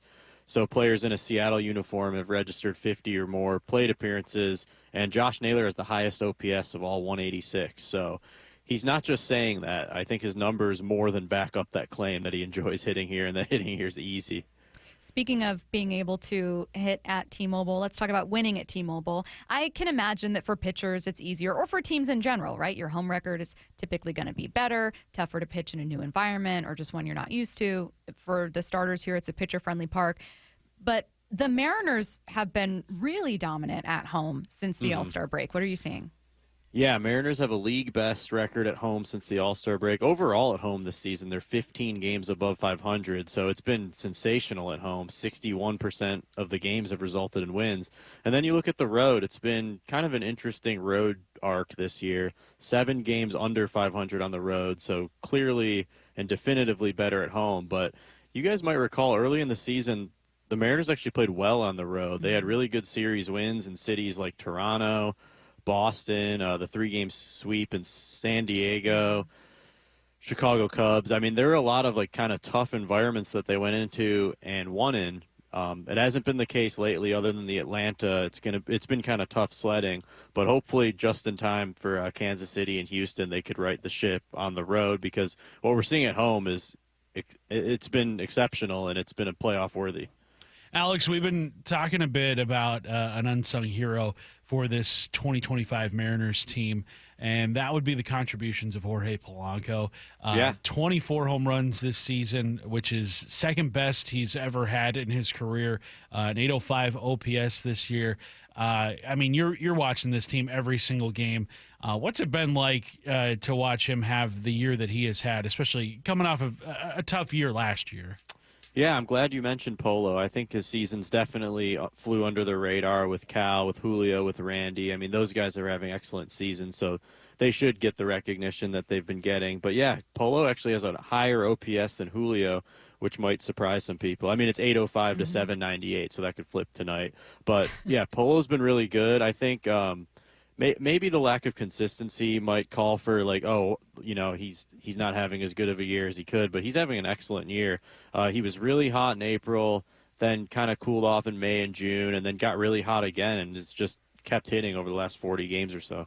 A cool original joke that people can try when a baseball team scores 14 runs is saying, this team's up by 2 touchdowns. However, while I do sometimes think, like you hear the same thing, when they got to 18, I did find myself thinking, like, man, that's a lot of runs. And I think they'd be 1-0 in the NFL this week. You were looking around at a couple low-scoring teams. Yeah, so one of my favorite things to do, and you guys know as well as anyone, I love to overlap the sports. Like, any chance I get, I'm looking at Mariners, Seahawks. Yeah, MLB, NFL. It's the best. So I looked, and the Mariners outscored an insane number of teams on NFL Sunday, Week 1. 13 teams scored fewer points in the NFL than the Mariners' 18 runs on Sunday and the 18-2 win at Atlanta. So it was the Bengals, the 49ers, the Browns, Rams, Seahawks, Patriots, Saints, Lions, Titans, Panthers, Texans, Dolphins, and Giants. So exactly half of the 26 teams that played on Sunday as opposed to Thursday, Friday, or Monday in the NFL scored fewer points than the Mariners scored runs. How excited were you, not just from a win-loss standpoint, but just from a stat geek standpoint, when they put up 18 runs on Sunday? Like when they were when the run total was climbing, I know it was at 11 before the 9th inning, and then they get to 18. Yeah. At what point are you just kind of like you enter the matrix, your eyes roll back into your head, and you're just going to work on all the just crazy stats. I mean, it's a stat guy's dream. I mean, not only did they score 18 runs, but it was on getaway day with a cross-country flight. So you're talking about 5 hours on the charter just looking up stuff. I don't have any notes in front of me, believe it or not, but I'll try to do it from memory. So that game where we scored 18 runs, we became the first team in American League history to have each of our top 5 in the lineup register 3 or more RBIs, so that was really cool. First team to do it in the majors since the Atlanta Braves on April 15th, 1994 at Wrigley Field. And the leadoff hitter that day for the Braves was Deion Sanders. Of course, we do it against the Braves, naturally. Yeah. What else? We had, I think, 9 different players register multiple hits, which was a Mariners record. we just had a lot of stuff going on. I feel like I'm missing one, but those are the two biggies. So I'm sure you'll text us after immediately. I'm always like, what's it like living in Alex's brain? Just constantly knowing amazing facts. He is Alex Mayer of Mariner Stats and Information, kind enough to join us for the Dugout. Thanks, Alex. Thanks, Alex. Thank you, guys. Wyman and Bob coming up next. The area of the team we were most curious about, Wyman and Bob, was the offense. Every afternoon at 2. I thought it was going to be closer to what it looked like against Kansas City with being able to run the ball. It seemed awfully conservative, and I don't know if that's, hey, let's just dip our toe in the water and get our feet wet here. It just seemed like the play calling was very safe for the most part. They're just not playing together right now. Dave Wyman and Bob Stelton, only on Seattle Sports and Seattle Sports on YouTube. This is the story of the one. As a custodial supervisor at a high school, he knows that during cold and flu season, germs spread fast. It's why he partners with Grainger to stay fully stocked on the products and supplies he needs, from tissues to disinfectants to floor scrubbers. All so that he can help students, staff, and teachers stay healthy and focused. Call 1-800-GRAINGER, click Grainger.com, or just stop by. Grainger, for the ones who get it done.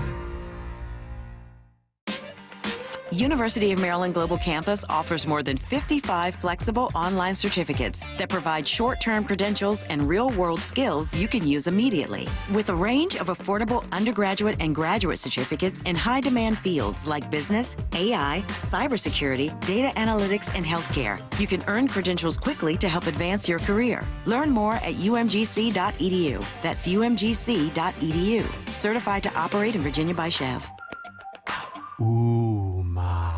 What was that? That is business phone bliss with the Ooma Cloud Phone System. It handles all our voice, video, and messaging needs. You sound very... Calm? I am. Ooma has everything I need to run my business more efficiently, like virtual receptionist, call routing, and video conferencing. And it starts at just $19.95 per month per user, plus taxes and fees. Ooma. Nice. Find your business calm at ooma.com/radio. Some things can steal your sunshine. Ugh, I just got my hair done.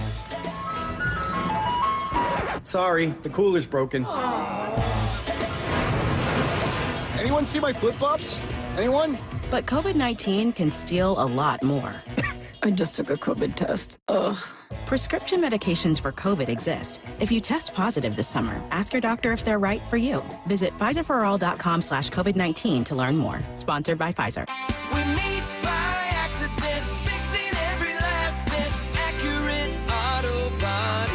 If you've been in an auto accident, you have the right to take your vehicle to any repair facility. Accurate Auto Body has been family owned and operated since 1994, and they work for you, not your insurance company. Your insurance company may not love them, but you will, because We meet by accident, fixing every last bit, accurate auto body.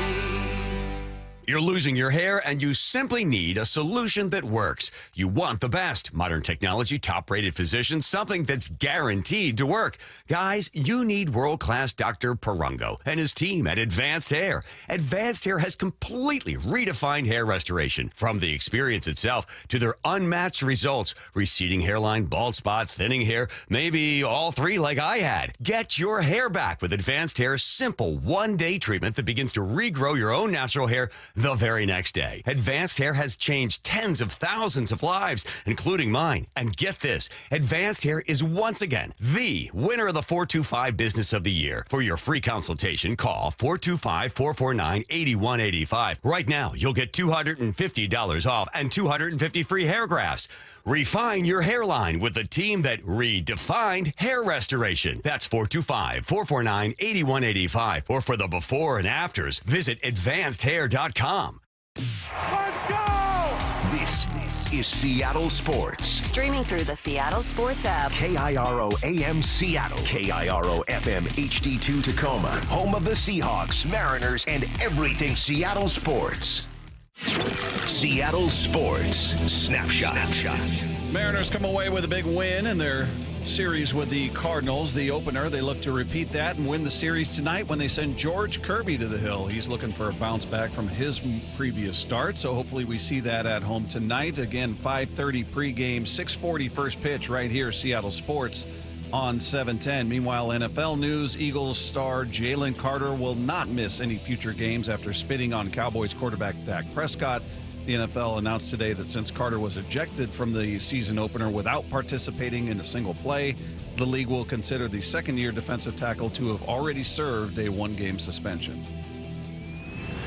Snapshot, brought to you by Miller Lite. When it's game time, it's Miller time. This hour is brought to you by Legacy Group Capital Common Sense Lending. From the Quantum Fiber Studio, this is Wyman and Bob On Seattle Sports. Streaming live on the Seattle Sports app and at seattlesports.com. Now, here are your hosts, Dave Wyman and Bob Stelton. Welcome, everybody. It's Wyman and Bob. This is Seattle Sports on 710, seattlesports.com. Happy Tuesday to everybody out there. And hopefully everybody's having a great day, and it's always a better day the day after a Mariners win, as I see it, Dave. Yes, it is. I feel like you quite pleasant. Come in a better mood. It's Yeah, just you there's something positive to talk about, and we're coming down to a precious 18 games left to play in the season, and they get win number 1, so they've won 3 in a row, and they're beating a team that you should beat. Now, the Cardinals are a team that I think are better than people give them credit for. I think they'd won 7 of 10 coming into this game.